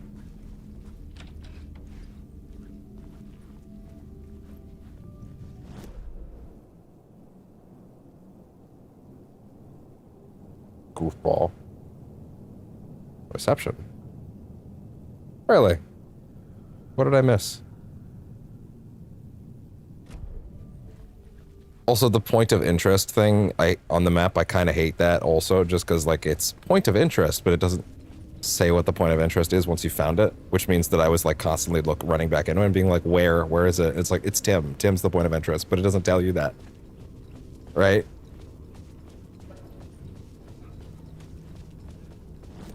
It's just like, there's a point of interest here, but if you don't remember what's there on the map, then it's like, okay, well, then guess what? Son of a bitch.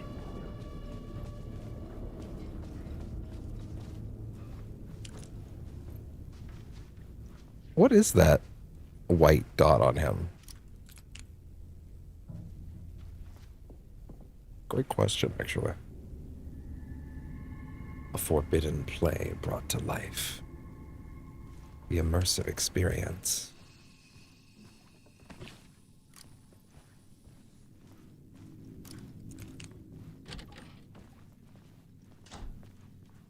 Is this the right way?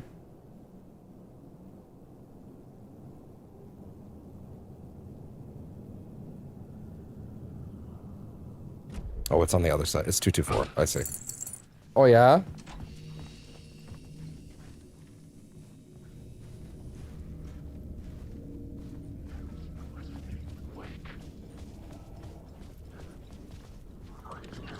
Oh, it's just open.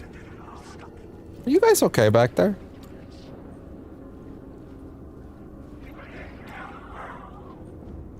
Fuck it. Lighten my load a bit.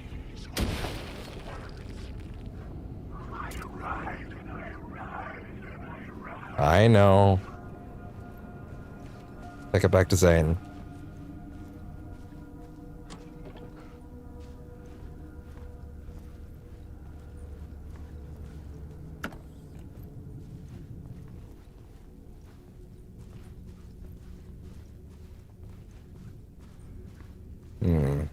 Okay, yeah, so this TV originally had the Night Springs season teaser. Now it does not. Yeah, okay.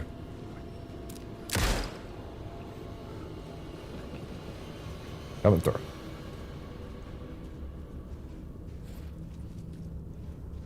Words of war.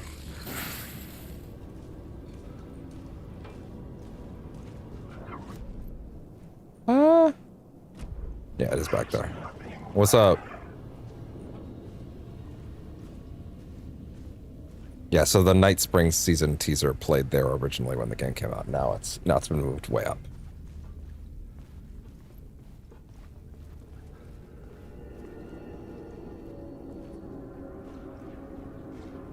What is that? Like a pillow? Like a shattered pillow? Oh my!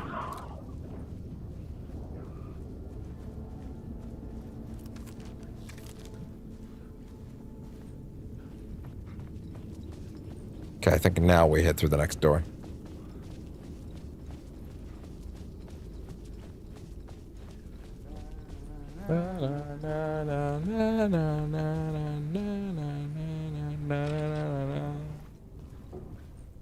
See, he's off key on it.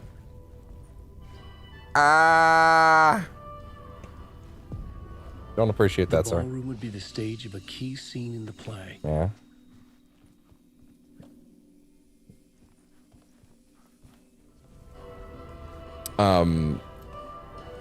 What the fuck was I saying?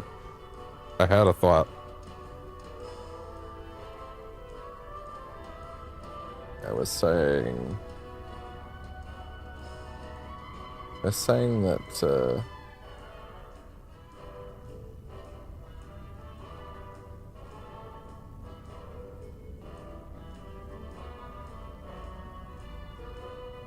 okay, yeah, sorry, now I remember what it was. Yeah, sorry, Tim is off key on the song, but it does sound like I hear it now, but I really did not at first, to be honest. Horde of Stuff. This is the best one. This is the most important one. Yeah, that's pretty good. Marks all the points of interest on Wake's map. Inventory, no question.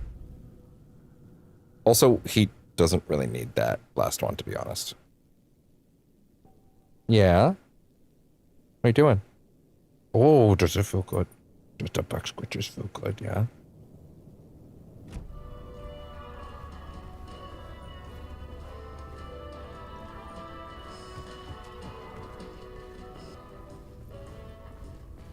The ballroom. Pre-show ritual, a place of celebration, but dark, but twisted and gone. Wait, 1 second. Wait. Okay, just making sure the sound was still working that way. The troupe prepared for their performance, calm before the storm. I changed the story. And with that, the dark place changed.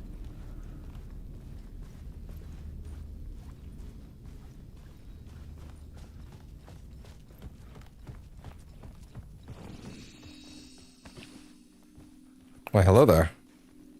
101 key. Ah. Cult of the tree. Cult of the tree. Cult of the tree. Cult of the tree. Cult of the tree. Cult of the word.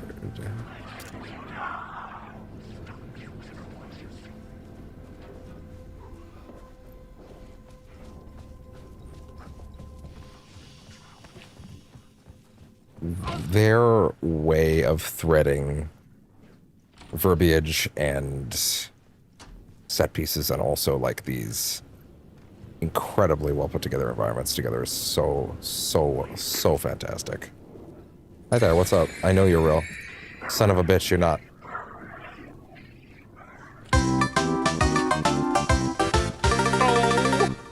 God damn it.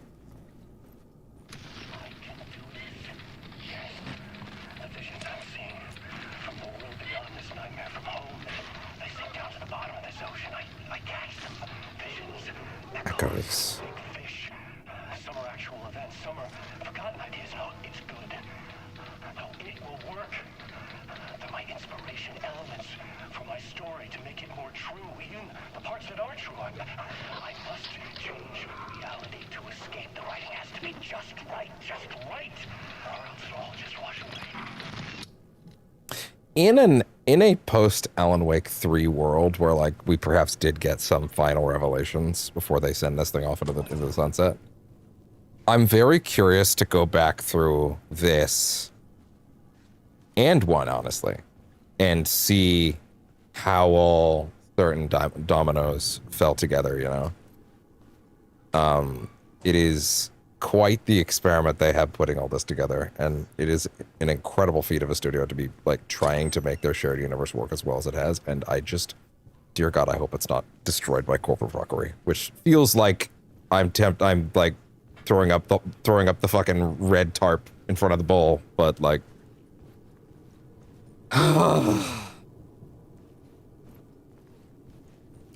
is life a series of trying to enrich yourself with art, or is it a series of moving forward until all the things that you love most are destroyed in front of you?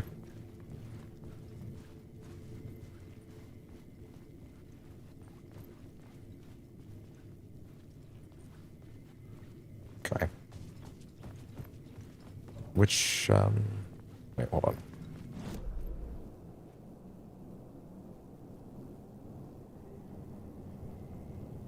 Wait, there's another thing to explore back there. I forgot what it was. Like back here? Ah. Layers upon layers. A play about a murder cult infiltrated by a real murder cult. Everyone is invited to the pre-show ritual in the ballroom.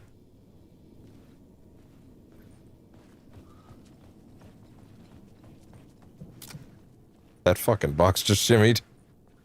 I did not appreciate it. I did not appreciate it. Not one bit. Okay, at this point, I'll figure out what happened in the ballroom. There's a direction, a road I have not taken.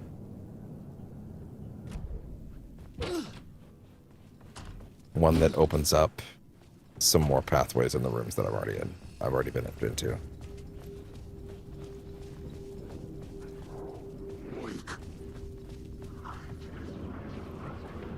Everybody over there, relax. There's a room we haven't touched. There we go.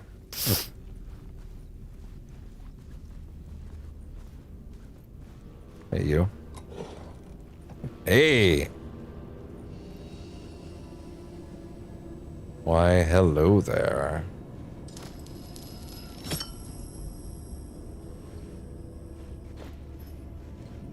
And there, that opens up you into your impossible space nonsense. This is where they gathered. I feel like they did say that House of Leaves was one of their inspirations for the game. I feel like I'm not making that up. But, like, also, maybe you could count the amount of, like, impossible space horror pieces of media that aren't in some way inspired by House of Leaves on, like, one hand. Like, the most impossible piece of media to adapt ever.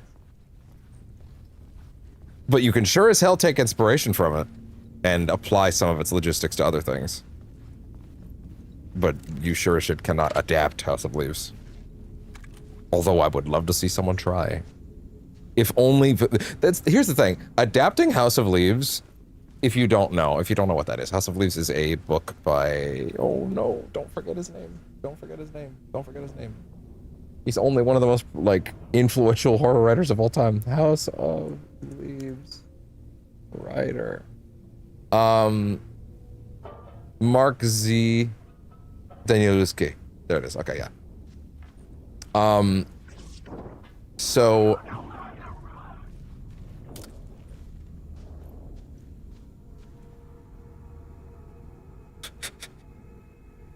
Son, just don't. Anyway. It is a... How do I even begin to explain House of Leaves? It is a book that is impossible to adapt because it is fundamentally about the act of exploring a space that plays with what it means to even be a book to begin with. To be a readable work of fiction. And it plays with the medium of what a book even is. It's also, because of the nature of it, you can't even read a PDF of it. It doesn't work. Like, the way pages flow together is actually part of the text. I imagine getting this thing made must have been a fucking nightmare. Like getting whatever publisher to sign off on it must have been an absolutely insane conversation, but yeah. The actors played with fire. They opened the door for the real cult. And it's one of those things where like pages will kind of fold in on themselves in ways that I can't really explain. You kind of have to see it. I feel like the only way you could digitize that book is if you literally have someone pointing a camera at it. Right? Like, because you literally can't just do a PDF of it. It won't make sense. The things you're looking at won't make sense. It plays with what it means to even be a book at all, right? You can't do it visually. You can't. It's so like... so the reason...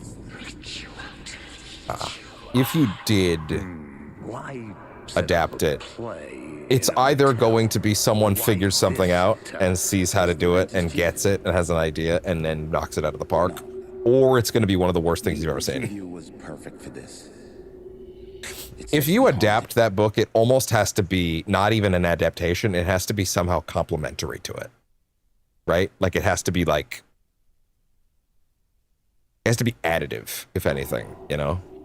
Dark stories about murder. But I just don't know how you do it. Death. That's why people don't try. Because it's like, it's insanely influential. Again, you literally can't even download a PDF of it because like it wouldn't work. You could, but good luck. It's not going to actually help you. The same thing, tapped into something. Reading the words on the page doesn't help you. It seemed. Which is an insane idea. But hey, he did it. Does that sound crazy? You don't want to ask me about crazy, kid. A haunted hotel. Yes. That's a trope for a reason.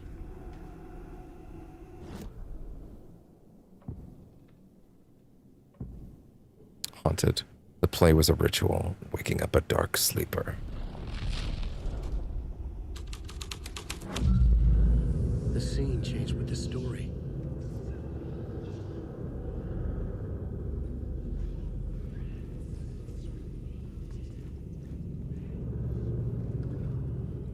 Yeah.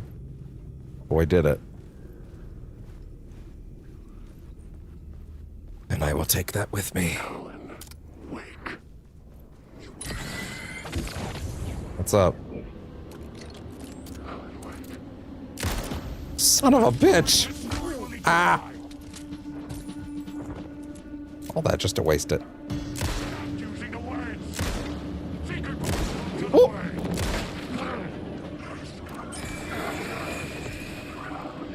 Really? Son of a bitch!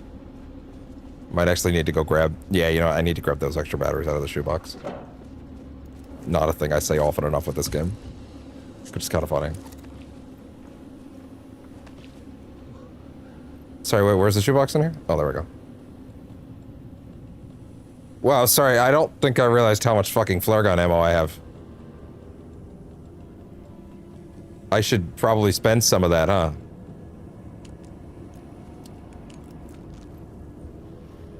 Wait, is it even... Oh, no wonder I'm not using it. It's not even equipped on a hotbar. Are you real? Son of a bitch.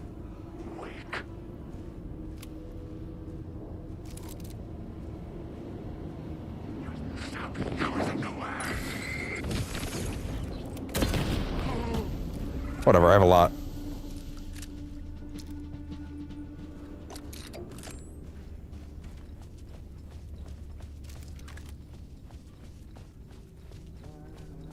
It's funny, I kind of feel like him holding the shotgun is almost more iconic to me now. Maybe. Yeah, imagining a world of an Alan Wake 1 and 2 where a 3 exists, or even Resonant, where like new pieces have been slotted into this puzzle and I replay these and go, ah!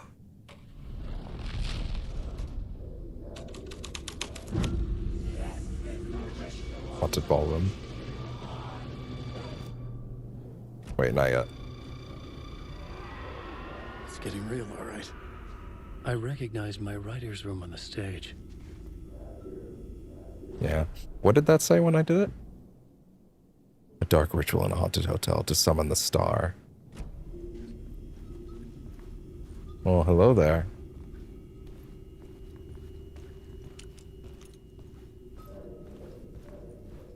That looks so nice.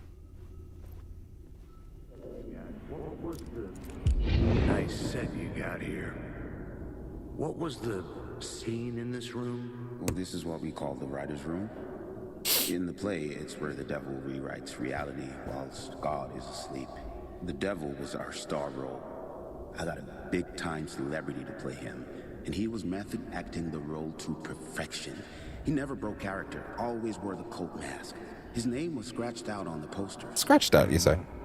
And who was this mystery celebrity? Let me guess. Alan Wake? I wish I could tell you.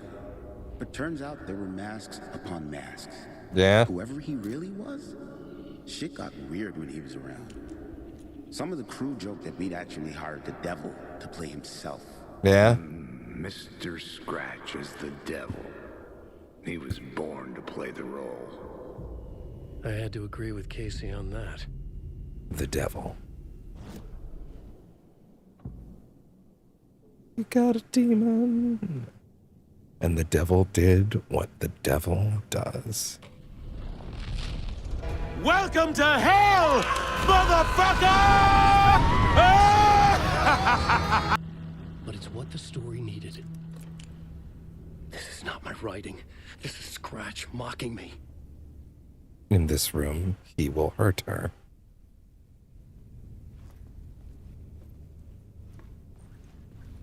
Will he? Well, they just spawned the fuck in, huh?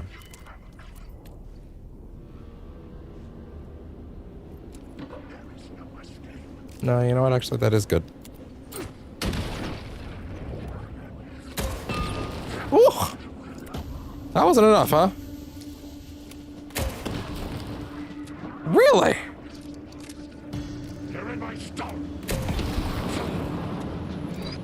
Oh! I didn't see it!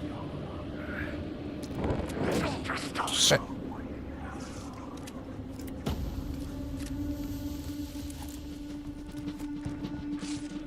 There we go. Ah!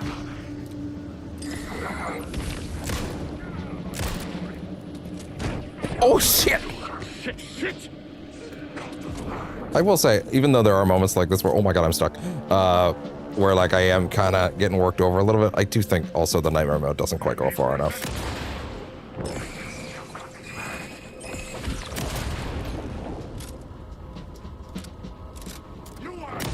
And you're out. Like, I think it could be a lot harder, to be honest. I was alone. For now. Pills to numb the pain.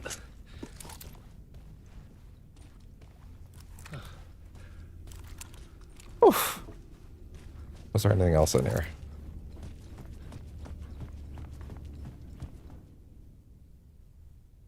Yeah. In this room, he will hurt you, motherfucker. Everything in this room.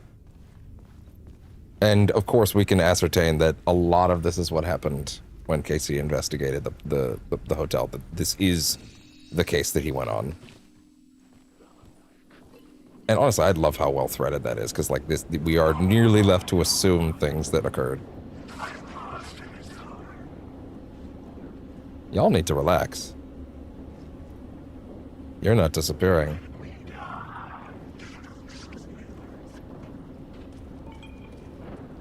I'm just gonna... Yep, just... Bye. I say we're... Oh! Is that enough? Oh, fuck, no, actually. Yeah.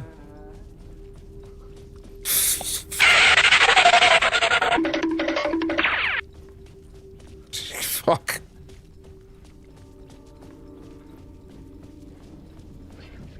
You again.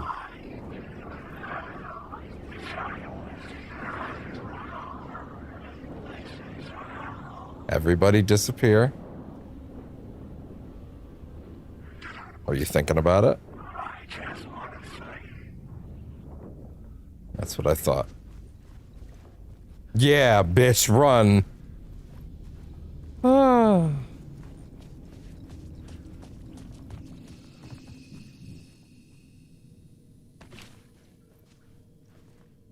Okay.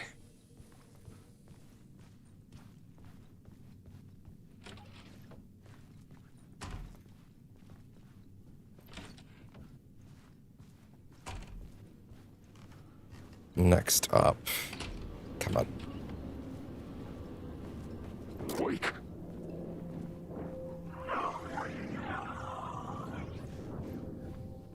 Everybody just relax. Entrance hall. Haunted. The real cult was there. They had taken over the play.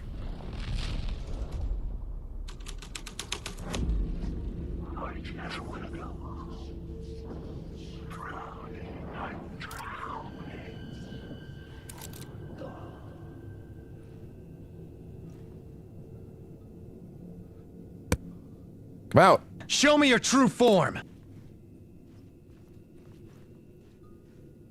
Nothing.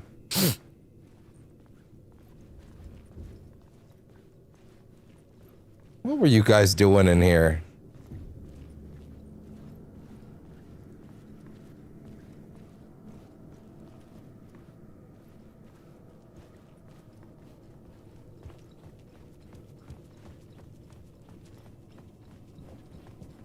Use them back here first.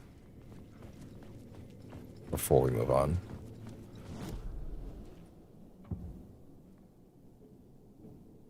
The darkness emerged, coming into focus.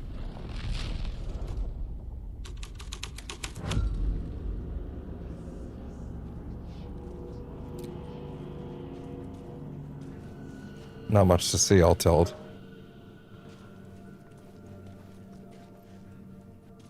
But they had to make them work for all the variants, so... The devil.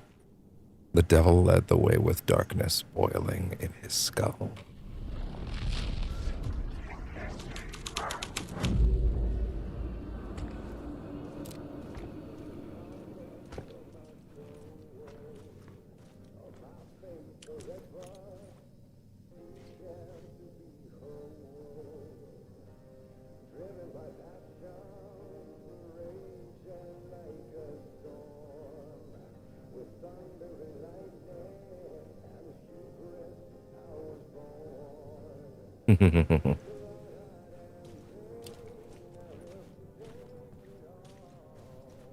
We'll get there. The devil walked through the hotel, dragging the whole place to hell with him. I see. Was this all changed because of that Ender, that room?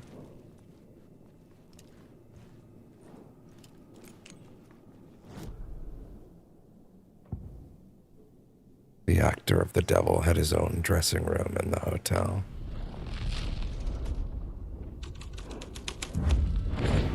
The devil's path What's up, up the guys? staircase was draped. How'd that feel?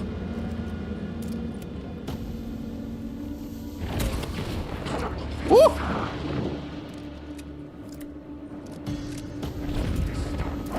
Oh boy. Woo!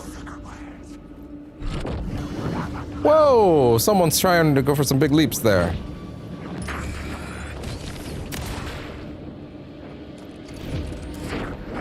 Ah!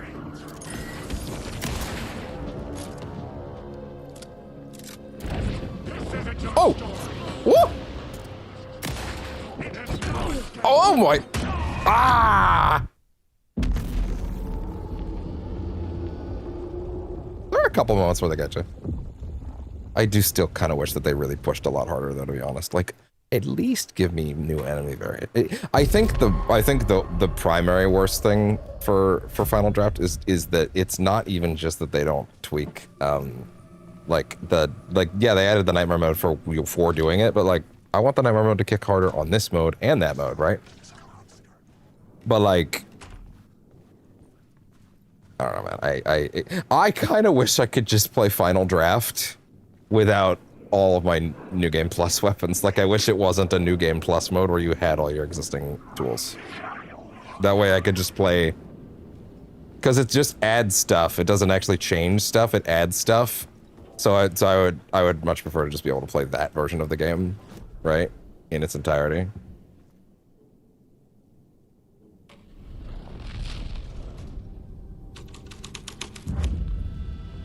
The devil's path up the staircase was draped in blood.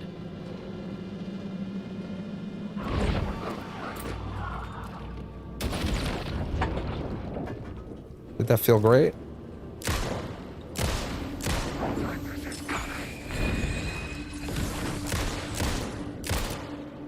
Firing the gun while you're doing the flashlight, it does actually feel quite dynamic.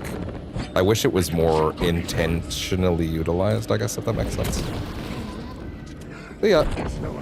Woo!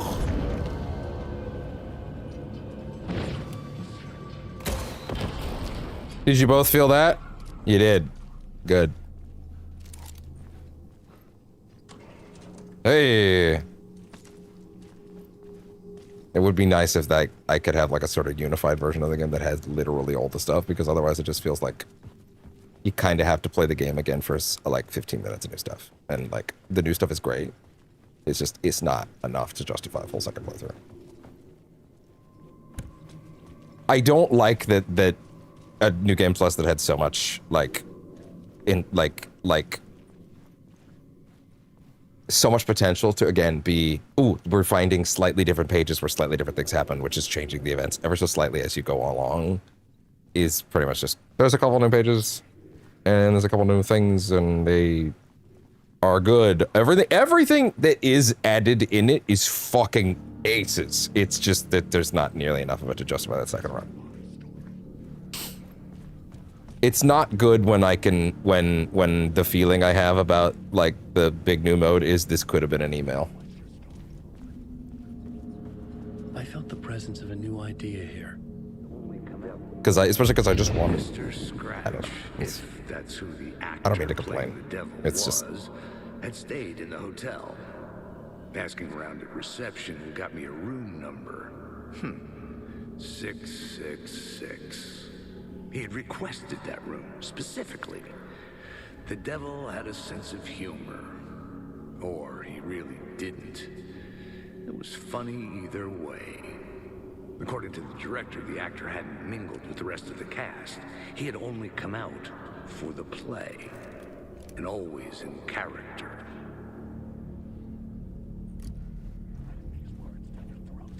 It's just a shame because like the final draft ending is so good, but I feel like whenever I talk about it, I like have to convince people why they should still even play it, and I feel like there's a lot of people who probably just haven't even seen the game's actual ending as a result of that, which is crazy. It's not even that I was disappointed by final draft. It's more like it feels like. It feels so obvious in hindsight what you would do with it. You would just have a version of the game where you went through it and it was deja vu and like, you know, little things on little pages were tweaking as you went through, and mainly Saga stuff. And then basically, it kind of just feels like they changed Alan's segments. The amount of the new things in Alan's segments actually make them feel more worthwhile. It's mainly Saga segments that drag as a result of it because they are they're almost unchanged. Minus a couple of brand new pages that are good. They're just very few and far between.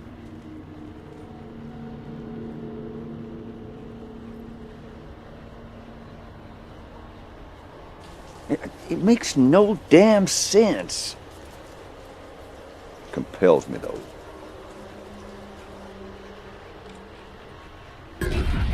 Scratch had been here. I could sense his presence lingering in the room. Yeah. I was about to have another killer idea. Yeah, me too. Okay, let's talk about the murder victim. The lady who was killed in the climax of the play. The leading lady. Oh, it was an honor to get to work with her. A grand dame for sure. She went back a long time. Long time. Kept insisting she had seen the long-lost original script of the play. I should point out, again, Alan's segments are actually out of sync with Saga's. The first segment that Alan and Saga have are actually in sync. It's the second and third ones they both have that are disconnected, and they loop into each other in a reverse order. Which I guess I was trying to not actually be specific about which way it went, but now that I think about it, that literally only leaves one possibility, which is that his second segment loops to her third, and her second segment loops to his third, vice versa. So technically, all of the stuff that we're seeing in this one are all like actually set up for tomorrow's session, actually, with Saga. She'd been with this mysterious writer, his muse. That was her role in the play. The muse. She was staying in room 108. And that's actually a big hint, if you remember Right. the song, The devil Poet and the comes, Muse. An unstoppable force crashing through the hotel through each scene, executed with devastating mastery. And all leading up to him meeting his muse. Even though it's Turns not out he knew quite exactly the same. He'd only joined the play to get to her. To murder her. Not you again.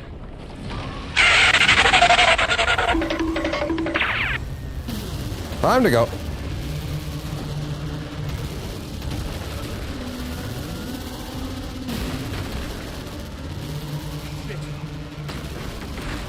Yeah, come on. Oh, time to go.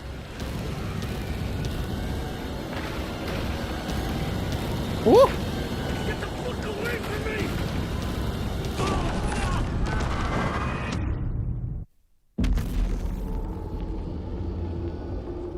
I didn't miss a beat there. So I don't know why it caught me. It's one of those things I don't like about forced chase segments is like they basically don't function in any way unless you as the player can outrun the problem, right? Because if you literally couldn't outrun the problem, then you know, then the game would stop. And if you... I'm so confused. I'm running, or am I not running? Am I not running? Right, so like in a forced chase segment, in any game, this is not just specific to this game, for the record, you inherently have to be able to outrun the problem, right? Because if you can't, then, like, you know, then the game stops. Get the fuck away from me! Shit. Get away! Get away! And turn around.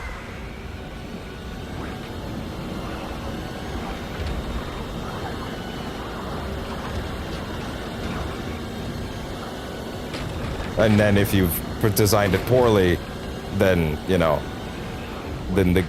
If you design a forced segment poor... Oh, fuck, I'm dead. Great, I'm dead. Apparently that's a wall. I didn't know that. If you design a forced chase segment poorly, then the player can't get away. But then if that is the case, then you would catch that in playtesting, right? So the window, 90% of the time, has to be generous enough to where you can easily make it away, or it gets frustrating, right? Right? You either are moving at a pace that is clean and easy to work with, or you're in like a knife's edge where it's not actually scary. Because, you know, go... Oh my god, I don't think he was running fast enough. I think he's slowed up somewhere in that process. Because if you don't, then that happens, right? If you've designed it in a way that's not great, you'll end up having to force the player to repeat it a bunch of times. I think the nightmare version of that might actually be harder, though. Like, it might be slightly faster. The dark presence. Or I'm completely imagining it. Drawn to the story I was writing as it grew darker. Kind of feels like... It just kind of feels like one of those things where, like, you're designing a sequence around the idea that, like, you know, the player can get away, because 90% of these forced chase sequences in any game are like, okay, the player is going to go at X speed, which means the monster has to go at X speed minus like 10 or something like that, right? And the sequence breaks if the player stops moving for even half a second, right? But like, it kind of loses the tension or becomes annoying if it's been threaded in a way where it's so precise like that, where it doesn't quite work out, you know? Final scene took place in room 108. But anyway. This is less of an Alan Wake 2 problem and more of like a thing in general in any horror game that has like a chase sequence, so anyway. It's a problem with designing chase sequences in games in general. Climax. After the gruesome deed, it was time to clean up the mess. Now, since this is a super completion-y run, we're going to go ahead and take a look at what that climax thing does to the other rooms, because I bet you the majority of players that you've seen play this, or even yourself, didn't even bother to check. You probably just went out and left. And I don't blame you at all for that. And it's nothing super crazy. But it's still stuff. There's still stuff you can see. Stuff that does mean something. What does it mean? Ooh. But, you know.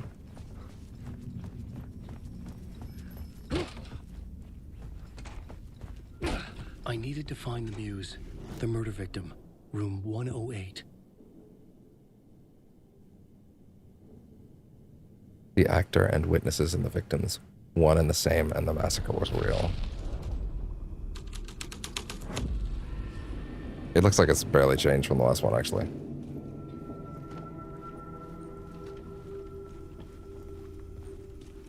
This was not the ritual murder site I was looking for. This had just been an appetizer before the main course.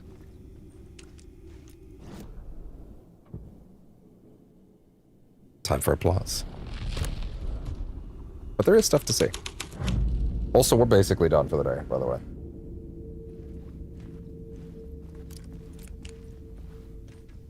Climax.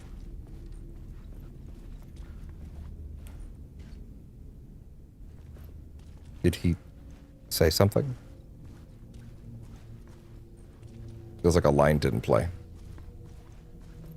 Well, that sucks.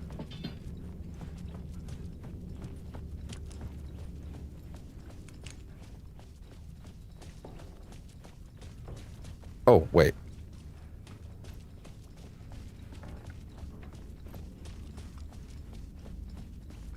That's so much blood, man. Like, that's so much. It's a lot. It's a lot. That's a lot. Rake?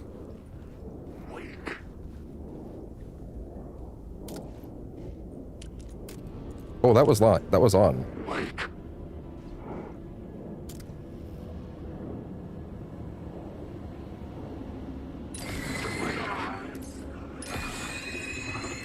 Son of a bitch.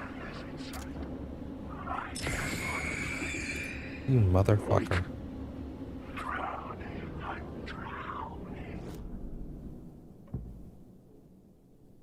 With the dark art done, another grim performance began.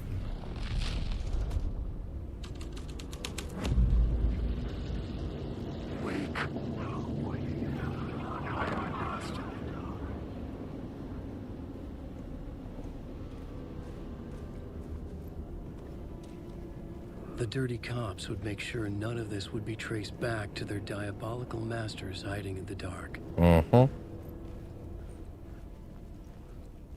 Just a little bit of extra detail. Which also tells you that the Mulligan and Thornton stand-ins from earlier are not on the up and up. Is Alan Wake their motherfucking messiah? Yeah, and he's like, yeah, he's totally in on it, of course. But also that loops in the real Mulligan and Thornton being also on the take as well, so to speak.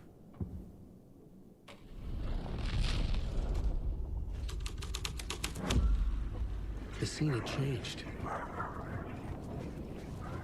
Oh, good. I cleaned up in here. Are y'all coming? Oh, y'all are coming.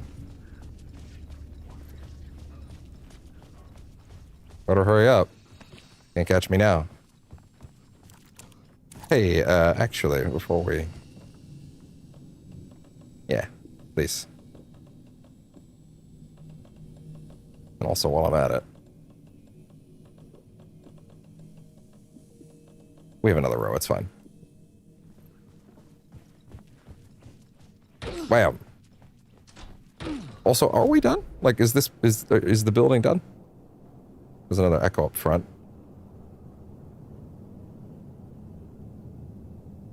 In the second floor hallway, there is actually something there. I think that's actually on the staircase.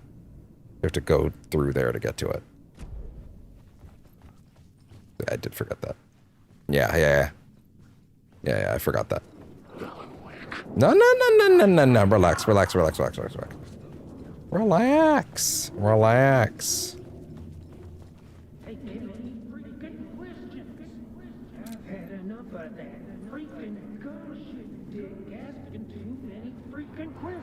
I've had enough of that freaking gumshoe dick asking too many freaking questions.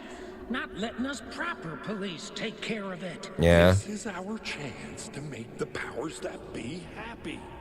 We'll be set for life. Part of the inner circle. Well, amen to that, partner. I like it. And so will the fraternity, the club, the word. Our dear friends with many names. The way I see it, it was a lone nut job. A junkie out of his mind on some fancy new designer drug. Open and shut case. It's kind of funny. What we gotta do now is dump the evidence from room With these two, it feels like the Thornton one is the less competent one. It feels like the Mulligan one is the or sorry, maybe now I'm forgetting which one's what. No, Mulligan's the one that is the straighter of the two.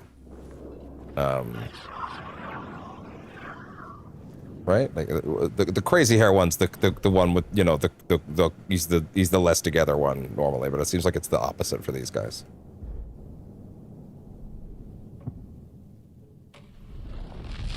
Oh, sorry, wait, no, it's actually not that. It's you. It's the devil. That's the one. There we go. This was something out of a horror story, but I had to keep going. God, I saw his eyes again. It's on the second floor.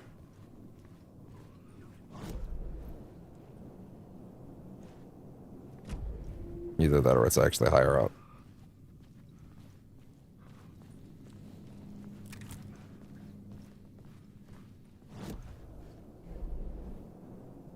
It's definitely up this way.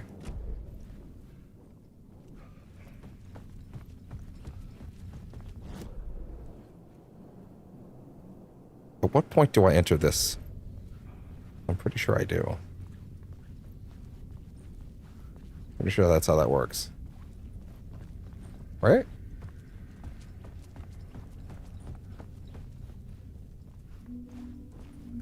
Yeah, no, that's collapsed. Wait, so that's not what goes there? Wait, what?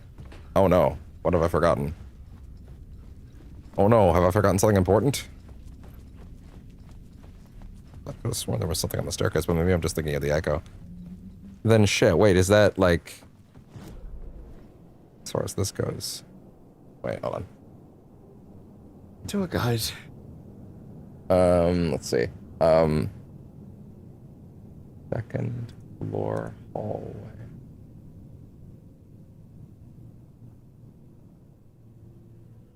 Yeah, word of power, where is it? Second floor, in front of the left exit door. Second floor hallway. Yeah, wait, hold on. Words of power. Okay, it's a 1.5-minute video I found. That should help me. Oh! Oh, wow, that's a lot easier to spot than I thought. Okay, I've got it.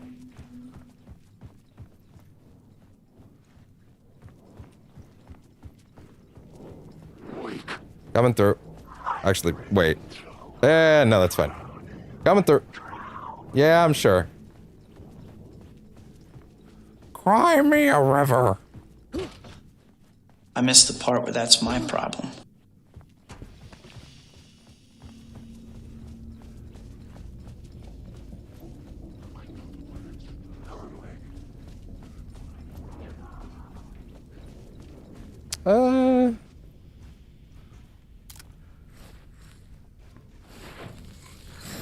Gotcha. Fuck. I don't remember that clock tower actually getting me, holy shit.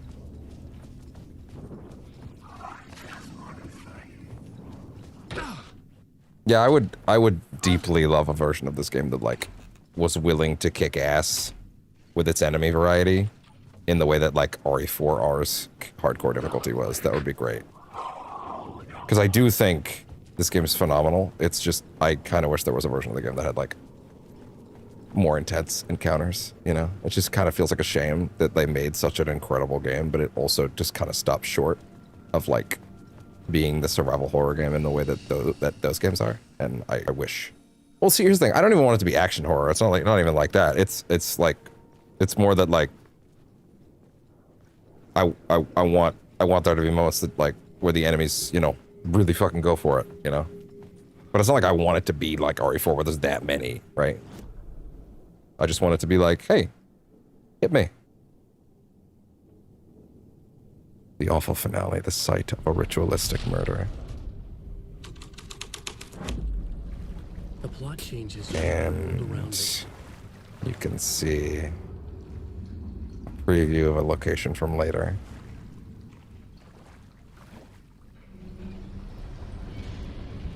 Beware the drowned lady.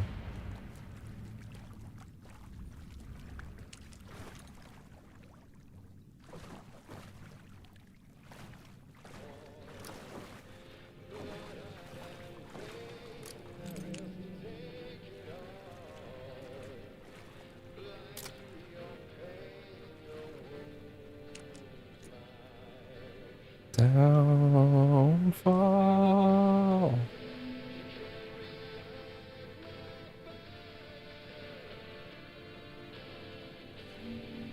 We'll have time to listen to it.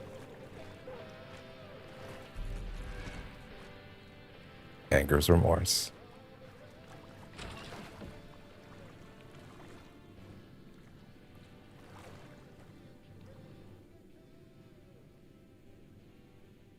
Lost on the shore, between the forest and the ocean, the owl and the deer reflected in motion. In his room, he will hurt her. In hers, he is caught. His story ends. Her story does not. This is the ritual to lead you on. Your friends will meet him when you are gone.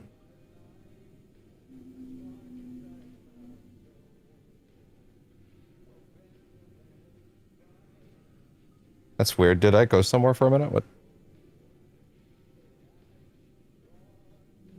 Were the lights just off? Huh. I must have read this already, right? I don't remember reading it, but I'm sure it's fine.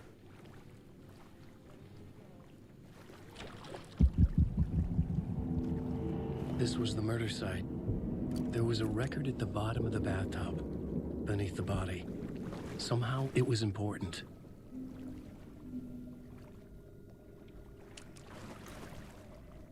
What do you think that light thing on him is that I'm noticing goes everywhere with him? Is that it's just like something that's like lighting the environment so that like you can always see what's in front of you even no matter what the lighting conditions are?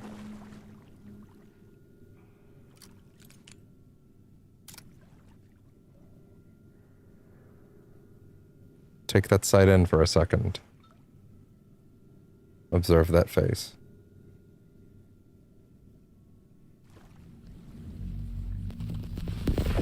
Remember it.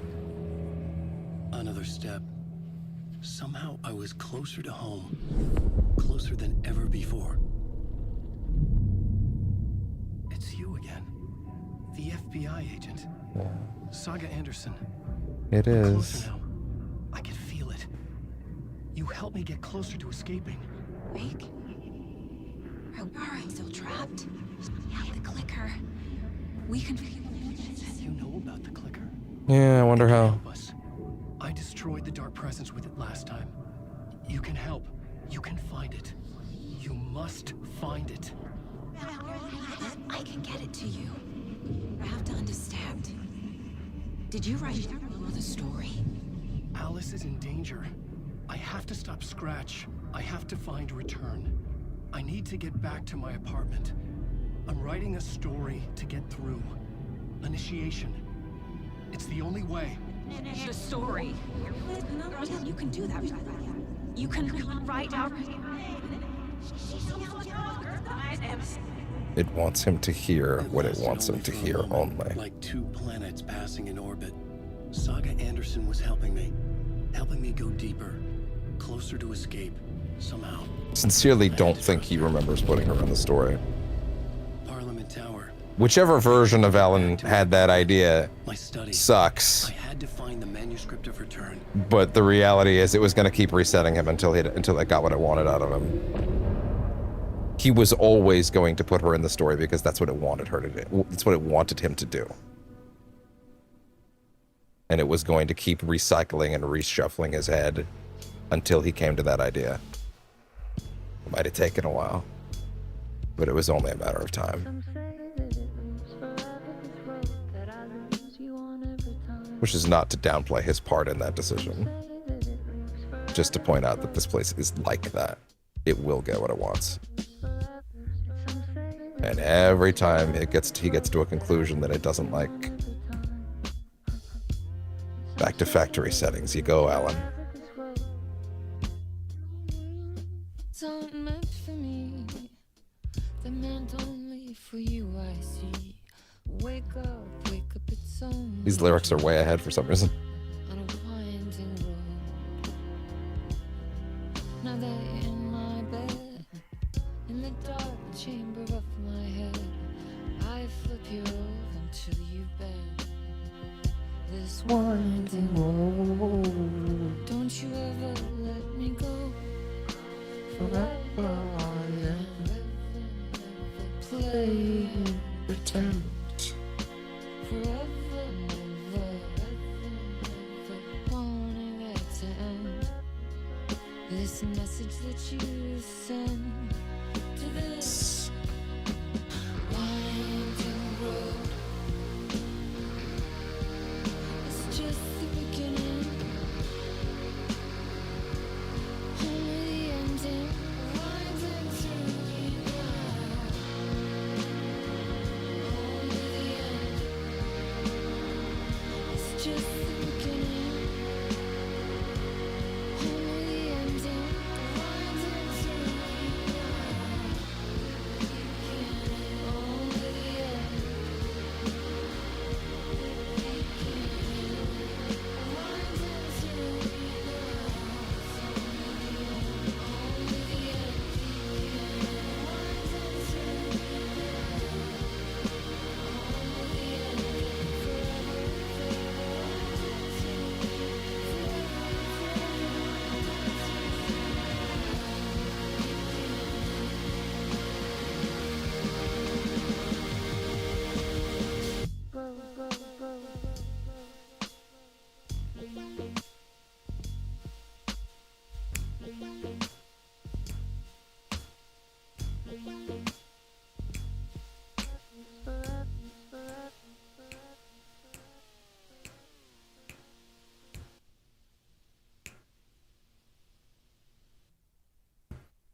All right, Alan, let's close you out for the day.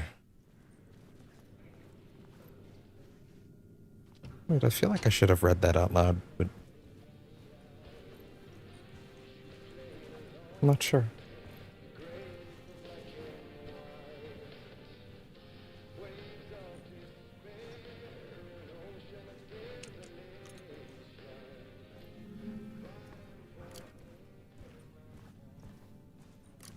Oh, that HDR looks really rough, actually. Oh yeah, there's some deeply crushed stuff going on in there. Can I fix that?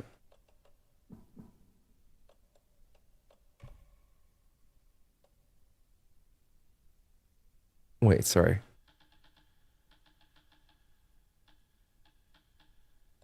$25.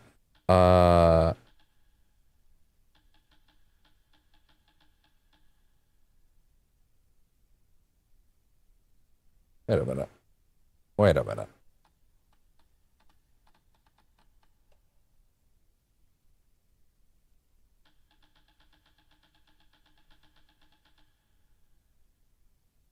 Is it better like that? No, not at all.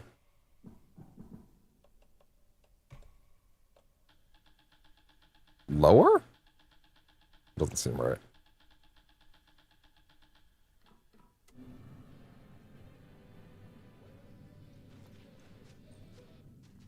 No, I feel like it was still better there the majority of the time. But if I did put it lower, what would it look like?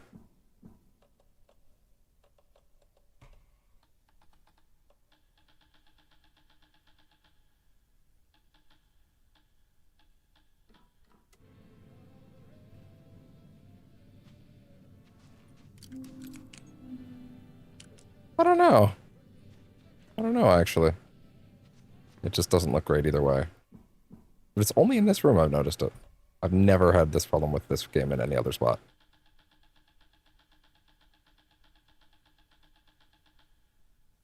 I'm going to ask the internet what the recommended numbers actually are. The stream's almost over anyway, so might as well.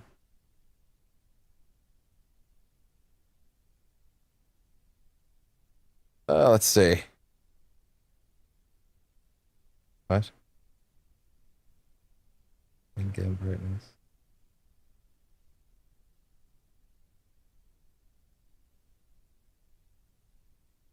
Uh...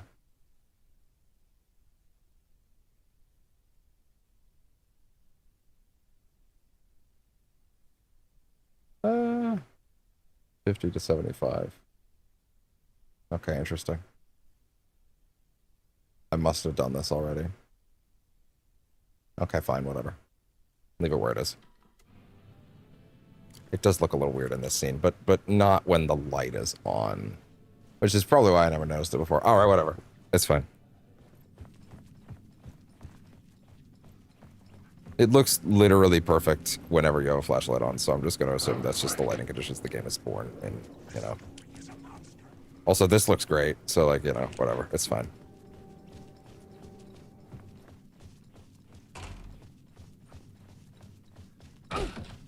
Alright. Parliament Tower was here, again. Zane said the manuscript of return was the key to escaping. I had to get it before Scratch did.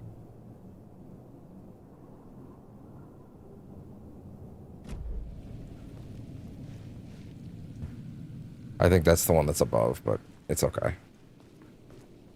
That's just supplies. Hey there.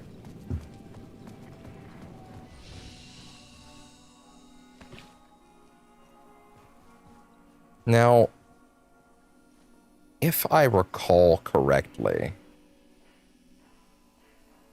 I think Alan's second segment technically ends with immediately shuffling him into, I think it immediately ends with shuffling him into, number 7. Which isn't exactly how I'd prefer it, to be honest.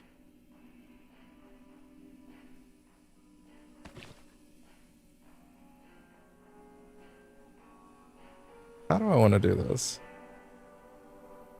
Would feel a little anticlimactic. One second. Let me remind myself how it... Wait, hold on. Yeah, let me check something.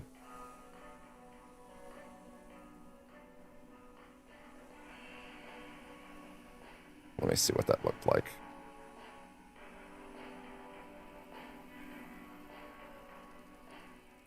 I remember where that goes narratively. Interesting. No, that's totally fine as a place to stop it. Okay, yeah, we'll go in.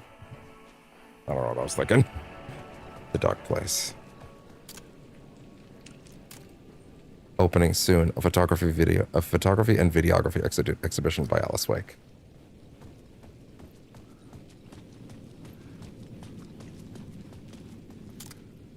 In loving memory of Alan Wake. Scratch was closing in, gaining control.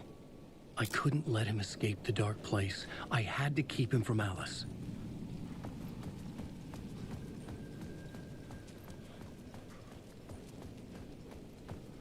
All right.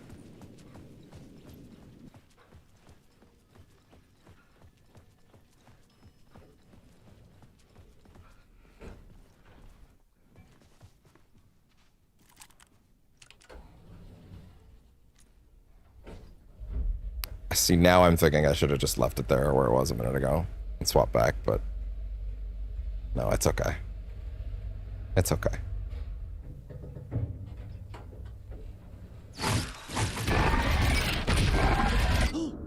Go to hell!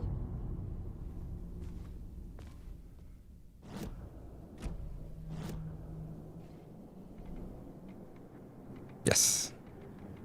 Missed one, apparently. Fuck. The happy song, of course.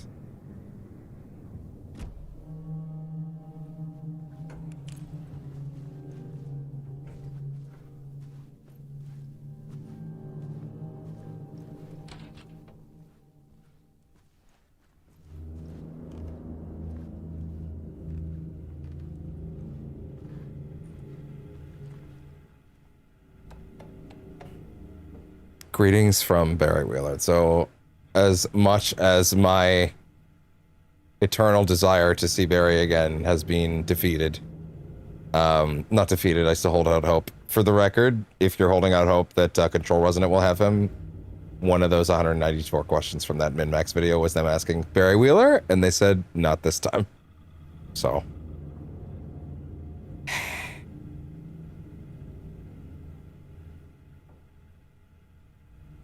we'll get him next time, pals. He should be in Alan Wake 3. That would be awesome. Hey, Alice.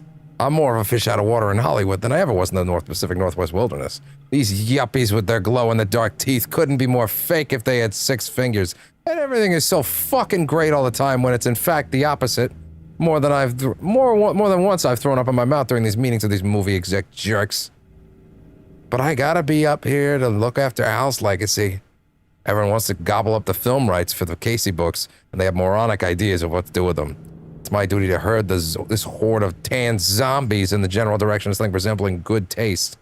I'm painfully aware how deeply Al would have hated adaptations if they didn't do it justice to his vision. He was a master of hating things deeply, for good reasons. I mean, that's why we loved him so much, right? Anyway, gotta hop on another video call now to talk about casting. Your pal, Barry. Join the cult! I never asked for this. So, let's call back to the Control DLC for a minute, because if you were paying attention to certain things I was pointing out, you should really hold in the back of your head. Some alarm bells should go off here in a big way. Hey, Alice, you're going to think I've been replaced by an evil double, but I have joined a cult, and I love it! Joking about it being a cult. Kind of. A blessed wellness retreat.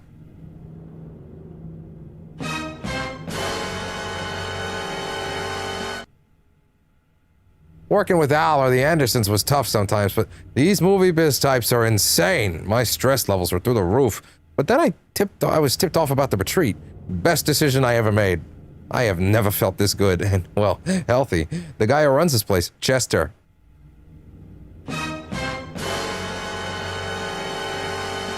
He's a goddamn miracle worker, not a wacko in any way. I know you think I'm full of shit, but I have lost a ton of weight. You wouldn't recognize me. Chester says I'm lucky to have ended up here. That something bad would have happened to me if I stayed in New York. I believe him. I wasn't feeling great after everything that happened, especially after those FBC creepos wanted to chat with me. Enough to turn anyone into a conspiracy nut. Okay, but like, let me hear the Barry tapes. Let me hear the Barry tapes and Control Resonant, please. Come on.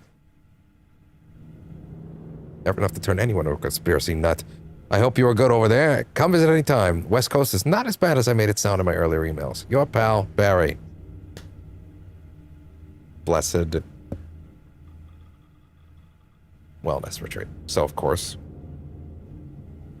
you should remember from the Control DLC AWE, the Alan Wake expansion, also Altered World events, all that goodness. We've talked about it before. There was a lot of reference, and it's interesting because this is not limited to the DLC. There are references to the Blessed organizations prior to this. They're the place that set up the film reel, all sorts of other stuff. Blessed Productions, they've constantly had a Blessed blank something, and they're led by a guy named Chester Bless, who constantly reinvents what the organization is, and it's existed for 40 or 50 years, and it constantly gets in possession of altered items, and then constantly gets in it gets its fingers deep into different areas of culture in a way that the FBC can never seem to nail down. All they know is that they are constantly being linked to different altered items and the creations of altered items, and they're even getting their hands on some. And we know that Chester, or someone named Chester Bless, is the one who leads them. Now, of course, why is Alan being allowed to read this potentially real email that might not be real? But let's be honest here. He's kind of connecting to the apartment right now, so it probably is. Also, why put this here if it's fake? And why is the Dark Place aware of or interested in Chester? Whoever this guy is. And isn't that a very interesting question? Chester Bless is probably one of the more interesting individuals for me going into Control Resonant, because I do kind of think they've been seeding this for a while, and it feels like it makes sense to pull the curtain back on this element now and explain what's going on with that. Chester Bless might even be related to the FBC bursting open. He might have even been a catalyst, or elements of what his organization might have even been a catalyst for it getting out. But also, if he's running around, if shit has broken out in New York, he might be there trying to pick up as much of it as he can. He might even become one of the Resonants in that game, which is just fucking fascinating, isn't it? So I think it might be time. I think this might be. They've been seeding this one for a bit, and I think this might be the time that they pull the card. I think Resonant might be actually when they pull it. Then maybe they'll leave it for longer. Who knows? This Chester, the Blessed organization, might be their next connected universe thing, right? There might be Blessed something. It might be its own game, unrelated to Control and Alan Wake, that expands on these things. Wouldn't it be crazy if there was like a game about this that somehow like it doesn't have to necessarily be an Alan Wake sequel, but like, I don't know, maybe Barry's just there. Maybe we find out what happened to Barry. Who knows? Right? But yeah, anyway. Of course there's more. Hey Alice. Checking in because I haven't heard from you. Everything good back there? I've been kind of trapped in non-stop meetings with no breaks. Open kimono. I have considered peeing in a mug, and lunches be damned. How these people ever get a movie made is and all they do is sit in meetings is beyond me. Your pal, Barry. 1 month later. Actually, more like 3 weeks later. It's unclear if she's actually replying. Hey, Alice. 6 months ago. Sharks circling. They now want to turn what happened into Al into a movie or a TV show, or get this, a fucking video game. I told him to fuck off. Also, in case of you heard about this from someone else, a true crime writer named Tammy Booker is working on a book about Al. I hunted down her publisher and told him we'll sue. Don't worry, I've got you covered. Your pal Barry. How is everything? Hey Alice, everything good with you back home? Just checking in. Tried to call you but couldn't reach you. You are probably just deep in your creative process. I know how you artists get when you're in the middle of your projects. Everything else disappears. If you call back and can't reach me, I'm doing whatever it is an executive producer is still is supposed to do. Still a mystery to me. Oh, and if you want me to help with anything business related to your exhibition, just say the word. Your pal Barry. It's clear that they are getting so if you just read these emails, you might still think that their relationship might be a lot like what it was in the original, but in the DLC they make it. The DLC / I think also this. Maybe it hasn't happened yet in this game, or I'm mixing up when this is established. But her and Barry are a lot closer after Alan. So, yeah. But anyway. For months. Love, after Alan died, heart won the depths. Love is weakness. Trigger when viewer comes close, intimate. By the confusion, the shock, the guilt, fear. Motion activated TVs.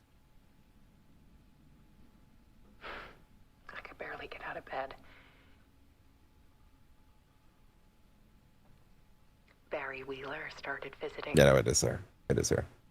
He even cooked me meals. I couldn't stand the guy when I first met him, but he's a better friend than I gave him credit for. And he still checks in. Even after he moved out west. Evidently, she is responding to him. It's not like she's stonewalling him. Before we go that way, I feel like I may have overlooked... I needed to get inside the manuscript. May have overlooked this.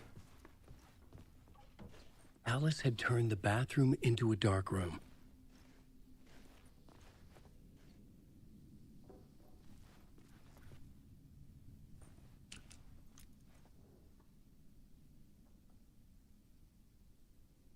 How does she have that photo of him dead? Unless that's not what she has. No such thing as too personal. The photos are me. Just need to know. DMP? What?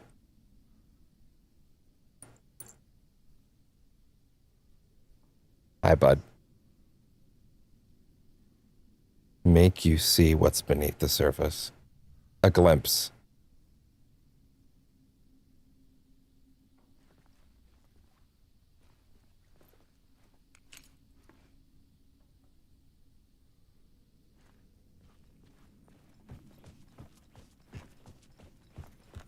Hi.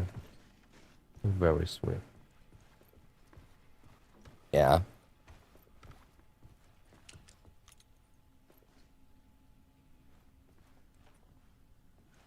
Alice's work had consumed the apartment. Her whole life.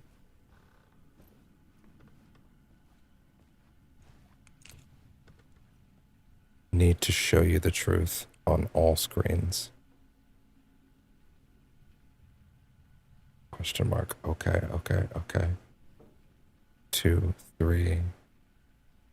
The darker, the better.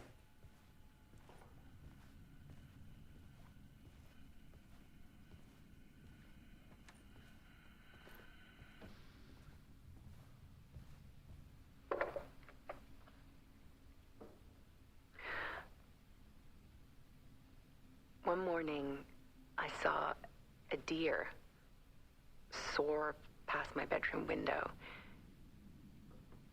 It was a balloon of some cartoon animal.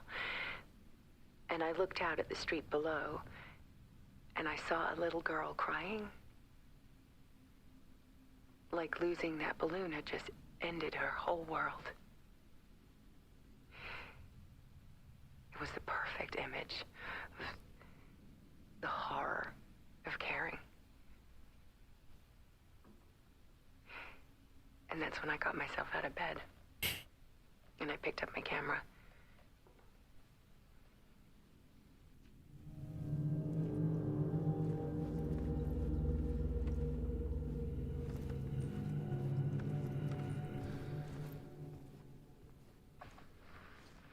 There was something in the dark. Something I needed to see, to show. The more shadows I photographed and filmed, the more I felt like I was on the verge of a breakthrough. I submerged myself in it. I only went out at night. My search became obsessive, but I still had no idea what I was looking for.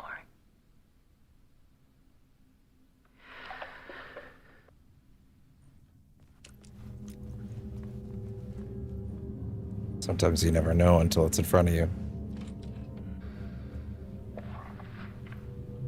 There's a world hidden behind ours.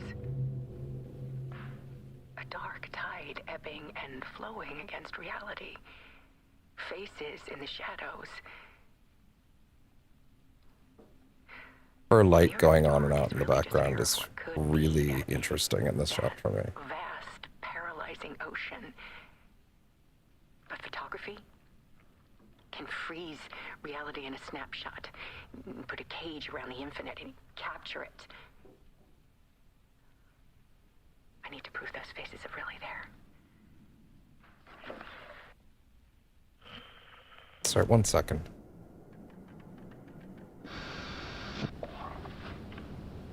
There's a world hidden behind ours. A dark tide ebbing and flowing against reality.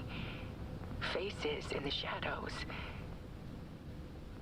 Are there faces in the shadows in this video? Dark is really just fear of what could When it's be. flickering on and off? That vast, paralyzing ocean.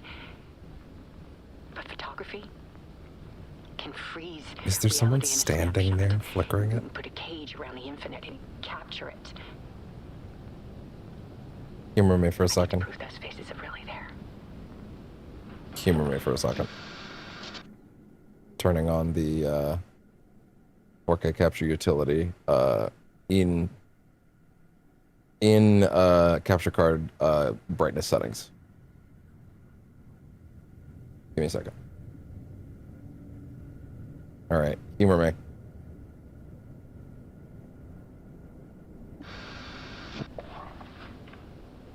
There's a world hidden behind us.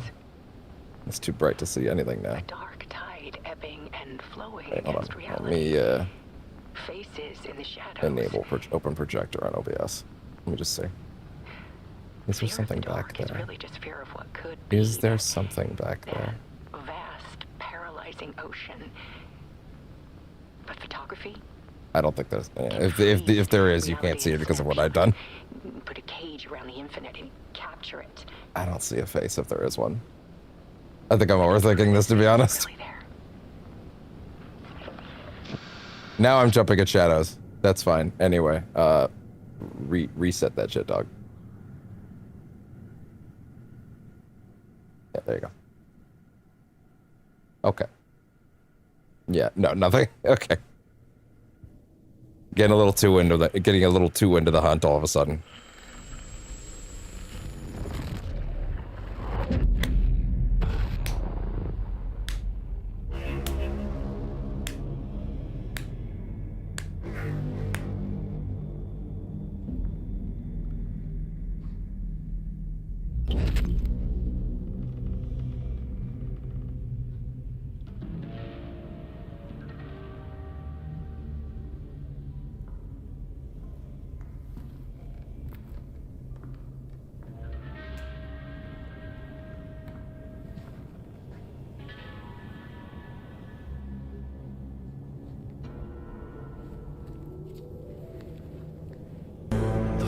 What have I done?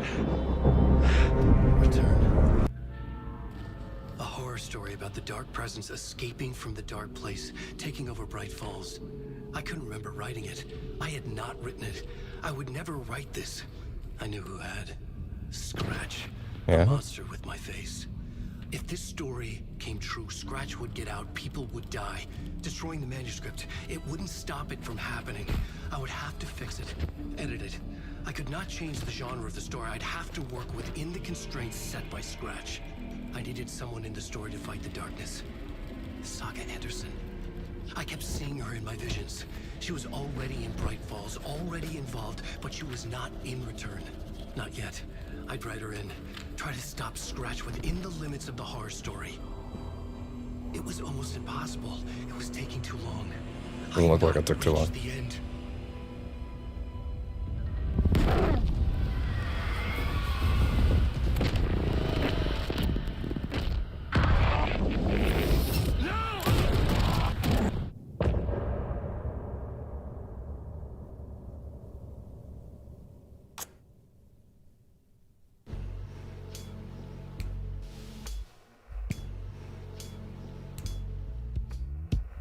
Some say that it moves forever, this road that I lose you on every time. Some say that it moves forever, this road. Some say that it moves forever, this road that I lose you on every time. Some say that it moves forever, this road. It's not meant for me. The meant only for you, I see. Wake up, it's only a dream. On a winding road. Now they're in my bed, in the dark chamber of my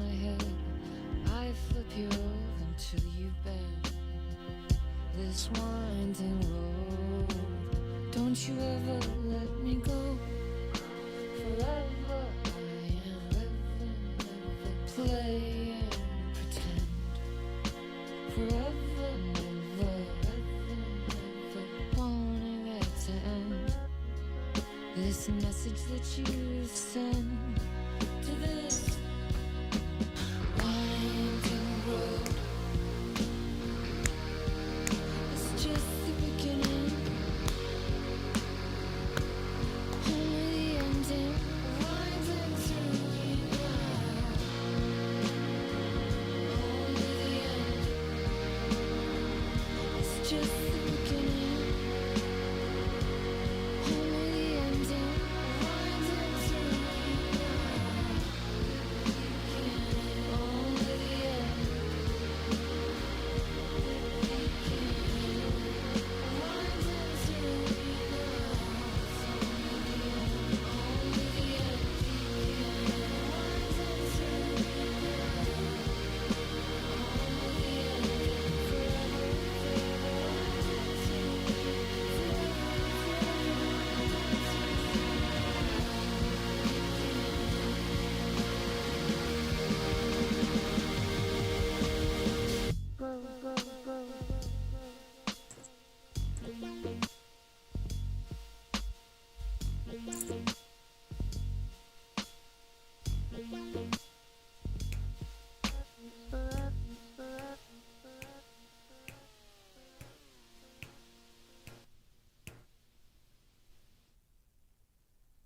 All right.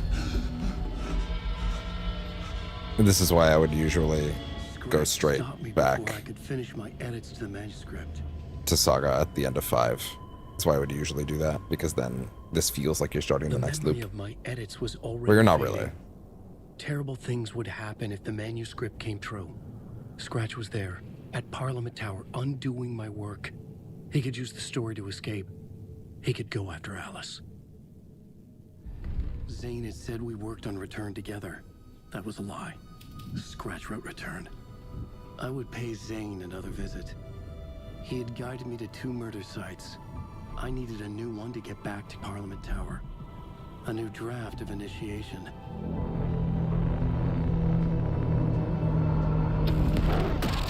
And so he would. But that's later.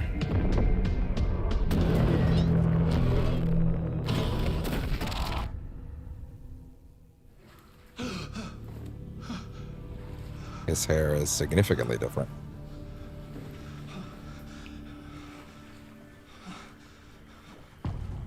Masks. And that is where we will return to in time. But as far as you or I are concerned, that is where tonight ends. So thank you very much for tuning into Percentage Chance for the Night. And I will see y'all for more of Saga tomorrow.